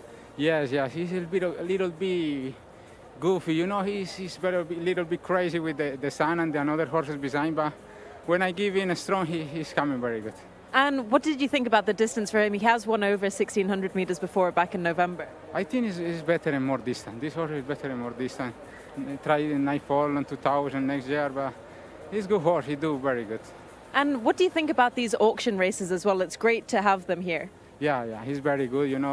The people, they buy horses expensive and they sell here, but he's very good. Given this chance to win that race. Well done, Camilo. Thank you very much. Well, interesting to hear Camilo Ospina referred to Mashur as Goofy, Rory. I'm not sure that's one I've heard before. Have you? Well, Goofy's probably better than Mickey Mouse. He's certainly not a Mickey Mouse horse, and he's won this. Listen, we thought this is how the race would pan out beforehand. He made late headway, working hard in the Saudi Derby last time out. He wasn't going to bounce out the stalls and dominate this field, and he did look like he was. If you didn't know his run side, you might have thought he was in a bit of trouble before they turned into the straight. And Camilo had to make his mind up for him, get him to concentrate on the job. He races behind the bridle a little bit, but they've gone. It's a big help that they've gone fast in front. Had they crawled around and quickened with a couple of furlongs to go, that might have caught him out because he doesn't have an instant turn of foot. But he does stay the trip very well, and he's got a touch of class about him compared to these, even though it's not shown in tactical speed. And he's ended up coming home to win by a fair margin in the end, despite that looking unlikely at the top of the straight. But that's largely because of this very strong pace. Because when they go at this rate, this is the kind of gallop that high class horses can keep up. But some of these horses rated in the 50s and 60s just unable to do that, and a few of them end up falling in a hole as a result. You can argue he was close enough to the pace himself, but that's just his run side. He's not a horse who can unleash a turn of foot, so I think Camilo was keen to keep him reasonably close to the pace and just keep him going forward, knowing that he didn't have to worry too much about anything coming from behind him. He just had to make sure that he didn't let the leaders get away, and that's exactly how Camilo's riding. And you see he's off the bridle here, but he keeps finding those in front of him are beginning to wobble, very literally in the case of the horse who leads at this stage of the race. But he now hits the front, and from this point on, he's very strong. Those around him are obviously beginning to weaken, but he's hitting the line hard at this stage. He's not going to be the easiest horse in the world to place. Because if you've got this sort of run style, you're a hostage to fortune, and he needs things to fall into his lap a little bit. But you know, he was clear in the ratings. He's got a big prize for his endeavour as well. That 650,000 SAR will go down very well indeed. Absolutely, and a double on the day as well for Camilo Ospina. Two really good horses that he's ridden in Jcsa and now Mashur. So two favourites that have justified the billing for Camilo Ospina. Very good night indeed for him, and a great night for Connections, who are picking up that nice big cheque for 650,000 Saudi Riyal. So very well done to them indeed. Rory, let's just have a word on the second and third place horses in that race. Damis second, Alahan in third. We spoke a little bit about Damis before the race, and he was second last time out. Another second place for him, another runner-up. I think he's a nice horse. He still hasn't got his head in front, Damis. He's a horse I would love to, if I had the chance, I'd buy him and bring him back to the UK. He has got about 7 or 8 half brothers or full brothers who are all multiple winners, all of them at sprint trips. Obviously, there's no, I say all of them at 5 furlongs. There's no 5 furlong racing at Taif and Riyadh through the season. I thought that was the trip that he wanted early on. They've tried him over further. He's found his niche now, being able to switch off and finish his races off a bit better, whereas he used to show speed and then fade. But I still have an impression that you could turn him into a horse who'd be capable of doing damage on turf at shorter trips. But I'm not sure he's up for sale at this stage, or whether I could find the money to buy him either. But I do think he's a nice horse. I know he's not from 10 now, but I don't think there's anything wrong with his attitude. He's just he's a bit of a square peg in a round hole. Why do you think Connections are running him over 1,600 metres then, if it's so obviously not his distance? Well, listen, I think his very best trip here has proven to be 7 furlongs. The way he was running early on, he wasn't seeing his race out even over the 1,200, and they've taught him to relax. There are a lot more opportunities for horses beyond 1,200 metres here, and they've in fairness, they've done a good job of turning him into a horse who's able to see his races out now. And he's not just a speed machine who doesn't stay. He has at least found a niche, but I do think he might do even better on a different surface as well, because, as I said, all the family, and there are lots of them, are turf performers through and through, and there aren't really opportunities for a horse like him on turf here at the moment. Next season, perhaps he'll there are 6 furlong races on the turf, and he might actually find his niche there. But as I said, I like him. I've got a bit of a soft spot for him. Well, watch out for him next season in Taif and see what he does. But let's have a word on the horse that finished in third place, Alaham, a horse that stays well. Do you think he wants further than this mile distance? Yes, he does. I mean, his last 3 runs have come over 1,800 metres and 2,000 metres, and he hasn't been able to. Again, he's in a similar mould to the winner, just not quite as classy. His stablemate Farzal Al-Waya tried to help set that really strong pace, which obviously brought Alaham's stamina into it. His win came over 2,000 metres. He kept on well to the line last time over 1,800, and he just found the mile a little bit sharp for him. But again, the prize money for second here is very good, and third, so it's worth throwing them in here to pick up the minor prize money. It's not just about winner takes all, and it's not just about finding winning brackets. It's about getting a bit of money back for the money that you spent on these horses at the sales, and that was a good bit of placing for me. And what about Smo, the horse that was the second highest rated horse in this race? Obviously didn't get out of the stalls the last time we saw him. That was meeting number 100. Managed to get out this time, but didn't really make any kind of impression, Rory. No, he showed up well enough in the early stages, but I think he's allowed himself to drift back in the field. I wouldn't mind seeing just the very, very start. I have a feeling he was slightly awkwardly away and then showed speed to dispute the lead, and he's probably ended up making too much of an effort to get close to the front, even though he appeared to be travelling well when he did. He did at least get out of the stalls here, but you see he's in second place as they turn into the straight, and then he fades out from here. Besht Alakem, rated 84, was sort of 4th best on the ratings. You see him looking awkward and throwing his head around on the rails. More than anything, he's getting tired at this stage. He set a strong pace to get there, and you could knock his attitude the way he carried his head there, but I think he was just really running out of gas at that stage. And those who were really on the sharp end here, you can forgive for fading the way they did in the straight.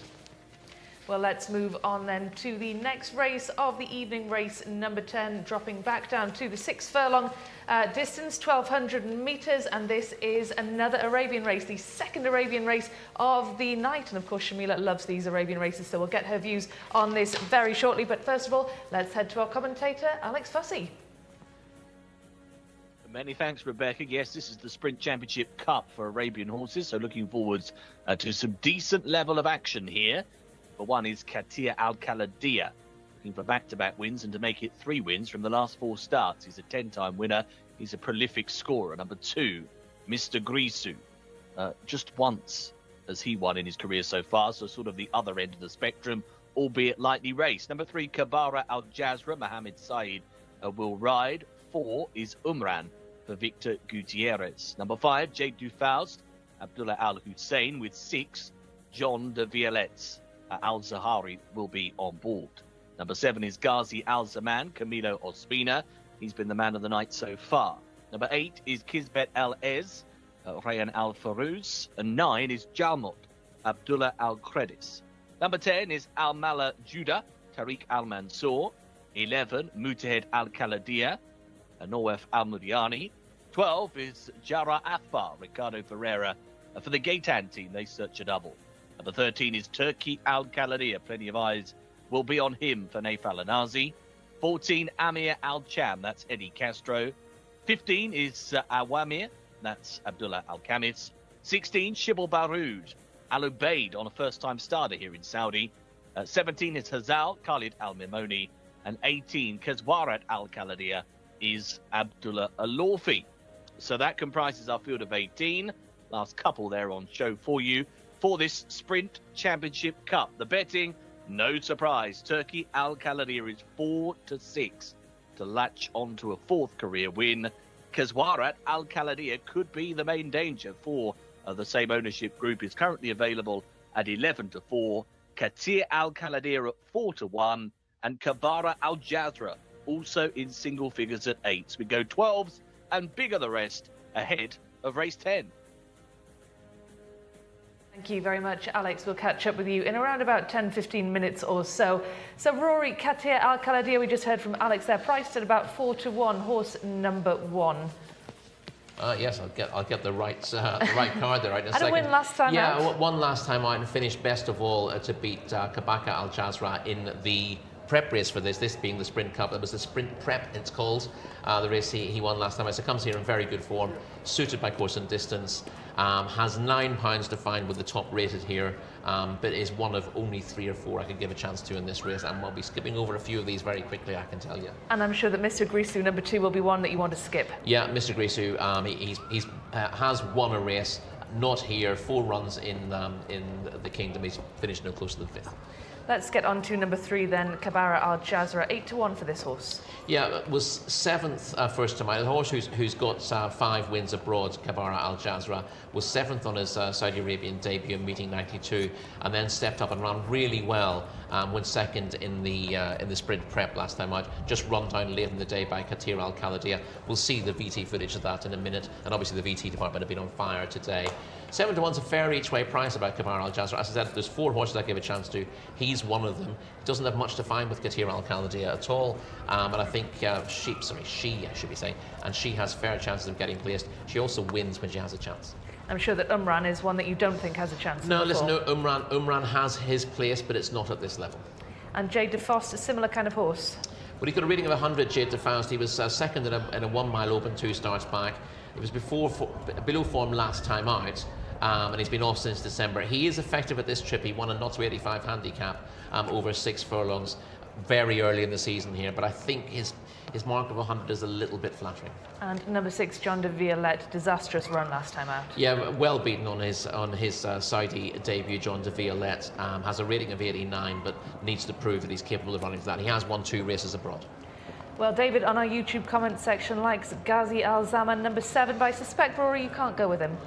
Well, he's, again, he deserves a mention because he's got a rating of 100, so, you know, anything over 100, I've given them the courtesy of giving them a write-up. He has won 3 times. Those wins have come in Italy and France. He wasn't disgraced. Meeting 81, that was the primary championship of the racecourses. That wasn't a bad performance in 6th. And again, he was in a tough race last time out, the Emir Sword, and he ran 10th there. That was tougher than this, so he may do better. And of course, he does represent a strong stable and a top-class jockey, so you can't rule him out entirely. Sibet El Ez is number 8, just the 2 runs for this horse and not showing much. 2 runs here, 11th and 14th, give him no chance in this company. SS Jamod, number 9. What do you make of this? Listen, he's a smashing horse in his grade, but his grade is not to 65 and not to 70 handicaps, and he's going to be well out of his depth in this contest. And I suspect that number 10, Al-Malad Judah, will be as well. Yeah, not the 70 handicaps are probably too tough for Al-Malad Judah, and this 55 rated gelding is outclassed. Well, let's see what our resident Arabian racing expert thinks of this field. Shamila, you love the Arabian racing. Tell us who your paddock pick is. I love the Arabians. I will stand by them every step of the way. And let's talk Al Khaladia stables in this race. My paddock selection has to be horse number 13, Turkey Al Khaladia, who will be ridden by Naif Al Anazi. This horse is by one of the most predominant sires in this country, one of the most predominant Arabian sires, I should say, Layth Al Khaladia. And so is the other horse in this race for Al Khaladia stables, Kasrat Al Khaladia. However, I think Turkey will get the job done. He is rated 119. He's 5 years old and he was 9th last time out at meeting 103. But has been really consistent all season. I think that we can scratch that previous run and just focus on today because I think they are on to a winner. And I can't wait to talk to Naif Al Anazi after the race. So hopefully they can get by. And Kasrat Al Khaladia, I think, will come a close second. As I've said, I've been beating this drum since the start of the season. You cannot underestimate these Al Khaladia horses. They are so strong. Their bloodlines are insane. And I think they will take the beating in this race. That being said, I would love Jahara Athba to be in the mix as well. Thank you very much. Shamila going with the favourite Turkey Al Khaladia horse, number 13. Rory, let's just return to this list of runners and riders. We've got as far as number 11, Mutahed Al Khaladia, rated just 62. Yeah, has won, is effective in his class, but is a bit out of his class here, and it'll be a surprise if he's in the first 5 or 6. Would you expect number 12, Jara Athbar, to be in the first 5 or 6? Yeah, Jara Athbar is an interesting runner. Now, he was well beaten last time out, but she does have form that gives her a chance here. It was the Gulf Cup she was in last time out. That was a bit disappointing, but she was an excellent second and non-winners of 2 back in meeting 83. Only beaten half a length by Kula Lane, and she was a winner of her maiden and meeting 73. I think the Gulf Cup was just a bit too much too soon for her, but she's unexposed, and I can see her doing better. And again, this stable doesn't tend to throw horses into races like this without a chance, and I think she's a difficult one to rule out for all. She's got a stone to find with Turkey Al Khaladia. I said, well, not quite a stone to find because she's obviously getting the fillies allowance, so she's got about 12 points to find. Well, let's talk about Turkey Al Khaladia then, Rory, about Turkey Al Khaladia's credentials. The firm favourite for this one, rated 119. Yeah, it was only 9th last time out, but I think he'd be fitter for that run, and we'll see him in action here. This is Katir Al Khadir we're seeing here, the top weight. You see him finishing strongly to get to the front, close home to beat Kabara Al Jazra rather last time out. I thought Kabara Al Jazra ran a cracking race to be placed here, but Katir Al Khaladia clearly suited by this track and trip. This was the prep race for it. But I thought it was an eye-catching run from the second as well, and the white cap just getting up close home for that second place. Very inexperienced Kabara Al Jazra, and I think she'll improve a bit for that. And we can take a look at the favourite, number 13, Turkey Al Khaladia. Shortly, we'll have a look at this horse in action back in December. Yes, Kaswarat Al Khaladia leading them into the straight, but Turkey Al Khaladia tracking him, tracking Kaswarat Al Khaladia at this stage, and swoops past to win quite impressively. He's a horse with a good turn of foot, a high level of form in his day. Now, he was fairly well beaten last time out, but I think he'll be fitter for that run. He's very well suited by a test of speed at this track, whereas the runner-up, Kaswarat Al Khaladia, actually has stronger recent form, but is a horse who's probably best at 7 furlongs a mile, maybe even slightly beyond that, whereas Turkey Al Khaladia, 6 and 7 furlongs is his wheelhouse. Well, let's have a look then at Kasrat Al Khaladia, horse number 18. We can see this horse running back in January in 3rd position. Yeah, 3rd in the Gulf Cup.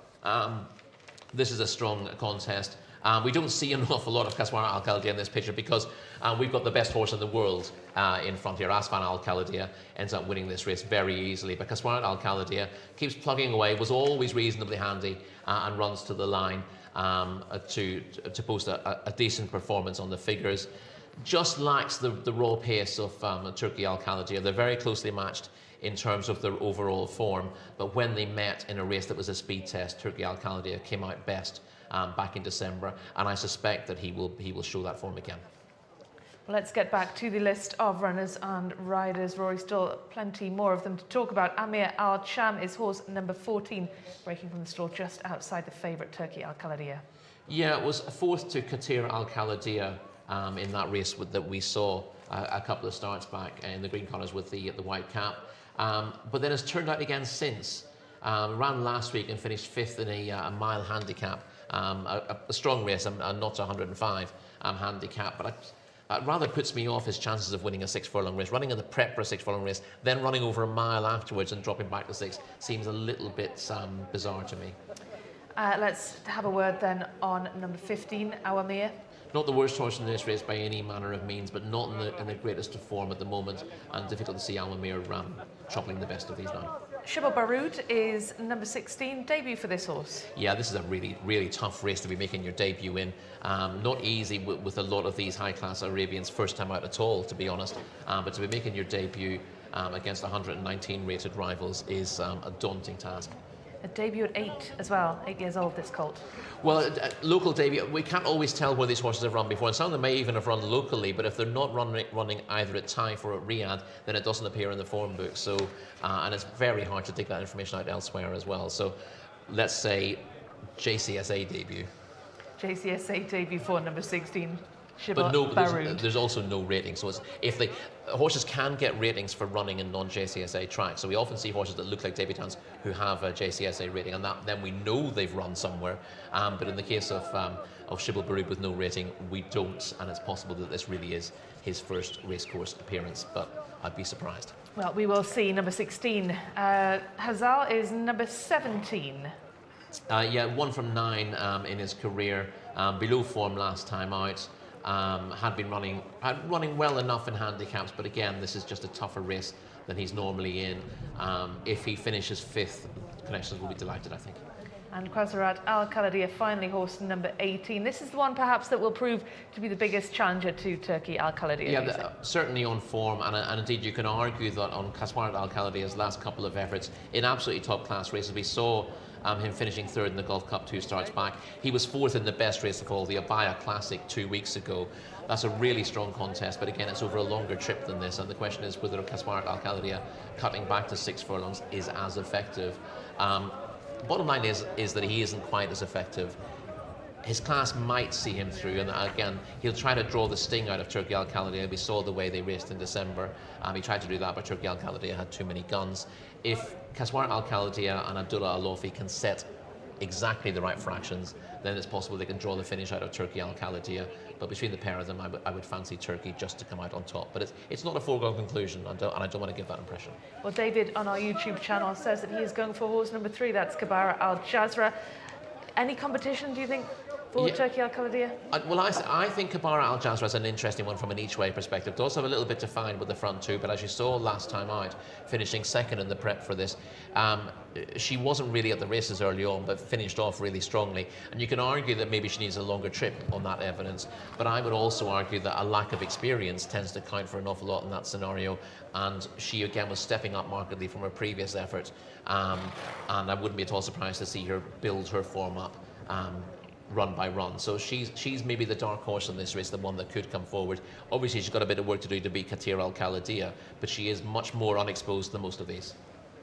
Well, that is horse number 3, Kabara Al Jazra, to keep a look out for. We have had a late withdrawal from this race. Number 16, Shibal Baroud, will not be running. We were speaking about this horse just a little earlier on, Rory. We weren't sure if this horse had actually set foot on a race course. This is certainly was going to be his JCSA debut, but Shibal Baroud, number 16, will no longer be running in this. So we are down to a field of 17. You'll often find horses who've been off the track for a long time, or horses who are making the debut, will be subject to strict veterinary checks, and you do often see them being pulled out at the last minute. Well, let's head to our commentator, Alex. But before we head to Alex, what's your tip, Rory? Turkey Al Khaldia.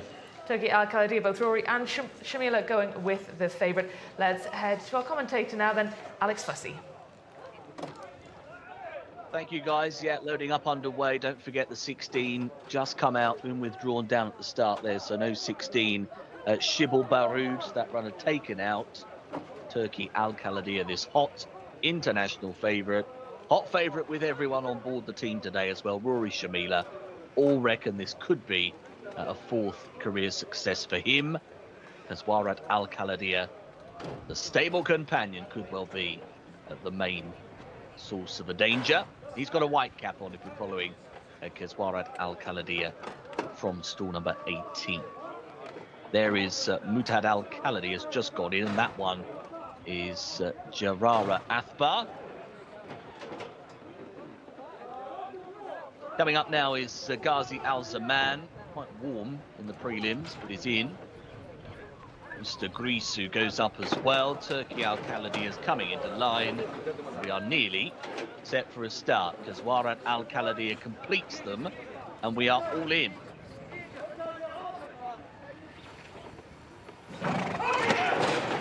They're off. 1,200 meters for the Sprint Championship Cup. Very awkward to start was Mr. Grisu. Surely chance blown. Was 3 or 4 lengths off the back of them. Kabara Al Jazra also not the best away. Kaswarat Al Khalidiyah got a terrific start. He's already getting across here. He's going to get right over to the rail to lead up, so he's bagged it. Ghazi Al Zaman now has to tug back into second or third, with the on the outside Jarara Athbar improving. They're followed by Turkey Al Khalidi, who's got the black cap on and is back in 4th position. Next in the field is Mutahed Al Khalidi, who's racing there on the inside running rail. Starting to improve his Amir Al Cham. Spot the white cap round the outside of horses. Also going deeper out to try and improve his Awamir as they turn to the top of the straight. Kaswarat Al Khalidiyah is being committed, trying to see off Jara Al Athbar. To the outside of those, Turkey Al Khalidiyah and also Ghazi Al Zaman are both trying to improve. Kaswarat Al Khalidiyah now with Turkey Al Khalidiyah finishing off, heading inside the final 200. Turkey Al Khalidiyah has got the lead, has moved past Kaswarat Al Khalidiyah. Jay Dufast into the late closer, coming strongly, but Turkey Al Khalidiyah has done enough and will lift the Sprint Championship Cup. Beats off Jay Dufast, who was the strong closer. Ghazi Al Zaman followed, and then Kaswarat Al Khalidiyah. Number 13, Turkey Al Khalidiyah has won. Hanif Al Anazi, career win number 4 for this colt, and has just held off Jay Dufast, who's run a screamer in second. Very big effort from her, closing in off the pace. 3/4 of a length between them. Kaswarat Al Khalidiyah and Ghazi Al Zaman were the following pair. Kaswarat Al Khalidiyah, just as you can see on the far side rail, will hold third money. Good stuff for the Al Khalidiyah stable. A 1-3 for them, and the order in race 10 is 13, 5, 18 and 7.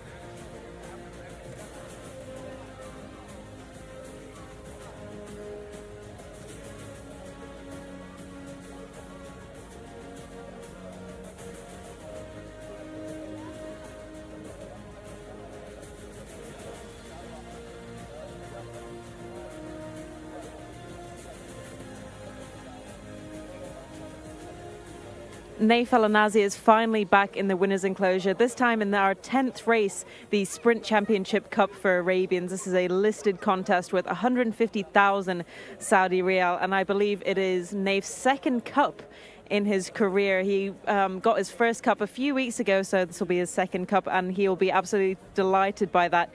He has won this race on board horse number 13, Turkey Al Khaladia, trained by Nasser Al Mutlik for the Al Khaladia stables. Stunning 5-year-old colt by Laith Al Khaladia as well. He was last seen coming 9th in the Al Manifa Cup. This was over 2,100 meters on the turf, so very different to this race, only 1,200 meters on the dirt. But it is great to see as well Sheikh Mutlik here supporting as always, and I do say all the time that if Sheikh Mutlik turns up, then they are definitely onto a winner. So that was absolutely the case with Turkey Al Khaladia. And the last 3 races, I think, were pretty straightforward, and you could see the winners from miles off in the preliminary stages even. So very well done to myself and Rory, who were both on Turkey Al Khaladia in this race. And it was a really good race as well. I think that both the Al Khaladia horses have done really well. Kasrat Al Khaladia, of course, came 3rd under Abdullah Al Awfi. And Naif has ridden Turkey Al Khaladia once before, but never on a winner. So great for him to be on a winner like this. And he's riding more and more winners for Al Khaladia stables, which is fantastic to see. So he has weighed in for this 10th race of the night. And hopefully we can get a quick word with him before he gets on stage to collect his trophy or anything like that. He's just saying well done to all the connections and giving the horse a pat as well. So Naif is a fantastic personality here at the race course, and everybody loves to talk to him. Everyone likes to see him smiling, so he's just giving Sheikh Mutlik a hug there and saying thanks for giving him the opportunity to ride in races like this on horses like Turkey Al Khaladia. So we can just go and hopefully have a few words with him quickly. Congratulations, Naif, on board Turkey Al Khaladia. Yes, Shimi, thanks God. I want to say for the manager for this farm, Mutlaq bin Mishrif, thank you so much, because he trusts me about the big races. Thanks God, Kaswarat Al Khaladia, he do it well. He go front because he want to help me. Thanks God, Turkey Al Khaladia, more better than 1,200. Congratulations for the trainer, for all the team, for Khaldia, and also the prince, Fahad bin Khalid bin Sultan. Thanks God, and I hope so, inshallah, more future for me and all my brother right for this forum. And his last race was very different in Al Manifa Cup. It was on the turf, more distance. How was he today in this? More better. And you have to know, Shimi, the Al Manifa, the horse is different horse. You know, the group 1 horse, the group 2. Today, I think maybe 3 or just 4 horse, the favorite horse. Khatir Khaldia, Turkey Khaldia, Kaswara. I want to say again, thank you for Mutlaq Abu Nasser. Thanks God, I hope so, inshallah, like I say. And this is your second cup, right? Yeah, thanks. Congratulations. Thank you, Shivi, thank you. Well, good to hear there from the winning jockey Naif El Anazi riding Turkey Al Khaladia. Another favourite gets the win. Rory, it was never in doubt, was it? Not really. I mean, again, we expected, it's nice when they go to script, we expected Kaswara Al Khaladia, despite being drawn out in stall 18, to get out quickly and head across, and again try to use his stamina to draw out the finish of the others. But in the end, that's just played into the favourite's hands, Turkey Al Khaladia, who was pretty comfortable tracking the pace, and has then come with a strong run. In fairness, he ended up not winning by miles. Would have been a bit of a surprise if Jcsa had gone on to win this race. She had a rating of 1,000, but certainly of one of the race. A rating of 100, which was a bit disappointing last time out and was coming off a break. But she's got back to her best form with a strong finish into second. But Turkey Al Khaladia, the best horse in the day. And here are Connections picking up the prize. This is Mutlaq's picking up the Sprint Championship Cup for Arabian horses. Well done to Connections. That's what they were racing for. Naif El Anazi with the first win of the week as well. He's got his hands on the trophy after a good ride on Turkey Al Khaladia. So he was your pick, Rory. He was also Shamila's pick. And let's have another look at how the race was run. Turkey Al Khaladia finishing ahead of Jcsa forced. Big effort from her. Just 3/4 of a length behind the winner. We didn't expect to see her up in the mix, did we? No, well, she wasn't involved in the cut and thrust of the main race, but she's finished off strongly once that race has been done. And in fairness, give her another 50 metres, and she might have given Turkey Al-Khalidiyah something to think about. You'll see the slow start from Mr. Grisu, which knocked him out of contention. But you also see from stall 18 coming across already Kaswarat Al-Khalidiyah, intent on making the running. Abdullah Al-Lofi arguably coming across a bit too quickly to the rail for my liking. We see that a lot at home. But we don't tend to see it that much in Saudi Arabia. The jockeys normally allow themselves to stay wide and get clear and then move across. I thought that was a sharp enough move from Abdullah. I wonder if the stewards have a bit of a word with him about that. Not that he's caused massive interference, but Jara Athba immediately up to chase him in second. And you see Ghazi Al-Zamani ends up finishing fourth, also moving into a prominent position, sitting in third place actually at the moment. Turkey Al-Khalidiyah in fourth, just been nudged along at this stage. Naif Al-Anazi making sure that his main rival didn't get away from him, but he's in the clear now. He's moving wide, trying to get forward, and you can tell at this stage with the whip drawn on Kaswarat Al-Khalidiyah by Abdullah Al-Lofi that one is in a little bit of trouble. Naif asks his mount for his run down the outside again, making sure that he didn't get caught in the backwash of weakening rivals. Looks to have the race in the bag now, but see in fourth place the grey Jcsa stays on very strongly from this point onwards and gets reasonably close to Turkey Al-Khalidiyah, who's almost blindsided. I get the impression he would have rallied if he was joined there, but sometimes you don't get the chance to catch a rival in your eye line before you get a chance to rally, and she could have caused a bit of a shock. Looking to see where she was in the early stages, she's only about 3 from the back, the grey in those dark blue colours, and just gradually works her way into contention. That's a very good ride by Abdullah Al-Hussein. I know he's been beaten in the end, and we don't tend to praise losing rides, but I think he's given this mare a lovely ride to produce a very late challenge. On form, she didn't deserve to win this, but he's sort of just stalked into the race and given her every chance. And I think he's not unlucky not to win, but he's unlucky not to get the praise that you deserve for a winning ride. And I think we tend to forget jockeys who get beaten. They can often ride very, very good races on horses who shouldn't be winning. And I think in this instance, Abdullah Al-Hussein does deserve a pat on the back for how he's ridden Jcsa in the race. But it's all about Turkey Al-Khalidiyah in the end. He gets to the front and just shifts across the rail a little bit. He is at this stage getting a little bit tired because they've got a strong pace, but he's got the better of his main rivals. He was just vulnerable very late in the day, and the way the runner-up has ridden this race was hoping that might be the case and being able to pounce late. But the odds-on favourite has got the job done. I think that's 4 in a row now who've done the business. Whether the last 2 races, which are very classy affairs, also go to the market leaders is open to some debate. Well, absolutely. Let's head to our penultimate race of the evening then. And as ever, Alex Fussy is standing by to talk us through all the runners and riders. Thanks so much, Rebecca. Yes, this is the North America Cup up next. We've got 1,600 metres in terms of the trip this time. And there is a field of 20 all set to stand their ground. Number 1 is Wafig. That's a jockey change. Muhammad Al-Shamari is now on board the 1. Number 2, single-minded, Khalid Al-Mimoni. 3, Al-Mulhem, Ayad Al-Tarisi. Number 4, Azilio, Rayan Al-Taresh. With 5, Ford Maddox Brown, Fahed Al-Faradi. Number 6 is Boundless Ocean for Eddie Castro. 7, Groom, that's Al-Lajmi on board, a winner at meeting 97. Number 8 is Time Naj for Abdullah Al-Hussein, looking to bag his first career success. Over the page we will go, and at the top is number 9, Bleak for Luis Moreno. And then we have the 10, Mutasim, Mohamed Al-Shamrani. 11 is Nordic Lights, Abdullah Al-Credis.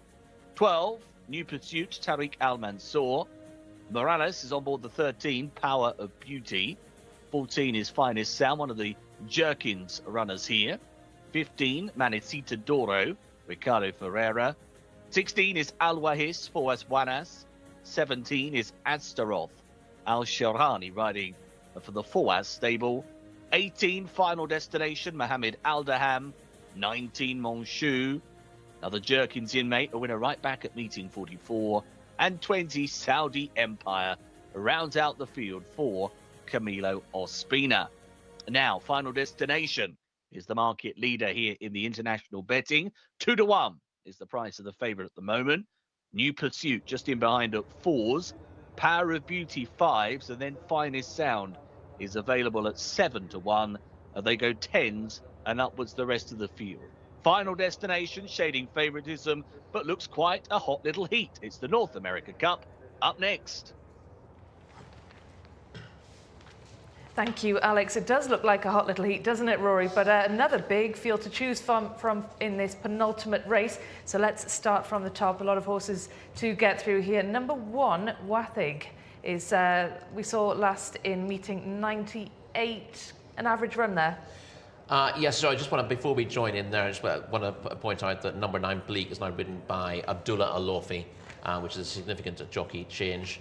Abdullah, we saw not quite getting the job done from the front in our previous race, but one of the leading riders here and regularly seen in the winner's enclosure. Thank you very much for the updates. That's number 9 with the jockey change. Let's head back to horse number 1 then, Wathig. Yeah, I thought, listen, this is the strongest race of the night in terms of what they've achieved on the track to date. Top rated 106, second in 105, third 103, fourth 102. If you're not rated 90 plus, you're going to struggle to win this. So although Wathig and Single Minded are talented enough performers, neither of them have won recently. They're rated 82 and 84, and I'm afraid I had to put the line straight through them for that reason. Well, Al Muthem is rated 93, so just above your threshold. Just gets above there. Yeah, I was well beaten last time out in the Gulf Cup, and in fairness, you could look at his last couple of races and say that he's going to struggle here. But he was third in the Saeed Majed Cup 3 starts back in meeting 77, and he won a course and distance open back in meeting 66. So I think Al Muthem, although he was disappointing last time, that was his second run back after a bit of a break. He's not without a chance here if he can rediscover his best form, but he's got a little bit to prove. And what about number 4, Azalea, rated 90, so just meeting your mark? Yeah, was only 8th in a local Group 3 over course and distance 2 starts back. That was a strong contest, but he did do better when 4th to weight to excel in a Jcsa challenge last time out, and he's got place claims with a repeat of that. But he is still a maiden, which is obviously a worry in a race of this nature. Well, let's head down to Shamila, who is waiting in the paddock. Shamila, you've had a look at the horses walking past you, and who is looking good? It is the North America Cup. The races just keep getting better and better. And I had a huge job on choosing a horse for this race, but it has come down. My final pick will be Final Destination in this penultimate contest. Horse number 18, trained by Thamra Dehani and will be ridden by Mohammed Al Daham. Second last time out at meeting 103, rated 106. So he is the market leader, and for good reason as well. A really nice looking horse. I think that this race is fairly easy for him. Obviously, it has to jump out of stone, number 18, but Mohammed Al Daham has everything under control, and that will be no issue to him whatsoever. So, I mean, how could you not choose him as your paddock selection? He's absolutely stunning, and I can't wait to see what he does next season. This is Thamra Dehani's one of his favourite horses in his stable, so very best of luck to them for this race. Now, 2 other horses did stand out to me. Horse number 14, Finest Sound. Jimmy Jerkins has 2 runners in this, and Finest Sound is the horse that stood out to me the most out of both of his runners. He was 4th last time out, and he is under Nawaf Ahmad Dehani. Now, I would like to say that I think that Saudi Empire will come up and be in the running, however, has to jump out of stall number 20, so not very forgiving, but very best of luck to FMQ Stables, who have already had a winner today. And really interesting that we have a runner from Bahrain as well, horse number 9, Bleak for Fauzi Nas. Thank you very much, Shamila. Shamila very much likes the look of Final Destination, thinks it will be an easy race for this horse. Well, let's have a look at some recent footage. This is Saudi Empire in action. We'll be looking a little bit, we'll be talking more in detail about this horse, Rory, but this is a win last time out. Yeah, this is Saudi Empire. He was a course and distance maiden winner on his debut, and he improved on his second start back when beating Time Nudge in the Ministry of Culture Cup. Last time out, Uncle finishing 3rd, the horse in the middle, just getting done for 2nd on the line. Good performance, needs to improve again on the ratings, but he's going the right way and he's unexposed. And this is Final Destination, Shamila's pick.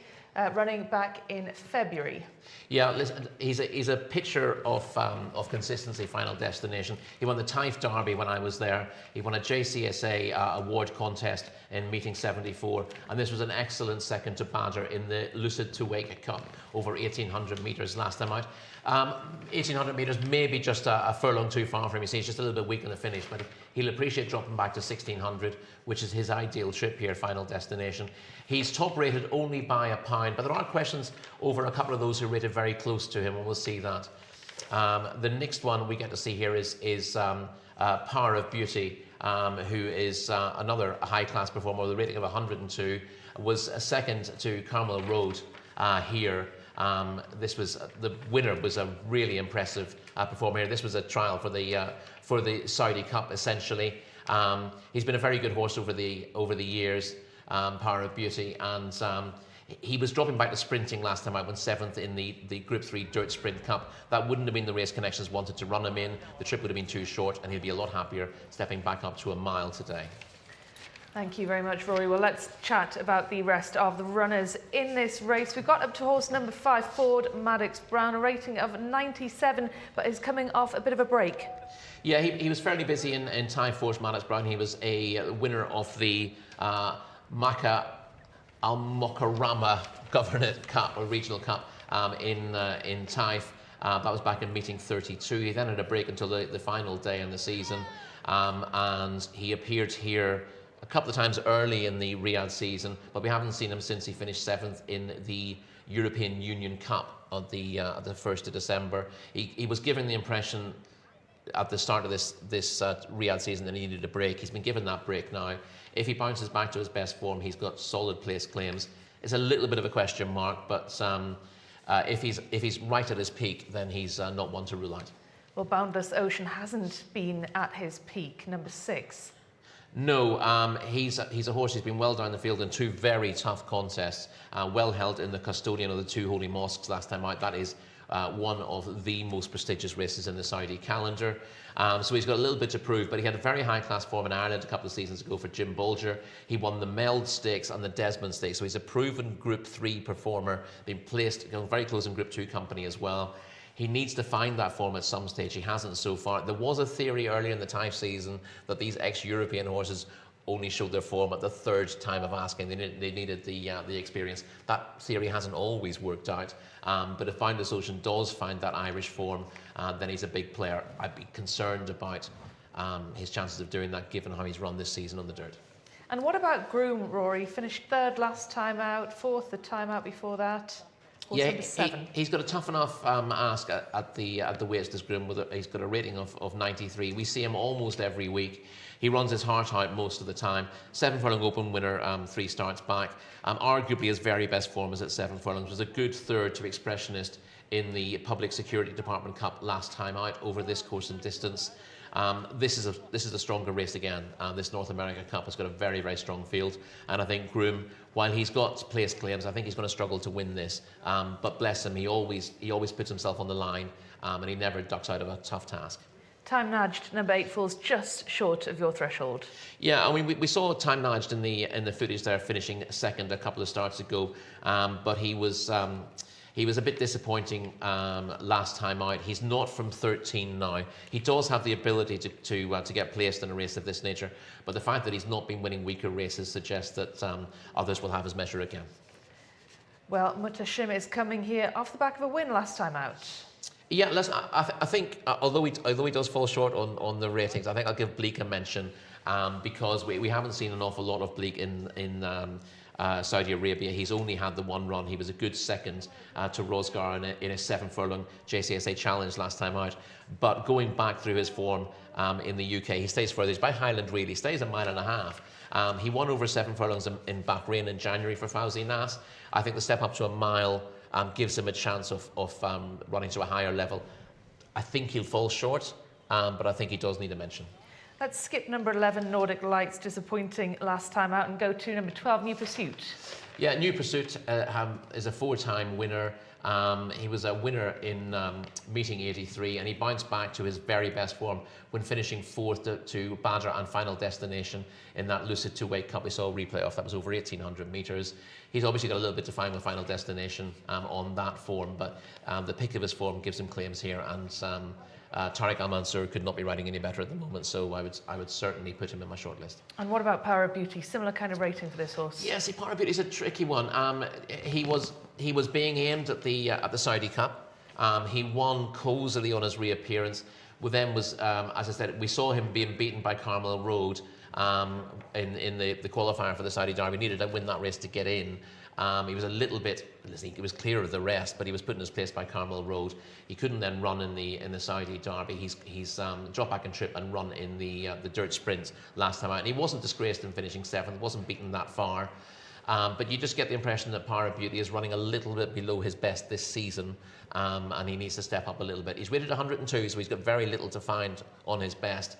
But things haven't quite gone exactly to plan this season for him. Number 14 is Finest Sound, one of Jimmy Jerkin's 2 runners in this one. Doc Sherl on our YouTube channel says, let's go Red Stable. Does Finest Sound have a chance?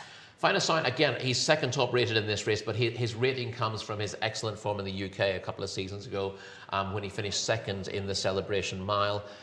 He was also placed in the Strensall Stakes at York. He was just below the top echelon over a mile in the UK for Simon and Ed Crisford. He hasn't quite hit that level in Saudi Arabia so far, but he's not been disgraced in any of those starts, and he was 5th in the Gulf Cup to Badr and Man of the Night last time out, not beaten too far. So the form ties in pretty closely with some of these, and we know that he's got the back class to maybe belatedly step up on the form he's been showing here. Well, hello, of course, to Shirley, who's taken the time to write into our channel. Best of luck to you, Shirley, and of course, your husband, Jimmy, with 2 runners in this race. We'll be underway in just around about 3 minutes' time. We've still got quite a lot of runners still to get through, Rory. So I'd like you just to pick out the ones that you think have got the biggest chance here, and the horse that you like the look of. Yeah, there's an Alwa Hiss, number 16, was a course and distance open winner in meeting 94, but he's been held in better races since, and I think 90 is as far as he can go. I don't think he can step up any further. Astaroth's got very little chance on recent form. Of course, we've covered Final Destination already. Monchois needs a mention. He's got a rating of 97. Was a 1 mile open winner in Typhon. Was a good 2nd in a course and distance open 2 starts back. He was 8th in the Public Security Department Cup last time out. Tough enough, Askram. He's got place claims of bouncing back. Again, I think he falls just short at this exalted level. Saudi Empire, again, we've touched on because we saw the video. He's got a rating of 93, but he's only had 3 runs even in Saudi Arabia, 3 lifetime runs. 1 on his debut, was off the track for a while, was a promising 4th in his return, and then stepped up on that when winning the Ministry of Culture Cup last time out, beating Time Nudged and Uncle. I think he can step forward again, so I think he's potentially the biggest danger, despite the fact that he's got 12 pounds to find. So Saudi Empire for Rory. Shamila likes Final Destination. She thinks it'll be an easy race for Final Destination. But what do you think, Alex? Oh, I think it's a very, very tough race to call, actually. I'm not convinced Final Destination will have it all his own way, that is for sure. I think there's a whole host of runners that could play their part. Hopefully Finest Sound runs a decent race. I'd like to see him get involved in some way, shape or form here. International market has Final Destination 15-8 as the market leader.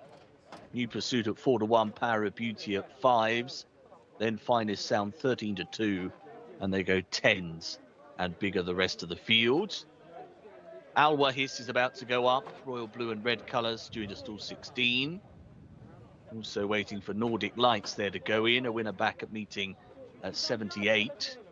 It was quite impressive when scoring on that occasion, but hasn't really followed that up, albeit that a lot of these runners have been competed in some very, very tough races. Few tack adjustments required there for Ford Maddox Brown. Farhed Al-Faradi's quickly back on board, though. Still got Bleak to go in, just moving up, in fact.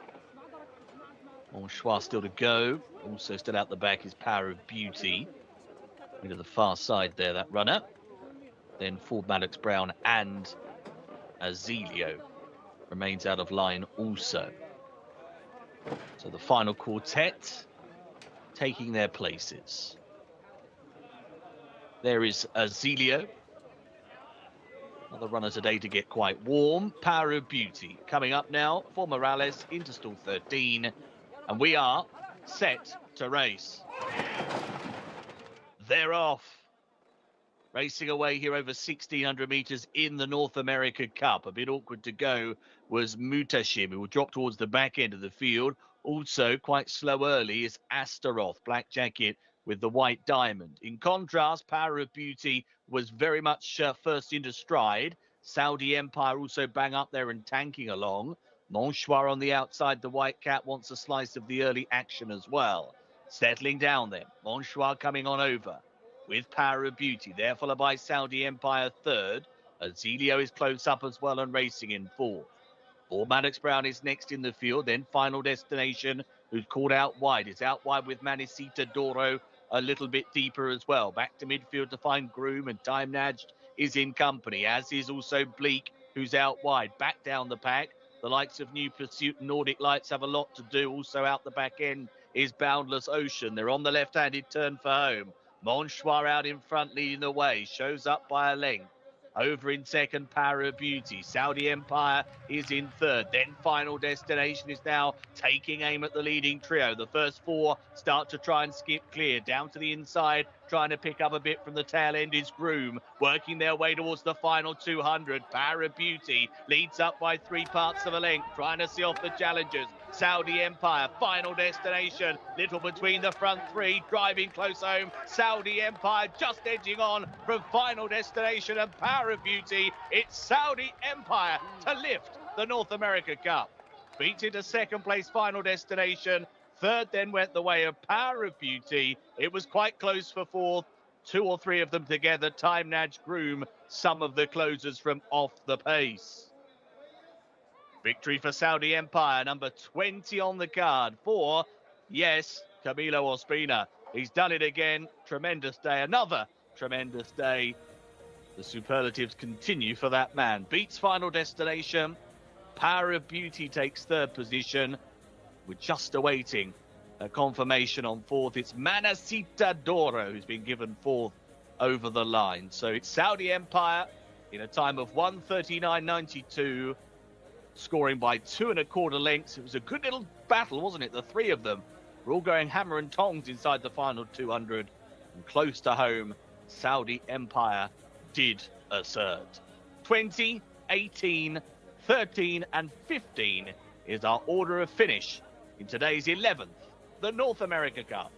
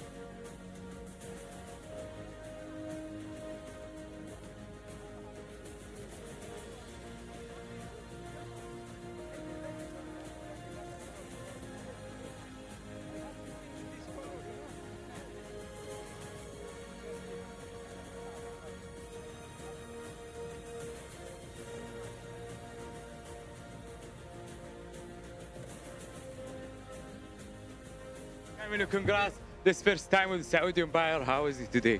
Yes, it's my second time to ride this color, you know. Yeah. I just say thank you very much to the whole team. Thank you for giving me a chance to ride this nice horse, you know. He's very tough horse. I saw the last race, he won very good. Yeah. Today he has very good challenge because he's coming very good horses also, but he's nice horse, you know. When I ask him, he respond very good. Why are you asking? I asked him in the 800 meter and he's coming step by step. And then in the last 400 meter, he's coming very strong in the last meter. Congrats, Kevin. Thank you very much. Not only is it one win for FMQ Stables today, but it is two, as Saudi Empire lands the North America Cup, our penultimate contest of the day. And that is a hat trick as well for jockey Camilo Ospina. And I dismissed this horse a little bit, I will admit that, because of the draw. I'm not sure how he would have taken to stall number 20, but I was absolutely wrong. Saudi Empire has annihilated the rest of the field. Rated only 93, he'll go up from then for sure. He was last seen at meeting 102, winning the Ministry of Culture Cup. And this is actually the first time Camilo Ospina has ridden him, and I think I'm pretty sure this is the first time Camilo Ospina has been riding in FMQ silk, so very well done to all involved there, and Abdulaziz Al-Hizabi, the trainer, as well. And huge congratulations for Faisal Mohammed Al-Qahtani for this fantastic win. We'll speak to Camilo Ospina now. Congratulations on your hat trick, first of all. Oh, thank you very much, Amila. You know, I appreciate it when all people give me support, you know. It's my second time to ride in this color, but it's good horse, you know. I saw the race the last time, he won very good. Today he has very good challenge, you know, to run with very good horses also, but he's nice horse, he's tough horse, you know. Even when he was in the parade ring, I didn't look at him too much because I was like, no way he's going to win from stall 20, but it was so easy, it looked like for him. Yes, you know, then I saw a little bit of speed, you know, but my horse is coming very comfortable in the first meter, and he's come close to the pace. And when I ask him, he's coming step by step, but he's coming very good, you know. I'm happy because when I asked him in the last 400 meters, he responded very good. And it was your first time riding Saudi Empire. Did they give you any instructions before the race? Yes, you know, the trainer, he told me try to come close, you know, because we had the number 20 in that race. It's difficult a little bit, but thanks God he brought very good, and I cast very good position, and he responded and he won very good. And he seems the perfect horse for 1,600 meters. Yes, I think he may be giving more, maybe, yeah. Today he's tough race, but he you know, he do very good performance today. Did you think you were going to beat the likes of Final Destination? Yes, I saw him outside, you know, but my horse, he has heart, you know, he picked the race until wire, and thanks God he won. Well, congratulations on your hat trick, Camilo. Thank you very much. Thank you.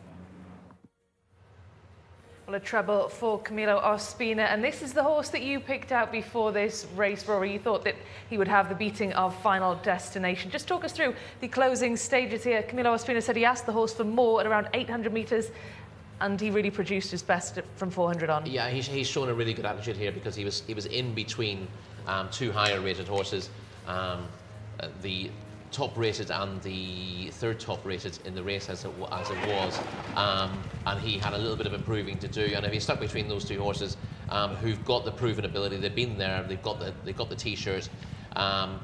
Inexperienced horses can sort of back away from that a little bit, but he showed real guts to challenge between horses and come away in what was a demanding finish. We talked about Final Destination, how he's danced every dance and how he's one of the toughest horses around, and always gives his running at this trip. He came there looking like he might win his race, but I thought Saudi Empire showed not just class to get himself into winning position, but showed real guts when challenged by Final Destination in the final furlong to come away again and win by a comfortable margin in a good time. 1:37.92 the winning time. They had 1:39.92, but 1:37.92 was the time, which is a very good time for the trip. And you can certainly expect to see Saudi Empire rated north of 100 on the back of this effort. As we said, very, very lightly raced for a race of this nature. This is only the fourth run of his career. He's taken time to get back to the track this season, having won on debut. but he's gone from strength to strength in 3 runs. Just needed the run first time back and finished 4th, and he's really built on that with 2 impressive performances since, and he's going to do better still. Great pick from you, Rory, and he's certainly a horse that we're going to be looking out for in Taif as well. So thank you for that selection. Of course, Rory, you've picked out quite a few of the winners today. You may remember at the top of the programme we gave you 3 horses to watch out for: Turkey Al Khalidiyah, Saudi Empire, and now it is up to Yafikuk Allah in the last race for you to get your treble. So can you do it, do you think? Yafikuk Allah needs to improve on the official ratings to win, but his form has been fine several times already this weekend. The horses he's beaten in maidens, Damas, who he beat last time out, has run an absolute cracker to be second in the auction race earlier on. Obviously, he's in a deeper race in the 2000 Guineas coming up, but I like the way he's going. Again, he's very lightly raced. This will just be his 3rd career run, and I'm hoping that Yafikuk Allah can find enough improvement to win that 2000.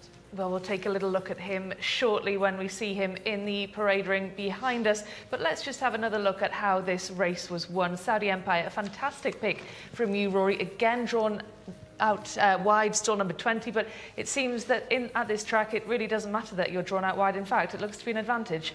Yeah, I think if you went through the statistics, you'd actually find that horses drawn very wide end up outrunning.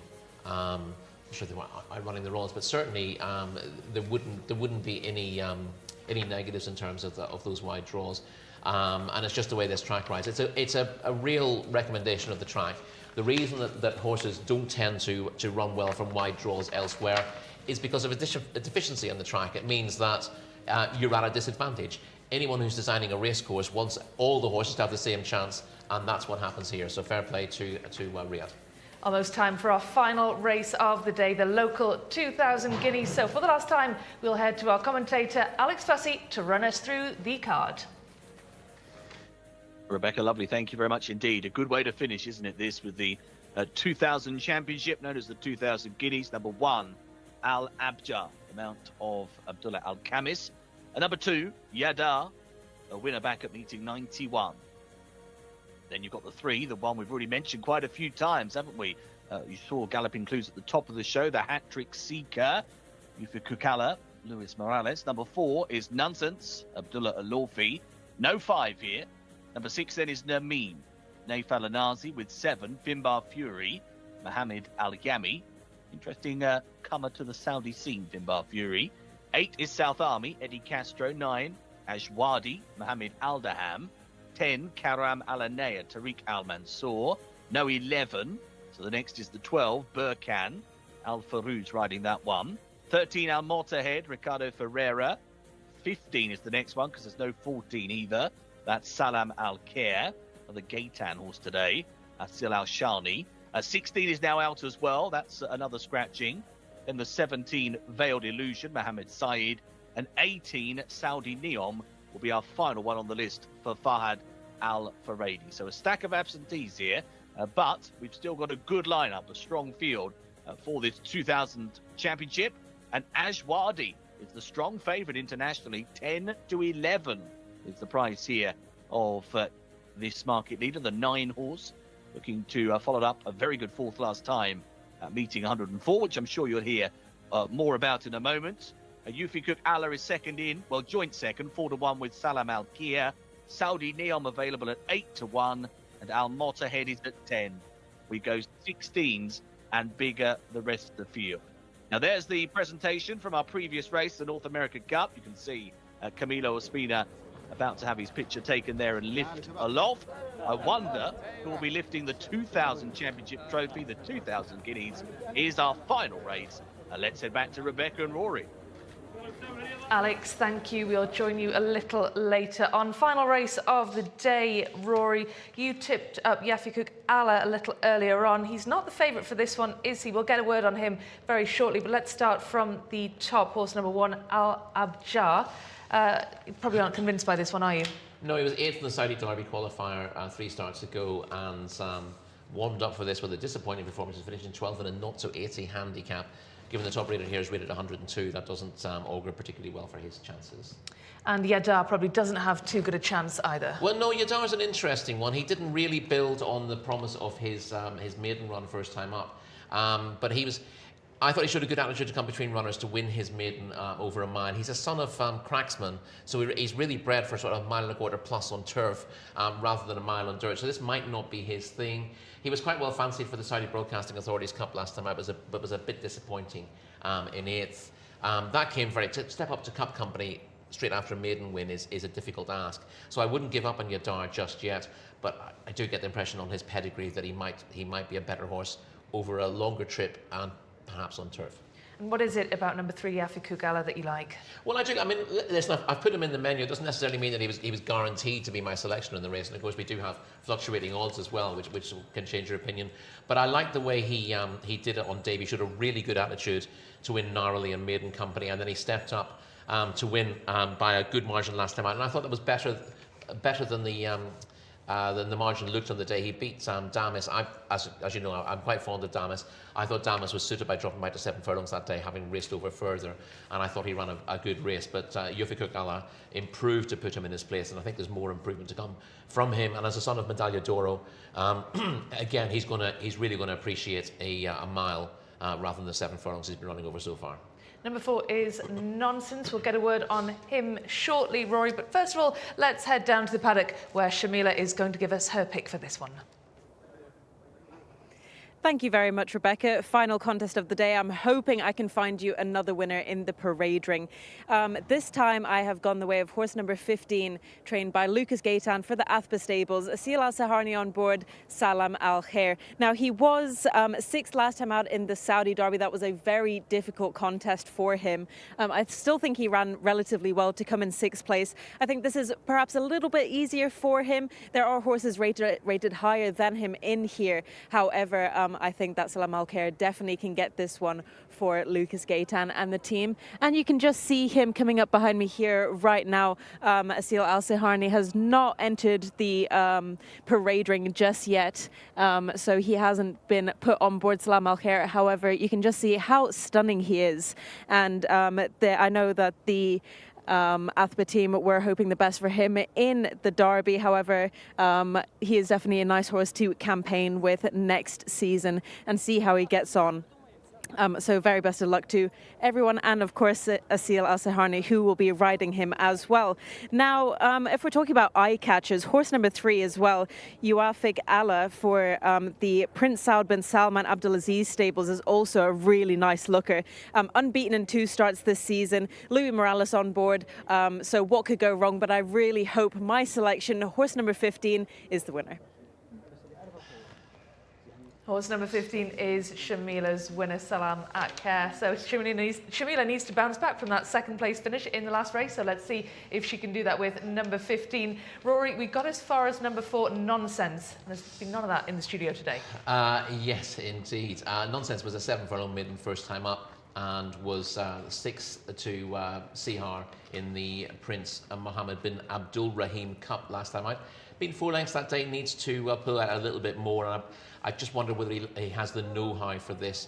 That 6th was off a back of a long absence. He won mid-season in Taif, and Connections had the patience to put him away for a long time for this.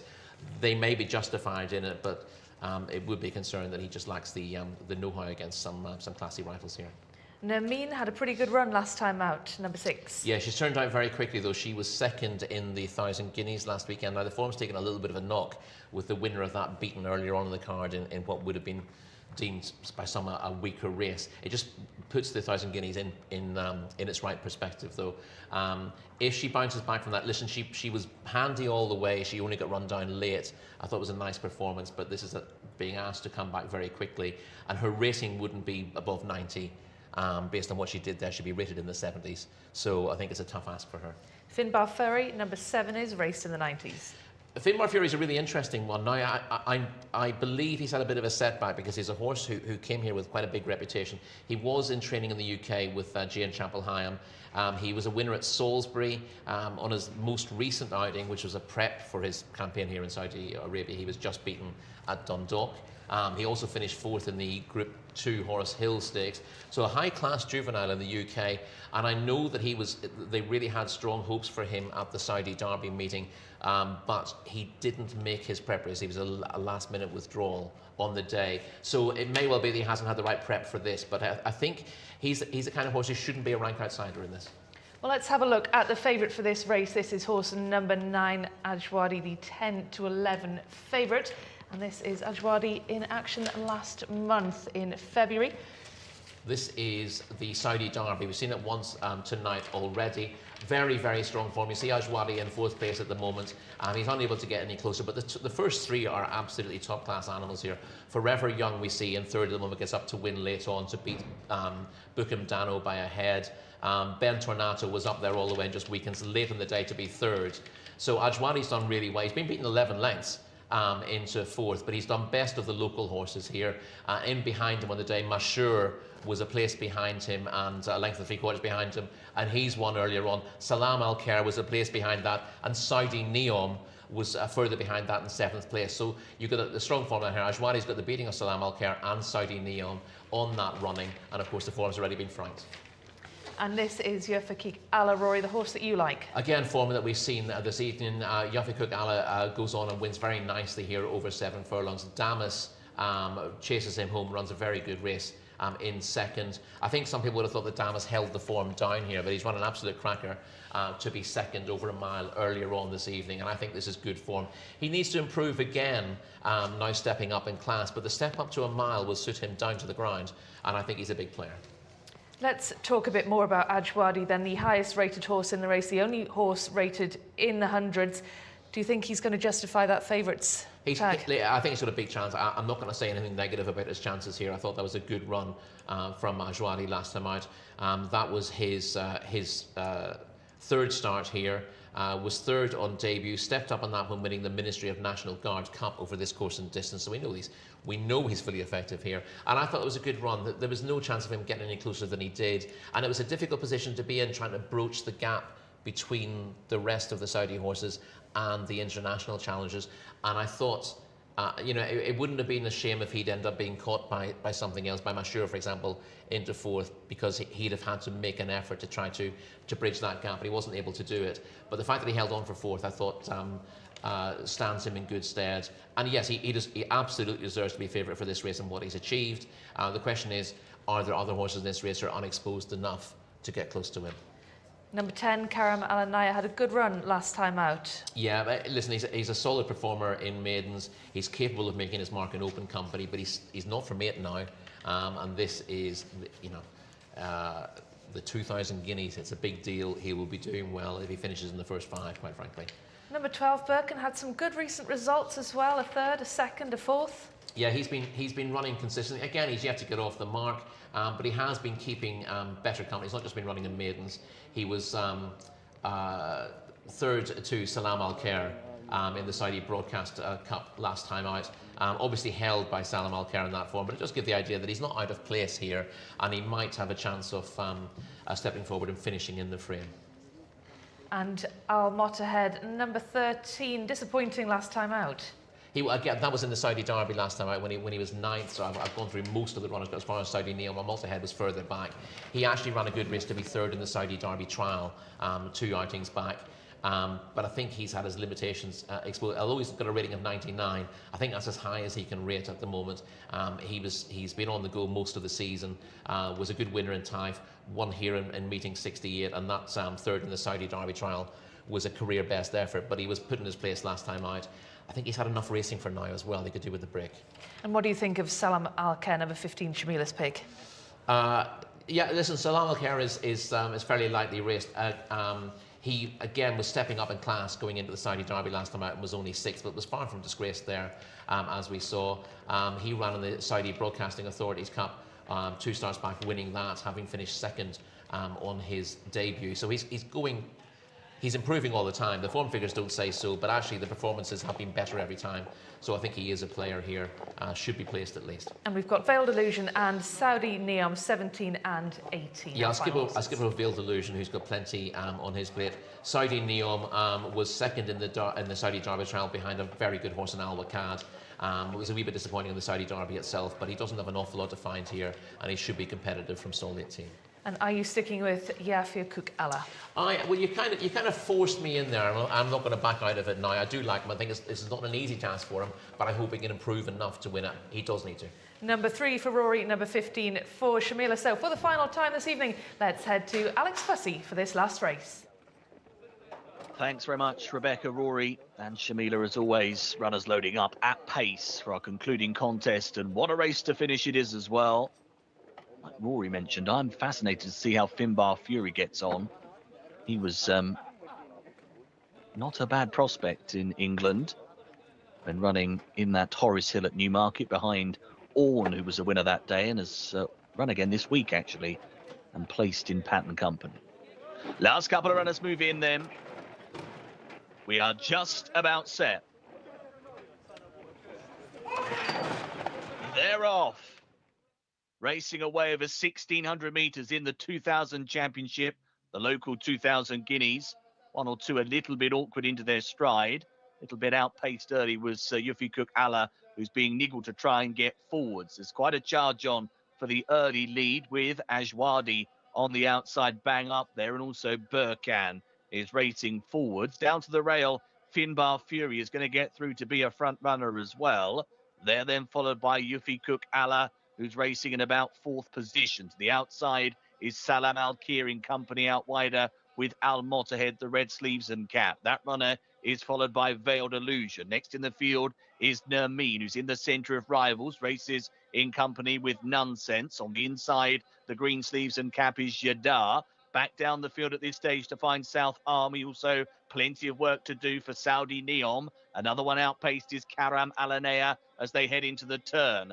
Up top, it's the red cap of Ajwadi, leading them for home in the 2000 Guineas over Salam Al-Khair, who's moving up to produce an effort. Here comes Al Mottahed right in behind them, and now starting to pull out to close. Not too many coming from off the pace. Trying to pick up a bit now is Yadar. Down the wide outside, Saudi Neom is starting to fly home from the back of the field, but it's Al Mottahed has gone on past, goes away from Ajwadi. Then comes Salam Al-Khair, and the fast finishing Saudi Neom back in 4th. But up to the line, it's Al Mottahed, who's right back on song and will land the 2000 Championship.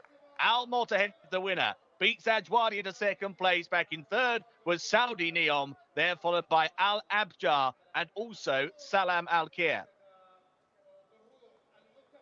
Al Mottahed is the winner. 1:38.76 the winner's time. Takes the local 2000 Guineas. Al Mottahed for Ricardo Ferreira. Goes on to win it in fine fashion. Ajwadi home in 2nd place, but beaten off 3.5 lengths. Saudi Neom, big effort from off the speed, has eventually taken 3rd. And Salam Al-Khair will just hold off Al Abjar. They're the next two home in 4th and 5th places. Al Mottahed has taken our final race, the one we've all built up to. Al Mottahed, who's been very highly tried, racked up those wins on the bounce at meetings 47 and 68. And today, he gets his moment in the sunshine, big time, in the spotlight. Al Mottahed goes on to take race 12, confirming the 2000 Guineas order as 13, 9, 18 and 15.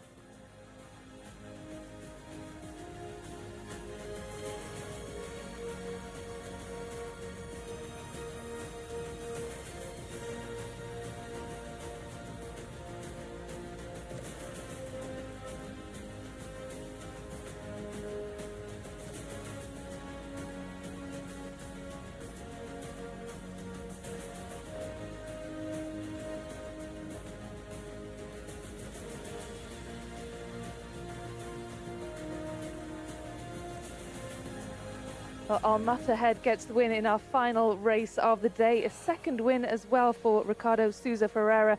And that's not a horse either of you picked out. Well, this is a horse, there was an awful lot of talk about this horse in Taif when we were there. He was enormously impressive in his early starts. we talked about him as a possible Saudi Derby horse back in the day. I always said to Callum that he wouldn't stay the trip in the Saudi Derby. And to be honest, he hasn't really looked like he stayed a mile thus far. He showed just tremendous speed up to 7 furlongs early in his career. And I thought, although he's bred to stay a little bit further, he's by Bobby's kitten, I did worry about his stamina for this trip. Not his class. And he had such a hard race in the Saudi Derby. After a long season, I thought he's had too much now. He'll want a break and come back. ميزر بالفعل اليوم المتحد حقق انتصار اكثر بالرعب برفقه ريكاردو فريرا. Ricardo, congrats. How is it today? He not to start very well, but he's good for him. Yes, I do. The trainer tell me for go 4 or 5. Yeah. Shoot the race very speed. You have the last 300. You not to start very well? No, Yeah. no push him in start, Yes. you know, because I want to close a little because mile is a little bit long. Yeah. And I want to wait. And then wait maximum. for him. This is a really nice horse. Yeah. Congrats. Thank you. A really nice horse. Bit of an understatement maybe from winning jockey Ricardo Sousa Ferreira. How impressed were you with that run, given that the favourite was beaten into second? Yeah, the favourites run his race again. There's no doubt about that from Adwadi. I know they were turning the form around from the Saudi Derby, but Al Motahed has always looked like an absolutely top-class horse. It was just a question of what his ideal trip and his ideal circumstances would be. And he's finally got it done today, so I hope that Tom Collins and Callum Halliwell have followed him to this day, because he'd been disappointing once or twice, but that early promise he'd shown in Taif was genuine, and it was just a case of keeping the faith and waiting for the right day. So he's won over a mile. Shamila, what next for a horse like this, do you think? I'd definitely give him a break and take him back to the Taif season. He did so well in Taif, and as you said, Callum was so keen on him from right at the beginning of the season, and I couldn't see him coming and finishing the season winning a big cup race like this. Yeah, particularly because he's on the go so long. It's not so much that this mile was going to be too much. I thought the Saudi Derby, the way that tends to be run, what a strong race it is, would have been too much for him. If they'd sort of geared him towards this race instead, I could have got my head around it. But on the back of that Saudi Derby defeat, I just thought, give the poor guy a break. But fair play to him. He's put in a career best after a couple of stuttering performances, and he's a lovely horse. Do you think that the Saudi Derby form held firm here? Yeah, I mean, we saw Saudi Neom, he finished 7th there, and he's run on well from a long way back to be 3rd. He was doing much the same thing in the Saudi Cup last time out. The only change really is that this horse disappointed in the Saudi Derby, but he's bounced back to his best form. The other horses have run to the form that they showed last time out, and you know, that's a stronger race because it's an international race. It's open to horses from around the world, and the first 3 that day are very, very good horses. And let's have a quick word on the 3rd placed horse, Saudi Neom, rated with a 8-1 chance heading into this. Shamila, were you impressed with that 3rd place finish? I was fairly impressed. I thought that Saudi Neom was going to be either 2nd or 3rd, just because of how he's been doing the whole season. And of course he has Fahad Al Faradi on board as well, fantastic jockey. But I'm heartbroken for Salam Al Khair. But like you said, a very quick turnaround from the Saudi Derby. Yeah, this is true, but the other horse to think about there is Al Wakad, who we didn't see at all. Salam Al Khair ended up running in the Saudi Derby, but Al Wakad actually beat Saudi Neom and beat him quite well in the Saudi Derby qualifier, and then picked up an injury. So I'm so heartbroken about that. I genuinely hope that's not too serious, because he is my favourite horse of the season here in Riyadh, and I hope we see him come back this year, because his form's been really well franked now in this race, and I think he's not just a really high-class horse, but a horse with a wonderful attitude as well. And Shamila, of course, you've had a look at all these horses in the paddock as they passed you to go down to post today. And what's been a real standout moment for you? Because you know these horses so well. You've been with us throughout the season. You were doing the Taif season too. So just give us your kind of some highlights. My highlight today definitely has to be Saudi Empire in our penultimate contest. I thought he was so impressive. I just dismissed him because he jumped out of stall number 20, but I was really impressed with him. Yeah, I mean, we've seen winners from stall 20 several times this weekend, and it's not always a disadvantage, but he was a very inexperienced horse in that race, and I can see why the combination of that wide draw and his inexperience might have counted against him. But he's clearly stepped up really well. He needed the run on his return, still ran respectably, ran really well in his prep for this, winning a cup contest. Smaller field. But this is the first time he was in a really strong contest with a big field as well, and he showed lots of heart, lots of class to get there in the first place. But I think he could easily have been run out of it by Final Destination, who's a really tough performer. Final Destination came to him about a furlong out, and he picked up again and won well, so that's a really good sign from him. We knew that we were going to have a really high quality day of racing. Rory, can you pick just one highlight for us? Yeah, I went with Hala. Not that she was necessarily the very best performer on the day, but she's just a really, really likeable filly. Daughter of Outwork, out of American Gambling, Geraldine. She was another one who was really impressive in Taif and has kept her form right to the end of the season. It's a question we asked about a number of those horses who were blazing away in July and August. They can't possibly be showing their form come, Saudi Cup weekends. They'll be busted flushes by then, but a couple of them have really shown their form, and she's another one. She won well last time out, put up a career best performance to win by 7 lengths. She's done it again tonight. In a race she was entitled to win, but the fact that she turned up absolutely gleaming in her coat and looking as well as I've ever seen her is a wonderful sign. She's been winning over 7 furlongs. Her dam was a 12.5 lengths winner in her debut for 5.5 furlongs at Belmont Park going back, and she never raced beyond 6. This filly will be even better if she gets a sprinting campaign, because all her races are won before the furlong pole, and I think she'll be even better drop back to 6 furlongs. Do you think we'll see that in Taif then? Do you think we'll see her drop down? I think there must be a chance of that, and she clearly handles the surface really well there. And the races do take a little bit longer to run. I wouldn't like to see her slogging it out too much over 7 furlongs, or even stepped up to a mile in Taif. There are obviously limited opportunities, for really good races over 6 furlongs, but I'd give her every chance she has. And of course, there'll be opportunities on turf here next season. I don't think she'd have a problem with turf either. Yeah, she was a really impressive winner of race number 8, 8 3/4 lengths ahead of the next place horse. Let's have a little look then at the trophy presentation. Ricardo Sosa Ferreira picking up his trophy. He had a fantastic day today. 2 wins today. He had 2 wins yesterday as well, I believe. And Shamila, you spoke to him after his races. It's always great to get some insight from him. And of course, he's heading off to Europe. Yeah, I can't quite believe that tomorrow's his last day, and he's literally going from the racecourse straight to the airport. He's flying to Doha and then straight to Madrid to ride, I think, 6 rides he has in Madrid on Sunday morning. Yeah, and that's straight into the ground from there. The European season starts from that point onwards. To be riding a lot in Spain in the spring, and he'll be riding in France when opportunities allow as well. Champion jockey in Spain last year. He's probably going to be champion jockey again this time. He's got an incredibly busy schedule ahead of him, but we've also got a lot to look forward to here. We've got a fantastic day of racing here in Riyadh tomorrow. Super Saturday. What are you looking forward to most? Shamila, you go first. Rory, we've heard enough from you. Shamila, you go. We have 2 races worth 5 million Saudi riyal, which is just an insane amount of prize money. Like, you think the prize money today was huge. Tomorrow is even bigger, and it's our last big day before the end of the season. So I'm so excited to see what the results will be. It's going to be a good one. What about you, Rory? I'm looking forward to a good night's sleep, to be perfectly honest with you. It was a hectic day today, and I'm looking to come here fresh tomorrow for what is an absolutely fantastic day's racing. Yeah, we've got international jockeys as well tomorrow. Shamila, who are we looking out for? Christian De Mero, he won the first race on Saudi Cup Day last weekend, so he's definitely a jockey to keep on your mind. So definitely Christian De Mero for me out of the international jockeys. I'm looking forward to you interviewing Jim Crowley and asking him about the interview we had yesterday and get his opinion on that one. Thank you, Rory, for that input. And Mikel Barcelona, it'd be good to hear from him tomorrow. Yeah, hopefully he can ride a winner. But, with these local Saudi jockeys, it's hard for them. Yeah, absolutely. But now Ricardo Sousa Ferreira is going to be off on a plane. Then maybe there's a bit more of a chance for the rest of them. But a lot to look forward to tomorrow on Super Saturday. Rory, of course, looking forward to a good night's sleep. You were looking forward to your dinner last night, but we're looking forward to the racing. Shamila and I, the professionals among the operation here. So lots to look forward to tomorrow. The final day of racing for the week. And of course, the last week of racing is next week. See you next time.